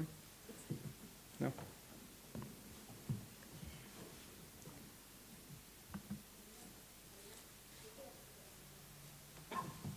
Yeah? Yep.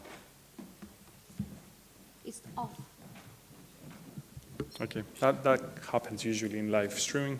So I will try and explain what I was going to talk about. Basically, oncology has been changing over time, and we are currently in an era where we're understanding more and more about cancer and the treatment and management. If we have oncology being an umbrella and underneath it various topics, I would say that the whole thing starts from preventive factors and mechanisms that we can use to prevent having cancer and having oncologic issues, going then to early diagnosis and ways of imaging and molecular analysis. We hear more and more the words omics being bombarding us with radiomics, genomics, proteomics, metabolomics, and so on and so forth. A huge field there. Going there to newer biomolecular modalities of imaging, of more and more multi-parametric MRI, different CTs, functional imaging in general. And coming then to treatment, we have innovations in treatment, we have new treatments being used. One of them will be discussed today. And coming at the end in the follow-up in epidemiology, all that falls under the category in the big subject that we know as oncology. I won't bore you more with the words, so we will be starting. I will call on stage Vladis Galali, who is going to present his theme being intratumor heterogeneity, a leading cause of chemoresistance, and we're really, really fortunate to be here.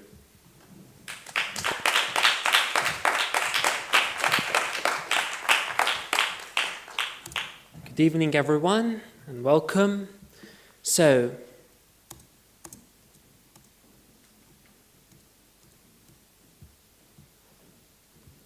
to find the slides.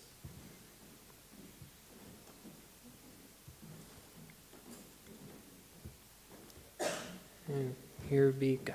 Okay, so welcome everyone. So today we're going to be talking about intratumor heterogeneity, which is one of the leading causes of chemoresistance. So chemoresistance is one of the major problems that oncologists face today because it's the main cause that causes recurrence after therapy and sometimes leads to poor prognosis, especially in types of cancers that chemotherapy is the only option or it's a very important option. So for example, you have to have neoadjuvant chemotherapy before surgery. And this actually causes a very big dilemma for oncologists. And one of the mechanisms that today we have discovered is intratumor heterogeneity. So I'll briefly explain what intratumor heterogeneity is. So basically,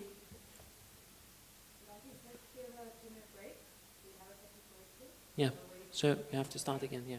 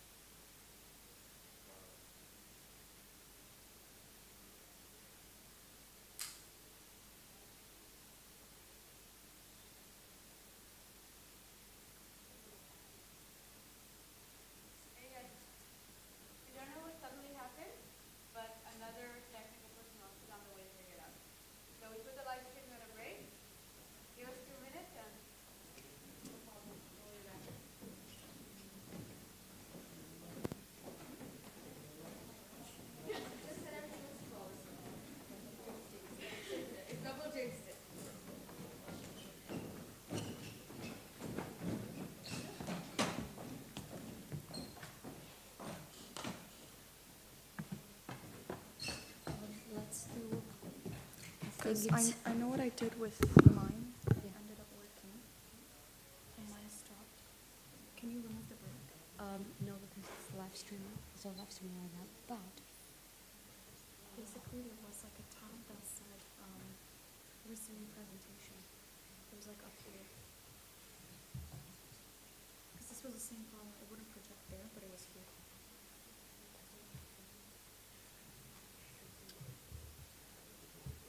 no, I don't think so.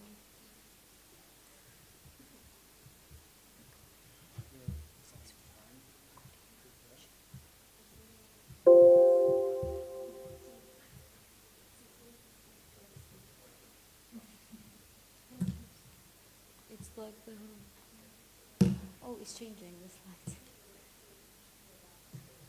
Could it work now?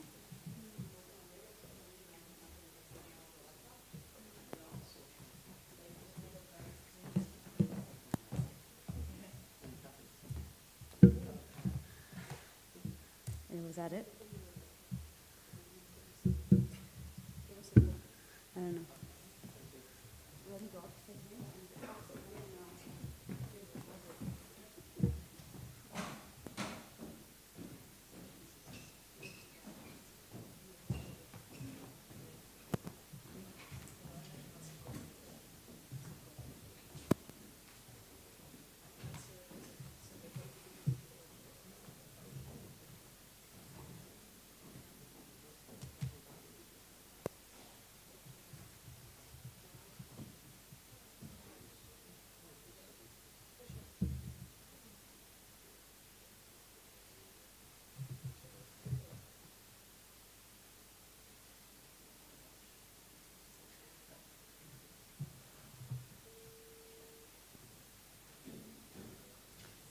Stop culture.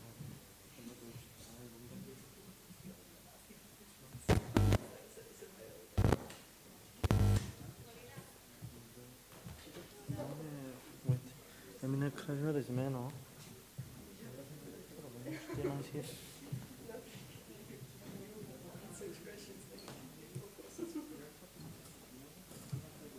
Ναι, δεν μπορώ. Sorry? Laptop? Εντάξει. Όχι, ναι, φέρε έναν τώρα. Εντάξει. Τώρα. Bye bye.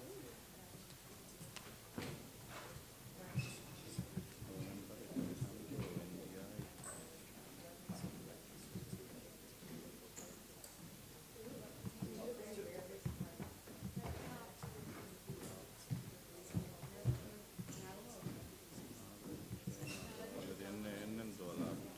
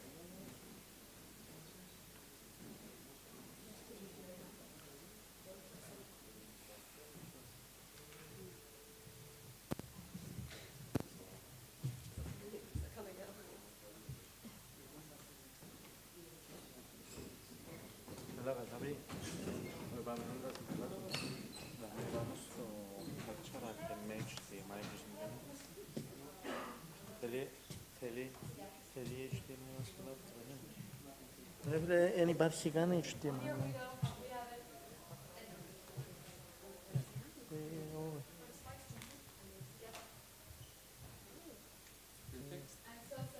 No problem. Τώρα κύριε Χριστιαν πάνω να φέρει.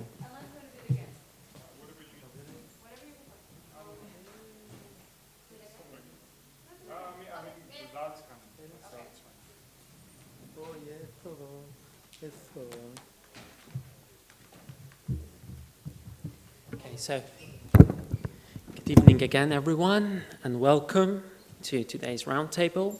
So the topic that we're going to discuss today is intratumor heterogeneity and its relation with chemoresistance.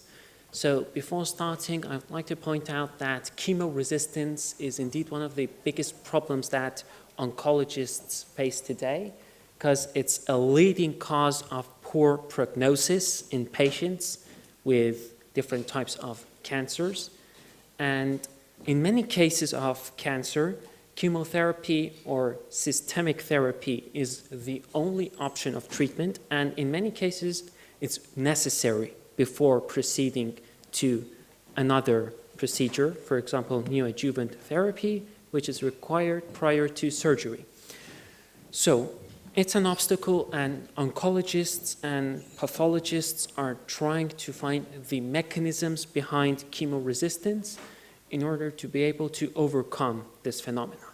And one of the most recent findings of chemoresistance is intratumor heterogeneity. So let's start with intratumor heterogeneity and what it really is.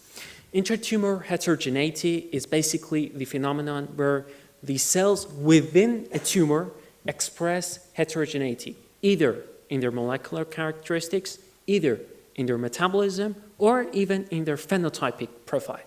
So basically on the proteins that they express. And as you can see just over here, in some cases we have variation between patients. So this is patient A, patient B, patient C. Each patient has a tumor. And as you can see, one tumor here is characterized as blue. So the blue tumor, for example, has some special characteristics: molecular, phenotypic, metabolic. Here we have the orange tumor, which is different in terms of these characteristics. And here we have the yellow tumor, which is different. But here we have an orange tumor. So what's the orange tumor? The orange tumor, basically, if we zoom in, let's say, with a microscope, you can see that we have different types of cells. So we've got here the yellow cells. Here we have the pinkish orange cells, which are like the cells in this tumor. And we have the blue cells, which are similar to the cells in the first tumor, in patient A. So this variation inside this tumor causes this tumor to be heterogeneous, which means that it's composed of different cells. And here you can see, for example, in this picture, that we have some differences in intrinsic factors, like internal factors, and in extrinsic factors. In other words, in external factors. For example, here we have spatial inequality. We've got different signal transductions between the cells. So these are like the kind of extrinsic differences, which are from the external compartments of the cell. And the expressions, I mean, like you have a signaling pathway, so a ligand will bind somewhere and cause something different to occur inside the cell. And on the other hand, we've got the intrinsic factors. For example, here we have genetic variation, epigenetic variation, or, for example, we have different gene expressions. Okay, that's kind of epigenetics as well, but here we decided to present them in another way. So anyway, as we can see, this is a phenomenon that is very common in tumors. We want to investigate how this phenomenon can lead to chemoresistance. So how can tumor heterogeneity lead to increased chances of chemoresistance? So the logic is very, very simple. What happens is that we have a subpopulation of cells that might express a gene or express a phenotype which is resistant to a drug. Let's say we have drug X, and we have some cells which express a resistance protein, or they express a resistance ligand to the drug. What happens is, if we have a heterogeneous tumor, we'll start with chemotherapy. We will see some results in the beginning. Why? Because we have a heterogeneous tumor. As you can see, only some of the cells might be resistant to drug X. So the cells which are sensitive will start reacting. And what will happen? These cells will be destroyed by our chemotherapeutic drug. And, for example, here the green cells are sensitive. The blue cells, sensitive. The pinkish cells, sensitive. So what happens is that, yeah, they start dying, but we have the resistant cells here. What happens with these resistant cells is they don't die. So what happens here is the well-known process of natural selection.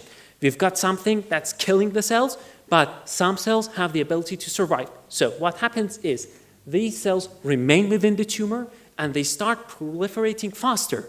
So what happens? We're going to have a larger tumor which will be overpopulated only with drug-resistant cells. And in this way, heterogeneity will lead to chemoresistance, which will not be observed at the beginning of the therapy, so that the oncologist can change the regimen of the chemotherapy. They're going to start, and at some point, the tumor will become resistant. And it has some cells which are resistant to drug X, and some cells which are not. So there we have a dilemma on how we can handle. So what happens is that from the beginning, the oncologist will prefer and in some way must assess the existence of heterogeneity within the tumor. So how can we assess this? It's a bit difficult to do that in the path lab, by the histopathologist. So what they have to do from a normal biopsy is either to take a liquid biopsy, what's a liquid biopsy is basically taking samples from other fluids, for example, blood or pleural collections or lymph or some other fluid of the body, and try to assess if there are circulating cancer cells inside this fluid. And in this way, they can see the different types of cells that are expressed perhaps in the tumor. The second way is through omics, proteomics and genomics. So what happens is that they have to take the biopsies, but the biopsies have to be sent to a genetics laboratory where it will be assessed through some type of sequencing.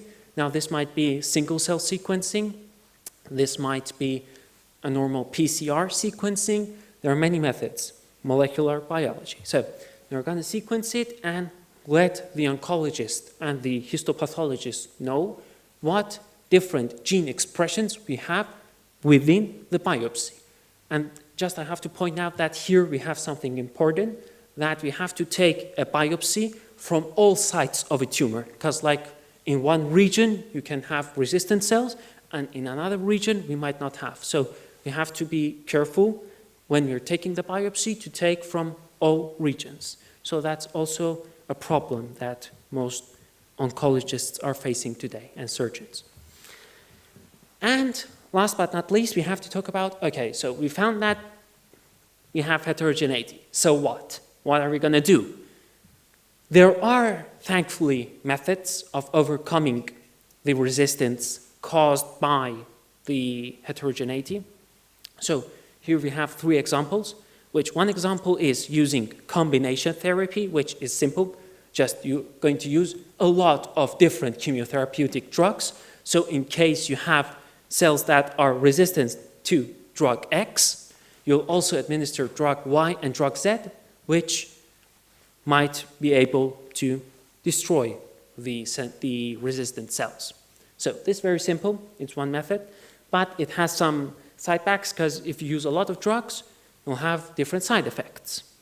You have the chance sometimes to develop multi-drug resistance, which we have other mechanisms as well for resistance. So that would be sometimes a problem, either to have lots of side effects or to have multi-drug resistance.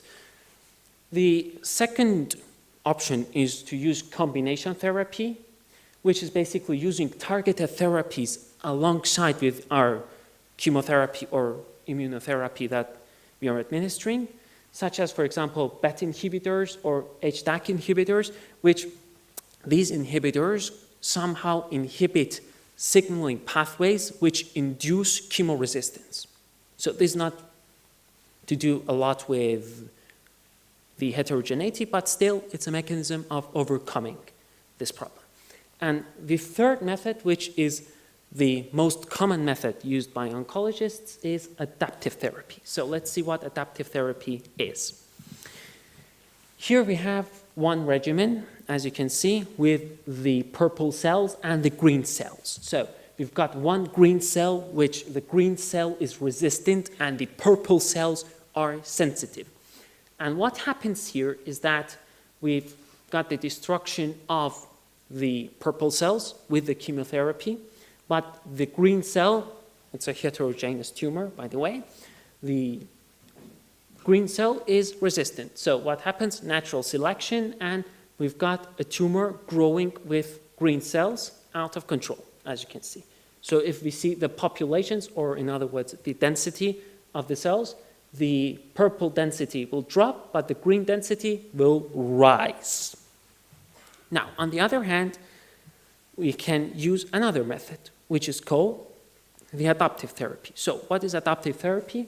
Adaptive therapy basically is when we will administer an adaptive dose in the beginning, so we're going to destroy the purple cells, but we're not going to continue the chemotherapy until the destruction of all cells. So we're going to give it a stop, we're going to halt the therapy for a period of time, and we will allow the purple cells to grow again. So the purple cells here are the sensitive cells. When I'm referring to purple, just want to try to get your attention to the slide so that you can understand better. So here the purple cells, which are the sensitive cells, will grow. We'll have a growth of the resistant cells, but not at a very high rate, because we stopped the chemotherapy. So the purple cells are going to grow, but the green cells are also going to grow. So still here, we have a tumor which is similar to the tumor before. So what are we going to do? At this time, we're going to again administer chemotherapy. So this is another adaptive dose. And we're going to kill some of the sensitive cells. The resistant cells will remain. But again, we're going to halt it, as you can see. So when we halt it again, what happens is that the sensitive cells will grow, but the resistant cells will also grow at a slower rate, because the sensitive cells are also growing. So here again, we have a tumor which is similar to the tumor before. And as you can see, the population of resistant cells are constant, as you can see here. So the green line is just going all the way similarly throughout the whole time. And we can see the population of the sensitive cells, yeah, it goes up and down, up and down. This is a method which also has problems because it's more like a palliative kind of therapy, because as you can see, it can't shrink the tumor, but it's more palliative. So if we have patients who are at a risk of getting serious complications due to the tumor and due to the growth of the tumor, here we can have adaptive therapy, and through adaptive therapy, we can have the tumor controlled in size. So the tumor is not growing, as you can see. It has a threshold of density, okay?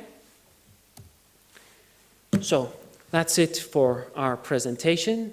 Are there any questions? Yes, please.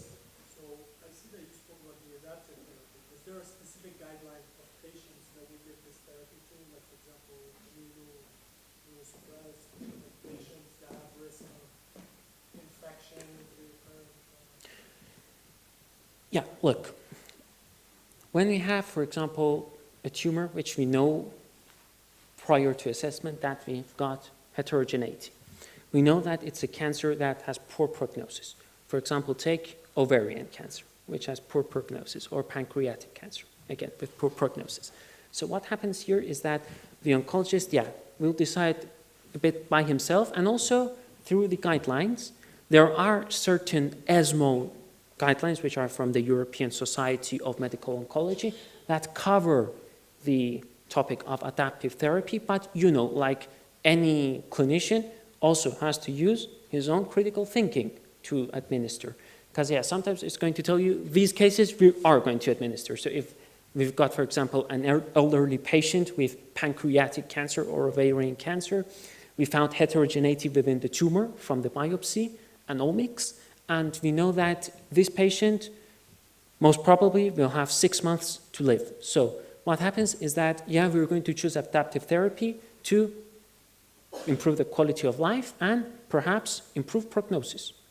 But if we have like some patients which have a kind of cancer that, for example, let's say it's breast cancer, not invasive, we're going to administer chemotherapy, we see heterogeneity in our biopsy.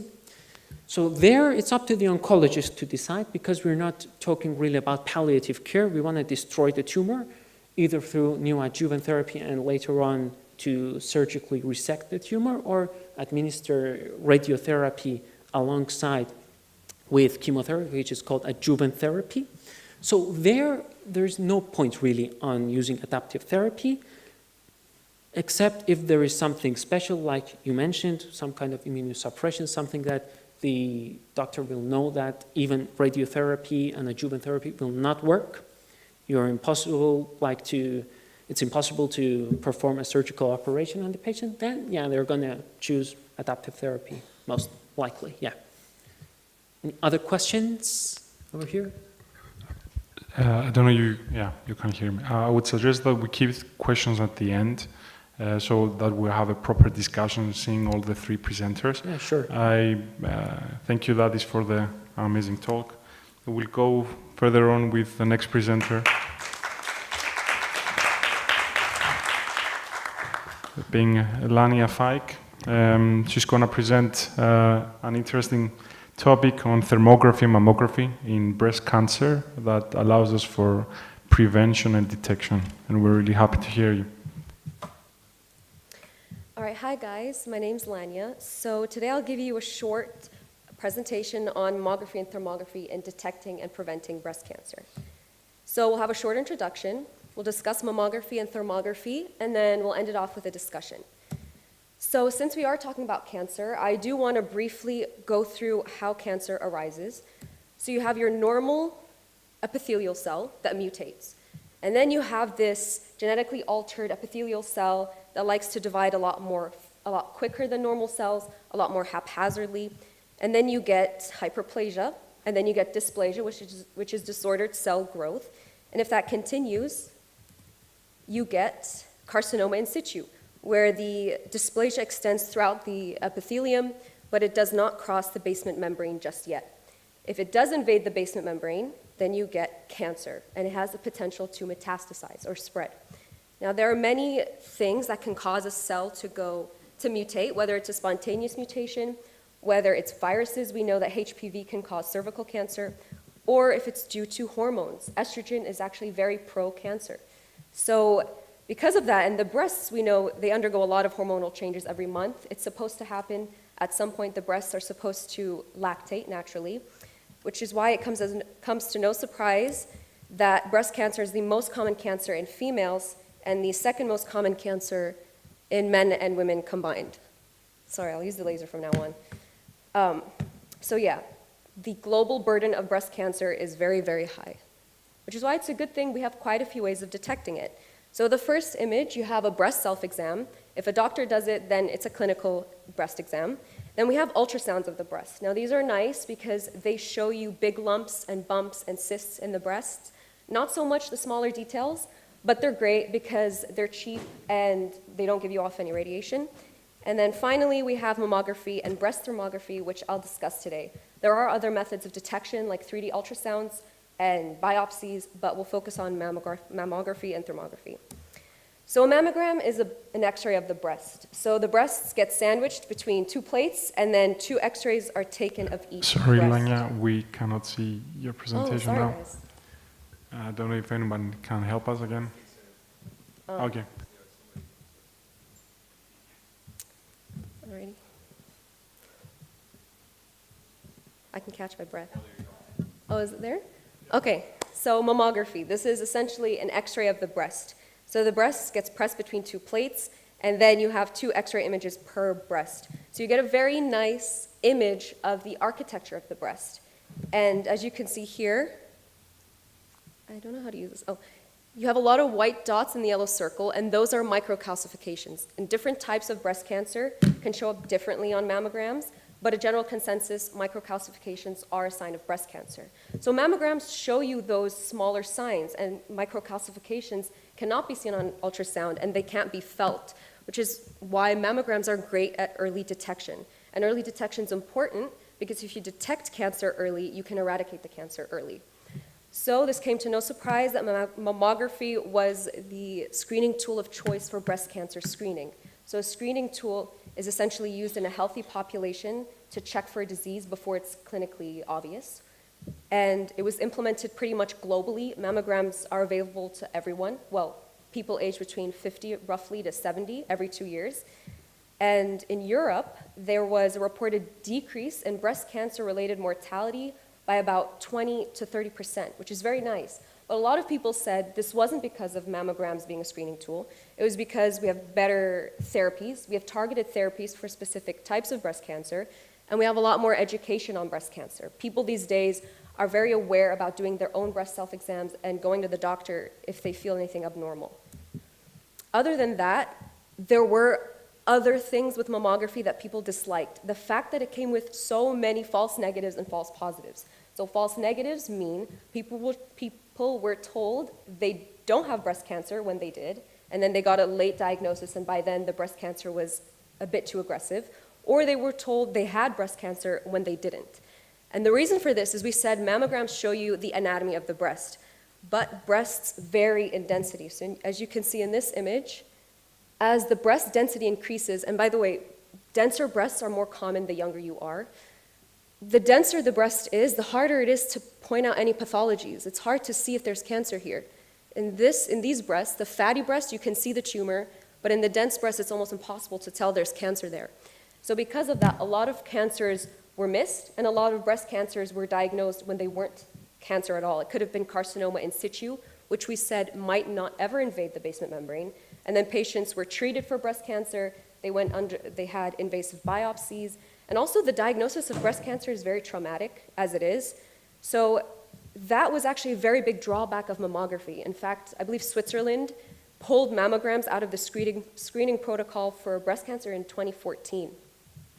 There was also the worry about radiation exposure and the fact that it is very uncomfortable. But all in all, the false negatives and the false positives were the biggest concern. I think the American Cancer Society said that more than half of the women that get screened for breast cancer will have a false positive over a 10-year period, which is a lot of overdiagnosis. So now we'll move on to thermography for the breast. This isn't as well known. It's very simple. Essentially, you get an infrared camera and you get a thermal image of the breast. So that means it shows you the distribution of heat within the breast tissue. So areas that are warmer will be red, and areas that are cooler will be blue and green, etc. So it's a simple procedure. The patient is exposed from the waist up in a temperature-controlled room, and then 5 images are taken, 2 sets, 3 months apart, to get like a baseline so that any images down the line can be compared to those. So why is thermography helpful in detecting breast cancer? We said earlier that cancer divides a lot more rapidly than normal cells, and it metabolizes a lot faster. So it produces more heat than normal cells do. To also support its increased growth, it provides its own blood network. So that's a process called angioneogenesis, and it brings its own oxygen and nutrients, but again, that brings in more heat around the tumor. So with thermography, it picks up the heat surrounding the tumor. So in this image, you have a normal breast thermogram, and then in this one, you can see on the right side of the screen, in the left breast, there's an area of redness, and this implies heat, and this was because the patient had breast cancer. So thermography shows you changes in the physiology of the breast when there's increased production of heat, which is why it can be very effective in picking up breast cancer. There was actually a systemic review in 2022 that argued that thermography was the best way of early detection because it shows you the changes in the physiology before the architecture of the breast is changed by the cancer. There was also a comparative study done in India. There were 42 patients with known breast cancer. 36 had a lump, 6 did not have a lump, and thermography picked up 35 out of the 36 with a lump. Mammography identified 24, and thermography identified 6 out of the 6 without a lump, and mammography identified 2. So thermography is very good at picking up the changes in the breast physiology before the cancer can even change the architecture of the breast, which is what mammography looks for. It does, however, only tell you that there's a pathology. It does not give you a definitive diagnosis. We said with mammography, it shows you specific signs like microcalcifications, but thermography doesn't. It tells you something is wrong. So thermography is not a diagnostic tool of breast cancer. It just tells you, okay, there's something wrong with the patient. You should investigate further with blood tests and mammography and perhaps a biopsy. So discussing the two of them, we're going to round this presentation off. We discussed mammography, which shows us the architecture of the breast, and we showed thermography, which tells us the physiology of the breast. Mammography is a great screening tool. It is used, probably will always be used, but it's very difficult to differentiate normal breast tissue from cancer a lot of the time, and it has a lot of limitations. It can't be used in patients who are breastfeeding, and those who are pregnant, who have mastectomies, who are undergoing radiation therapy, or in people with denser breasts. We discussed those limitations. Thermography can be used by anyone. It has absolutely no known side effects. It's just a photo of the breasts. It can be used by everyone, including that entire patient population that cannot have mammography, and it can be used by the young and the old, especially since 15% of breast cancers are diagnosed between the age of 20 and 44. Even it's increasing in the younger population these days. We used to say that cancer was a disease of the elderly, but that's not the case anymore. And that patient population don't get any screening. We said mammography screenings begin about 45. So the entire 15% don't get any screening. They feel their breasts, they feel a lump, they go to the hospital, they're diagnosed with breast cancer, and then they start aggressive therapies. So thermography would be a great tool for that patient population, not as a diagnostic tool, but as a tool for understanding the general health of the breasts. So thermography is great as an adjunct to mammography. And it's not as widely used, even though it is cheaper, has 0 side effects, and can be used by everyone. And there was a really great integrative medical doctor, Dr. Rind, who said thermography is preventative and mammography is detective. So thermography will tell you there's something wrong with the breasts, but you have to investigate further. And mammography will actually show you there's something wrong with the breasts. So that was my presentation on thermography and mammography in detecting and diagnosing breast cancer. Thank you.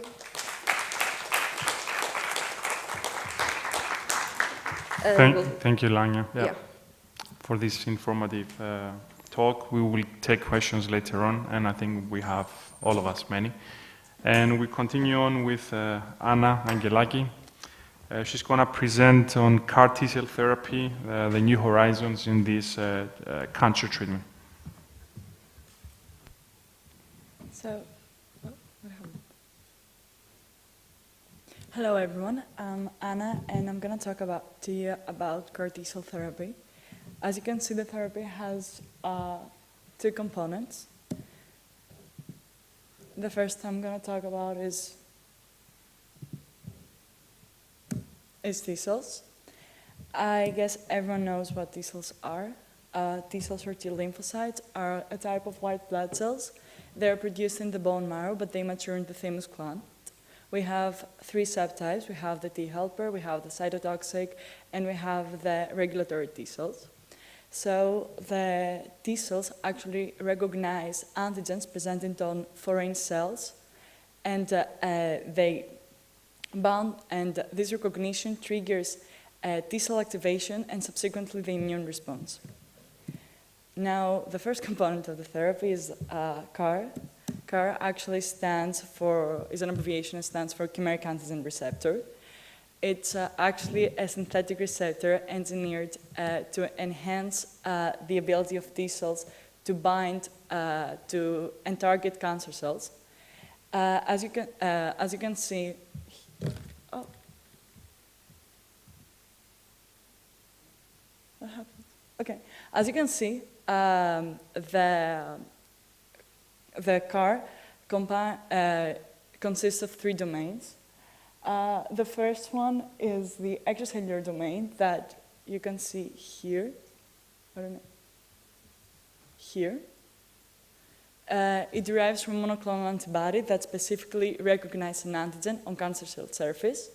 We have the transmembrane domain, which is in blue, that actually is the domain where the CAR anchors to the surface of T cells. And we have the intercellular signaling domain that activates the T cell when the CAR binds to the antigen. So how it works is that the CAR recognizes an antigen on the surface of the cancer cell. It binds to it, and this binding activates some intracellular signaling that will eventually kill the cancer cell. Okay, so the therapy is a multi-step process. First and foremost, you have to evaluate the patient because not every cancer patient can take the therapy. After the evaluation of the patient, we proceed with leukapheresis, which is a procedure in which the patient's blood cells are collected, and then a machine separates white blood cells from the other blood components. After the T cells are separated from the white blood cells in the lab, and they're being engineered in order to express the CAR gene.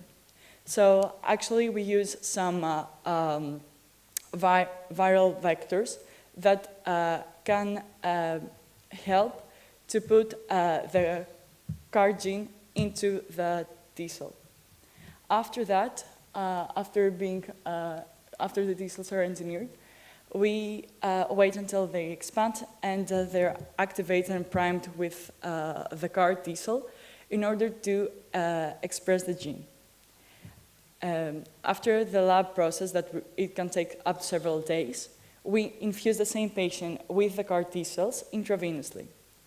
After the therapy is being done, we closely monitor this patient up to 7 days to check for potential side effects that require urgent management, and also to assess the effectiveness of the treatment. So, as you can understand, the CAR T-cell therapy is at the intersection of three innovative technologies. First, immune therapy, because you harness an individual's own immune system. Second, cellular therapy, because you're using an individual's own T cells. And third, gene therapy, because you're inserting genes into a patient's cells, causing them to express a new protein, the CAR protein.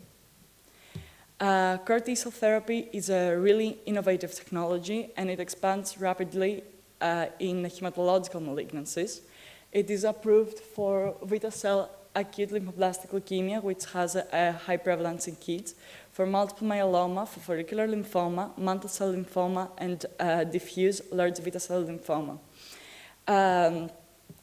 It is promising, however, the success rates vary based on several factors. First and foremost, on how you define success, patient characteristics, if they have received previous treatment, the stage of the cancer, the type of cancer, and also the quality of the CAR T cells. It offers several advantages. First and foremost, it is a target therapy, so it minimizes damage to healthy cells because the CAR T cells recognize and bind only to the antigens on the surface of cancer cells. It can induce prolonged remissions of the disease and even cure some patients. And this is not only because it is a personalized treatment, so that this leads to a more effective and tailored outcomes, but also because it is shown that it may minimize minimal residual disease.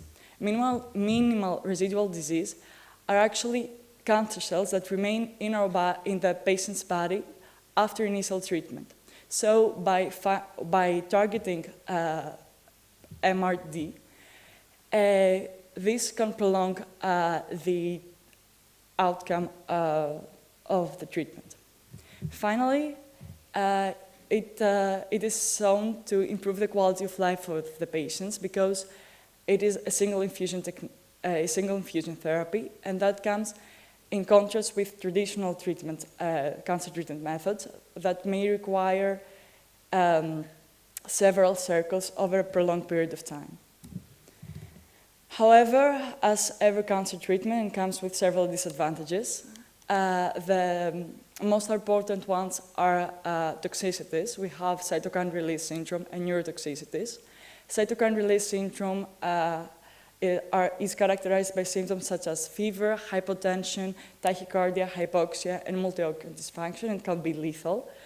And we also have neurological toxicities with symptoms such as confusion, delirium, aphasia, seizures, and even cerebral edema. And actually, these are called immune effector cell-associated neurotoxicity syndrome. Of course, we can have other side effects that are related to the treatment, which are hematologic malignancies, infections, infusion-related reactions, and some off-target effects. I know, as I told you, the statistics are really promising. However, not everyone responds to to CAR T cell therapy. And interestingly enough, some patients may even develop resistance if the CAR T cell therapy is being used for a prolonged period of time. And finally, I should mention that it is a highly specialized treatment and is offered only in specialized centers, and the cost is huge, and it can be up to $500,000. So, as I told you, the major side effect of the treatment is toxicities, and the doctors use a specific protocol, as you can see in the slide, to manage it. The most important is to check the patient's clinical picture for at least 7 days. So you check the mental status, fever, hypotension, hypoxia, and you try to manage it. In the next few slides, I'm going to talk in more depth about how you manage CRS and neurotoxicities. So in order to manage CRS, you have to early detect it and provide supportive care. The maintenance of euvolemia is critical because you have to provide fluids in order to maintain the organ function. You have to manage fever. You have to give supplemental oxygen if the patients are in respiratory compromise, and also give some vasopressins or inotropes in order to regulate blood pressure. If supportive measures do not work, we provide the patients with corticosteroids, such as dexamethasone, because corticosteroids, they will reduce, they will compromise the immune system, so they will reduce the response. If that doesn't work,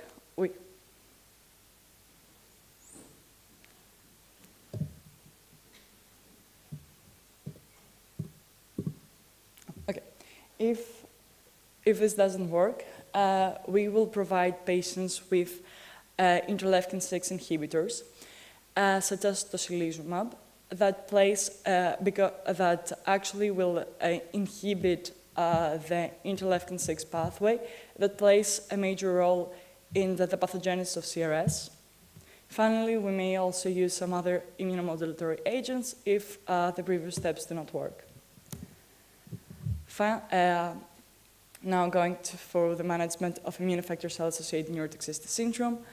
Again, we have to recognize it early. Again, we provide supportive care in order to maintain the neurological function. And we also give some, in patients that are in high risk of seizures, we give prophylaxis, because as you can understand, it can be a really serious adverse effect. If supportive measures do not work, we give corticosteroids, again, because they will suppress the immune system and they will reduce the neuroinflammation. Again, if that doesn't work, we go with tocilizumab, which is, as I told you, an interleukin-6 inhibitor. And interleukin-6 pathway plays an important role in the pathogenesis of the syndrome. We may also use some additional inhibitors. And finally, we will, if that doesn't work, we will do some neurologic innervations. For example, if you have increased intracranial pressure or seizures. So I know that I talked a lot about the adverse effects of the therapy and how you can manage it. However, it is a really promising therapy, the CAR T-cell therapy, not only in cancer treatment, not only in hematologic malignancies, but also it can extend to other diseases as well, such as rheumatoid arthritis. It is an area of extensive research, and the patients are trying to improve the safety profiles, are trying to apply it into solid tumors, are trying to reduce the cost, and yeah, that's it. So thank you for your attention. If you have any questions, feel free to ask. Thank you, Anna, for this amazing talk and this exceptional topic, because it is really the future of hematologic oncology, but generally it can be, as you said, address other subjects and other tumor entities. So we will move on with some discussion, as we already said at the beginning. So if you have any questions, we can ask them now. If you want them to be directed at a single presenter, then we can do that. So. I would like to ask regarding the thermography and mammography. I think that, do we assume that mammography is operator dependent and thermoregulation is not, or are they both operator dependent? Sorry, and if they are they both operator dependent, and if yes, can we use artificial intelligence to limit the discrepancies in detection rates of breast cancer?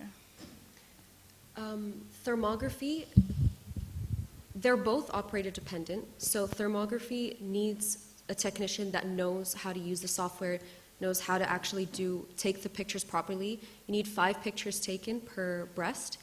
Mammography is operator dependent, so the clearer the image and the better trained the radiographer is at picking out cancer will obviously be better to defer or get rid of the false negatives and false positives. And yeah, you can use actually AI. So the study that I discussed with the hospital in India, they did a comparative study. The thermography they used was, I believe they used AI to render the thermograms to be a lot more clearer. But other than that, there's it's quite straightforward. It's the areas of redness will indicate the pathologies, and then in mammography, it's purely based off of how you interpret the mammogram, and then following that up with biopsies, etc. I hope that answered your question. Can I add something to that? So I agree with what Lanya said. Thermography now is not being used in population screening. The main reason is that standardization of the method has not been there yet. It doesn't mean that it cannot be done. It doesn't mean that it shouldn't be done, but it's something that cannot be used for screening purposes. Then I'm coming to the screening issue.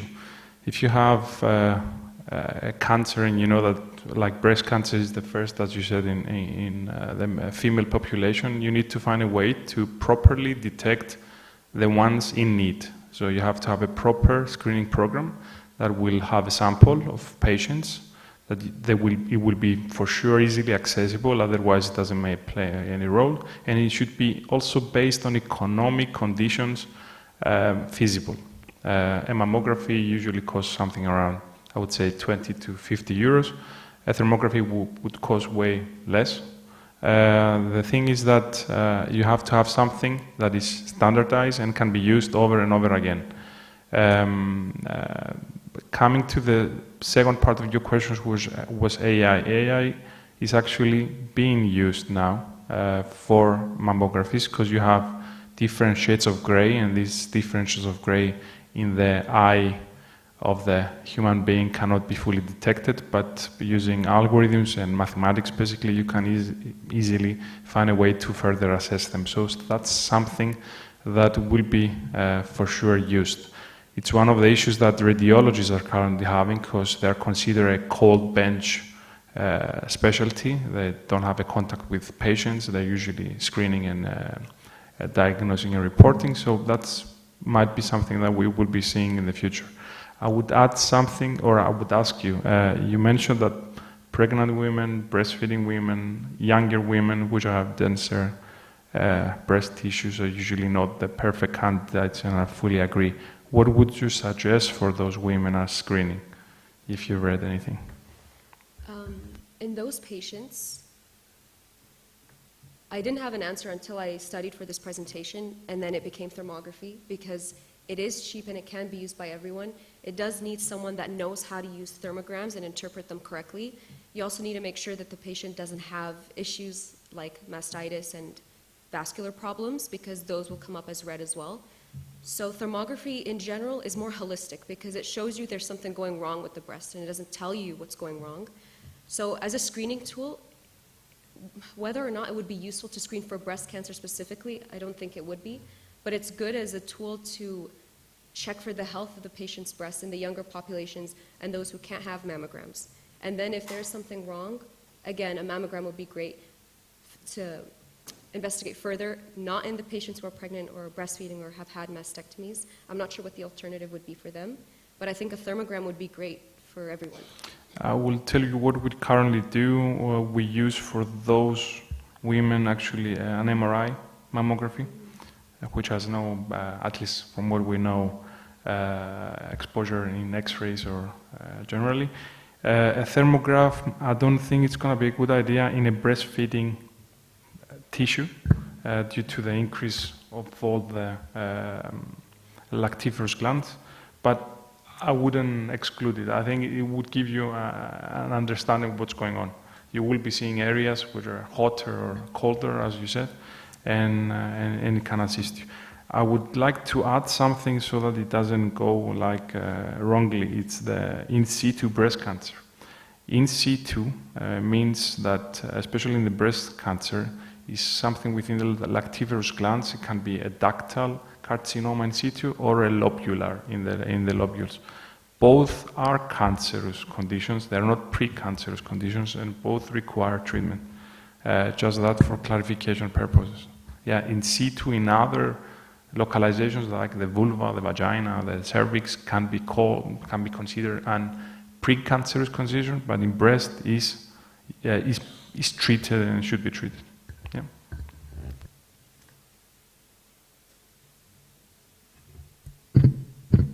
Just to add something here, because we talked about screening a lot, because my active field of research is somehow focused on biomarkers. So what we are struggling with to find through research is to identify novel biomarkers which can sometimes help us alongside with the imaging modalities we discussed, like, for example, the thermograms, mammograms. Sometimes, yeah, imaging can cost high if we are talking about MRIs or PET scans and so forth, and we don't have it available at all centers worldwide. So what researchers are actually focusing on is to find specific markers. Either they can be genetic markers or even normal protein biomarkers in different fluids of the body, and we prefer either serum, salivary, or urine biomarkers, which are easy to collect a sample. And in these biomarkers, we try to identify patients as high risk or low risk. Sometimes biomarkers, yeah, they can't give us exact information about the existence of a cancer, but surely they can give us information for people who are at higher predispositions for cancers. So if we have such biomarkers and we can classify patients, those who are at high risk, we can find a way to use other modalities like MRIs, or even if an MRI shows something suspicious, not in the case of breast cancer, but in some other types of cancers which are considered more occult cancers, we can even progress to a PET scan, which is really expensive, but if we know that this patient, according to the status of the biomarkers, is at very high risk, we can send them to a PET scan even, or even take a biopsy. So that was a point I thought we could add here. That is some kind of complementary research on imaging, because imaging is limited, and even if, like, researchers, biophysicists are finding new methods of imaging, they will even cost more and more, because they need devices, they require technology. You have to pay millions to buy these devices and equipment in your hospitals. So some kind of omics markers are usually more effective and much more cheaper in the field of oncology. Are there any other questions from the audience? I have a question regarding data at the beginning. You've perfectly mentioned that there is inter-patient variability, Yeah. there is intra-patient variability, there is intra-tumoral heterogeneity. My question to you is actually, once you assess based on a biopsy, because now histological confirmation is the standard of care, liquid biopsy is trying to go there, genomics at the same time. Do you need to test the tumor over treatment time, or is an initial way of assessing heterogeneity enough? Okay, look, so it's preferred to take the sample at the beginning of the therapy, because at the beginning we can make a decision what regimen to use, what kind of method we can use to overcome possible chemoresistance. In chemotherapy, as we mentioned, there are 3 methods of using either combination therapies, for example, and if we don't know it at the beginning and we start a therapy that's not combinative, we're going to have a problem in the midst of the therapy session. But what we actually, if the oncologist sees that they are seeing chemoresistance in one patient which the profile was unknown at the beginning, yes, we can take in the midst of the chemotherapy course to see what's wrong with the tumor and why the tumor is not responding to the regimen. But preferably, we'll take it at the beginning, but even if we take at the beginning and we encounter some obstacle during the treatment process, yes, during the treatment process, we're going to again take another liquid biopsy or another biopsy to test? Based on studies, we have seen that actually there is a change in tumor heterogeneity as we go along. During chemotherapy, after radiation therapy, after surgery, sometimes there's fibrosis, there are other tissues being formed, fibroblasts mainly, that's that what are if affected. we face a difficulty, then... So I think that's the hardest thing. To add to that, there is a problem with now treatments, and one of the treatments that could shine some light there is a CAR T-cell in the target and bullet theory, basically, finding ways of targeting only the cancer cells. What current pharmacology has failed us, unfortunately, is their unselectivity and lack of selectivity. You are destroying even healthy tissues, that's the side effects, basically, that we're seeing over and over again. At the same time, trying to kill, modify, stop cancer cells. So I think the whole thing that you discussed together with what Anna said could shine some light there. I'll come to Anna for a last question, I think, and you mentioned a long process from leukapheresis to manufacturing the chimer and then applying it. Are all age groups suitable as candidates for such treatments, or are there any exclusion criteria there? From what I saw, there wasn't an age exclusion, but it was, I guess, that if the patient is immunosuppressed or like there were other health issues, he can't bear the therapy. So they're not eligible. The patient has to be in a good health state in order to, because it's not only about the treatment, but also there are the adverse effects that the patient has to overcome. Because a really high percentage of the patient will experience the side effects of the treatment, no matter how good everything has gone in the lab. So if you don't have any other questions, we can close the session for today. Thank you to all the presenters, to all the organizers for your volunteer work, and it's really amazing, and continue doing that. Thank you for inviting me, and have a good evening and night later on.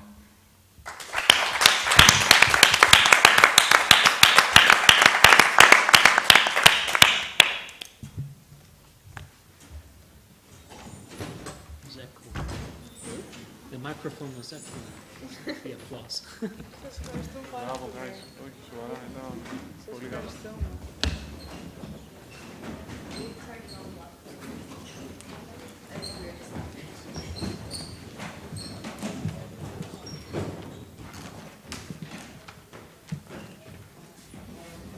Καλό βράδυ.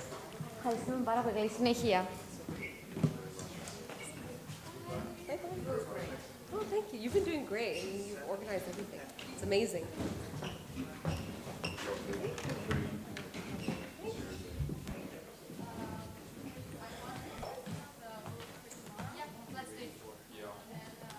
Let's go upstairs also to check.